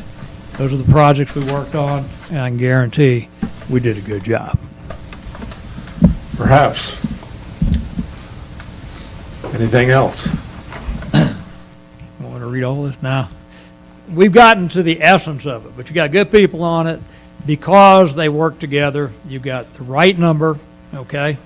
And not in the five. Five will be, you'll have somebody doesn't show up, two doesn't show up. Next thing you know, three's a quorum, and three people will then be making the decisions. 6 or 8? Huh? You said the right number. Which one, 6 or 8? I said 7 was the number we voted on, okay? Because for the same reason you brought up, the tiebreaker's there then, okay? 7 is a logical number. And I'd do it with 9 if I had my choice, because it just sends out the feelers to different types of recreation and interests and draws people in. And that's what the committee does. But only if they can be on the committee. Well, Mayor, if I That's could got address nothing to do that with for it, Mayor. just a minute. You're picking on me now. Mr. Seegers, if I could address that for just a minute. I mean, when you are appointed officially to employment or to a position or something like that, you have a commitment and a responsibility there. So just like for me, maybe I intended to go to more school board meetings than I do now, right? But I make sure I'm here because I'm elected to be here. But even though I'm an interested citizen and I might have something to say about education, I'm not there every meeting. And the commitment level is different when you're actually in a position. So even sometimes with us, if there's a special meeting, we have to have a quorum. So we know, hey, I better jump on that phone call or I better be here in person because we need that quorum. Well, the same thing is going to be with these guys. And the more people you have, the more ideas and, you know. And that's what all them chairs out there for. But they won't Bring the always whole come. community And in. they're always empty Exactly. unless there's an appointment. item on the agenda that is near and dear to their heart. If there's something near and dear to their heart, they'll be there. And I think that's what Mr. Seegers is saying. You know, they have been here. They've been there every month. They've worked on projects. They've done Yep. stuff, all that kind of stuff, to an empty audience maybe. Yep. But they got things done. Yeah. And- Roger sent me, And that's all he's saying, you know, listen to us. things, you know, other things we've done, I didn't make a list, you know, brag about here, but, you know, Roger used to send me down to address the city of Albuquerque for the land and the easement and that kind of thing, all by myself. And, you know, we've done, lots of us, everybody on the committee has done something like that and done it often, okay? And now you got people that know the whole story, that have some expertise in the thing you're dealing in, and the type of sport maybe that we're trying to promote, or the recreation we're trying to promote. So we try to find somebody that has some sense in the committee, you know, and is eloquent enough to push it, and is a good leader, and we try to get them to draw in citizens to help them that have those same interests. That's how it works. That's how it works. You don't just sit there waiting for somebody to show up. No. But anyway, that's my story, and I'm sticking to it. I believe we're doing the right thing by suggesting that we go to 7, okay? And I thought it was a lot better situation too, and we discussed this, but didn't vote on it, that each council would pick somebody for this. That was a good idea, you know, and the mayor pick a couple or something like that, so that we'd have more of a, you know, diverse choice thing, for one thing, and try to think about those people in that newly annexed area that we don't see too many of, but we can draw them into our recreation. And they come, you know, they come to some things. And try to get those people that will get in some of these adult sports. You know, we got a 56-year average age around here, but we got kids coming. I can guarantee new housing is coming, and new housing is going to be built, and our schools, you know, are going to come back and be bigger and growing. So we've got to keep that in the future. So I think, you know, that's a type of thing. I think we're very lucky to have the expertise of the people that are serving now. And we'd do better if we had 7. Thank you, Mr. Seegers. Anybody else like to speak to this issue? Mr. Mayor, I'd like to make a few more comments. I really do appreciate this advisory committee. I had attended many meetings with all of you when you got the grant from the National Parks Trails. And you are very hardworking and very dedicated to what you do. But I think we're forgetting about, Council, the person that we hired to lead this department. And we all agreed, I think it was a unanimous vote, to fill the position of administrator with Karina. And I think even Roger was cognizant enough of the fact that we've got somebody new coming in. We should give her the opportunity to try things the way she thinks would work best for her. And I'm sure we've all worked in a situation in the office where you get a new manager and they're doing things different than the old manager did. And maybe their style's a little bit different, but that's what works best for them. I think we should at least give her an opportunity to set the stage the way she thinks will work best for her. And she can always come back and say, hey, guys, didn't work out for me, let's tweak it again. Yeah. So that's my opinion. This is an ordinance for the town, not an ordinance for staff. This is an ordinance for the town. This is to go forever future until we decide to change it again. It's not an ordinance designed to serve a particular person. It's an ordinance designed to serve our community. And I think it'll do it. And I think we need to support our employees. So, gavel the public part of it shut. Any other deliberations? Comments, council? Getting late, but I'll entertain a motion on it. Mr. Mayor, I'll make a motion to approve ordinance 2019-01, Parks and Recreation Advisory Committee ordinance, which would repeal and replace ordinance number 2007-14. We got a second? I'll second that. Motion's been made and seconded to approve ordinance number 2000, and it's, just real quick, is that a good ordinance number? Or there's not another different one there? Okay. 2019-01, Parks and Recreation Advisory Committee ordinance, which would repeal and replace ordinance number 2007-14.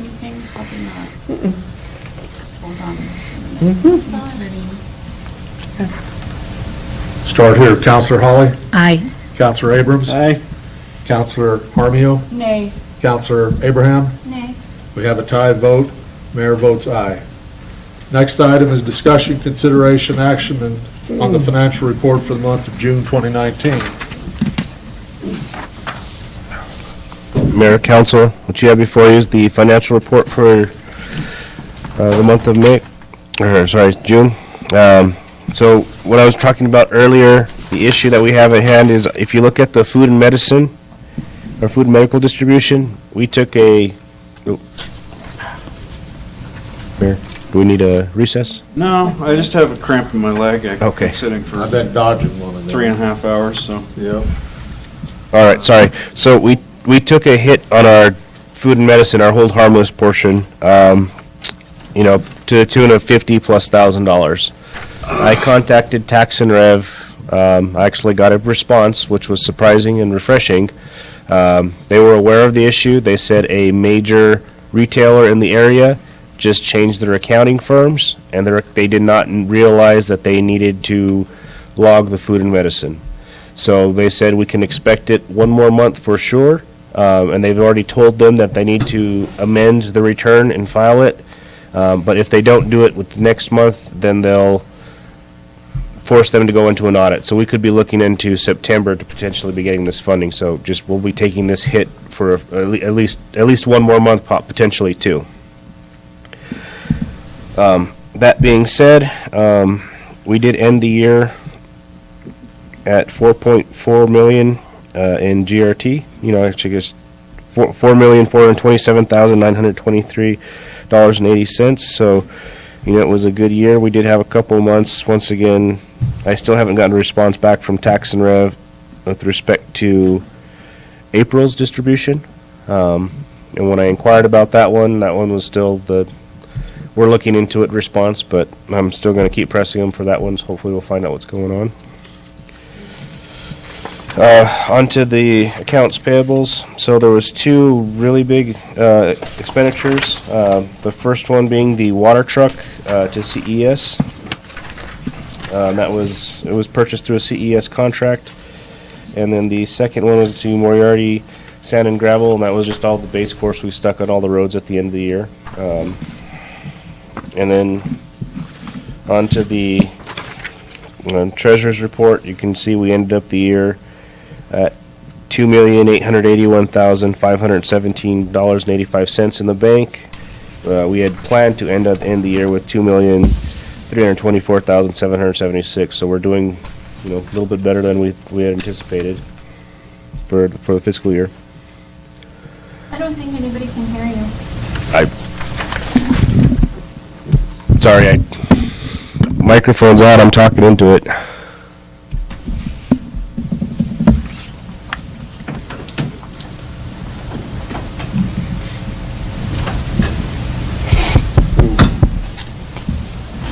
Yeah, we'll look into our PA system. I'm not sure what's going on with it.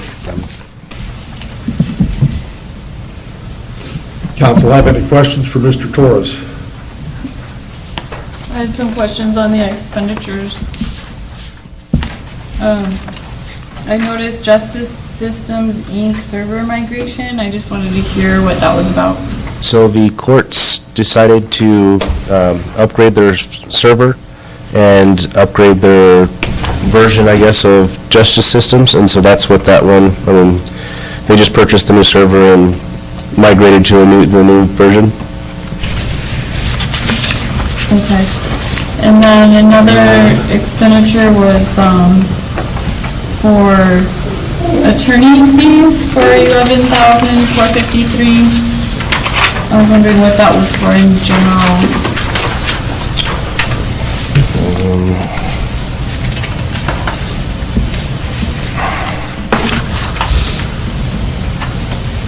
I just believe that was a couple months billing, but I'll look for the exact specifics and get you guys back to you on that one. What are they doing for us right now? Everything from just reviewing ordinance changes, just policy review, I guess just kind of the normal operation, personnel matters, looking into it before we take any action, everything with the courts. It's just My resolution that I'm still anxiously anticipating. Hopefully. For, Probably the animal control again. I think I can get you a copy of the bill, and I'll just email it to you guys, and you can see the line item detail. Okay. And then another one for Santa Fe County says JPA RECC. oh boy, don't get me started on that. That is our dispatch billing. That is our disproportionate payment for police and safety dispatch. Council, I'll entertain a motion. Mr. Mayor, I'll make a motion to approve the financial report for the month of June 2019. Second. Motion's been made and seconded to approve the financial report for the month of June 2019. Start here, Councilor Hattie. Aye. Councilor Evans. Aye. Councilor Jaramillo. Aye. Councilor Abraham. Aye. Council.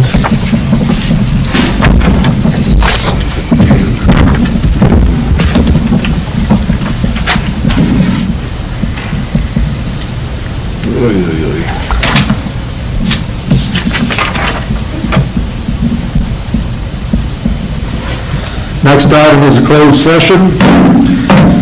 I'll entertain a motion. Session pursuant of NMSA 1978, Section 1015-1H2, and the following will be discussed. Limited personnel matters, specifically employee compensation.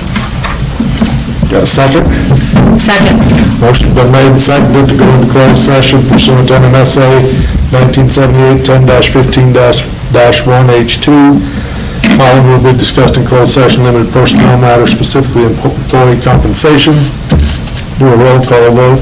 Start down there, Counselor Abraham. Aye. Counselor Harmiel. Aye. Counselor Abrams. Aye. And Counselor Holly. Aye. We're in close. Come back into to open session. I'll entertain a motion. Moved. Second. Motion's been made and seconded to come back into open session. We'll do a roll call vote. Start down there, Counselor Abraham. Aye. Counselor Armijo. Aye. That yours? Counselor Abrams. Aye. And Counselor Holly. Aye. Aye. Now do the I'd also like to make an affirmation that in closed session, only limited personnel matters, specifically employee compensation, was discussed, no decisions made.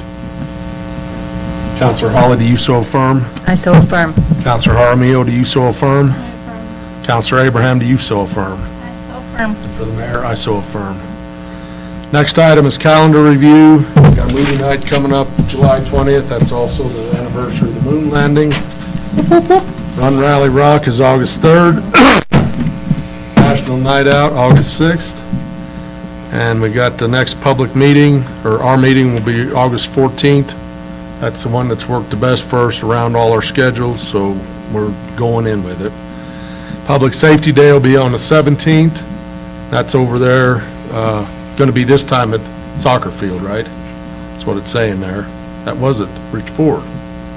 Or they moving it over here?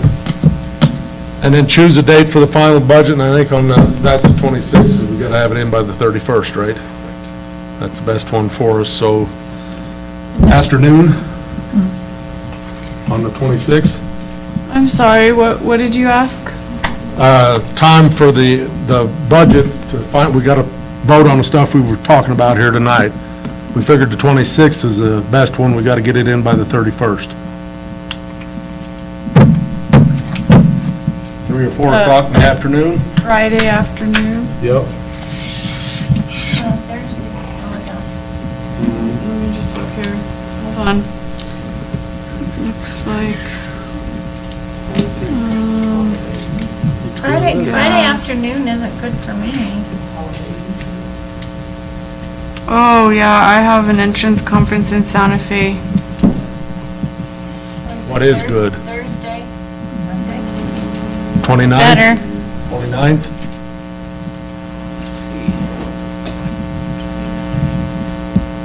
Monday? The 26th is what I was thinking. 29th?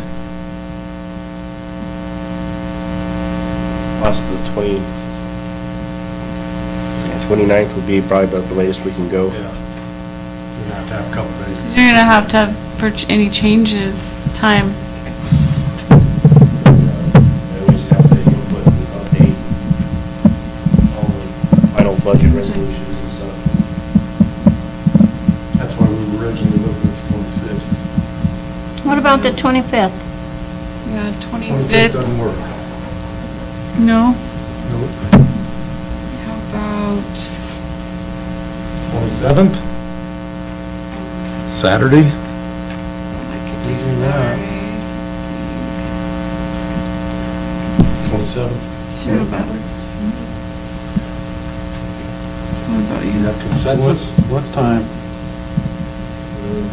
10 in the morning? Okey-dokey.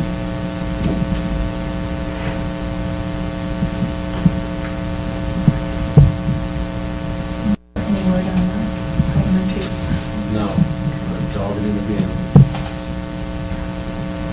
Okay, so we'll set it then for 10 a.m. July 27th, Saturday morning. Next item is motion to adjourn. I move we adjourn. Second. Motion's been made and seconded to adjourn. All in favor, say aye. Aye. Opposed? Thank you, council.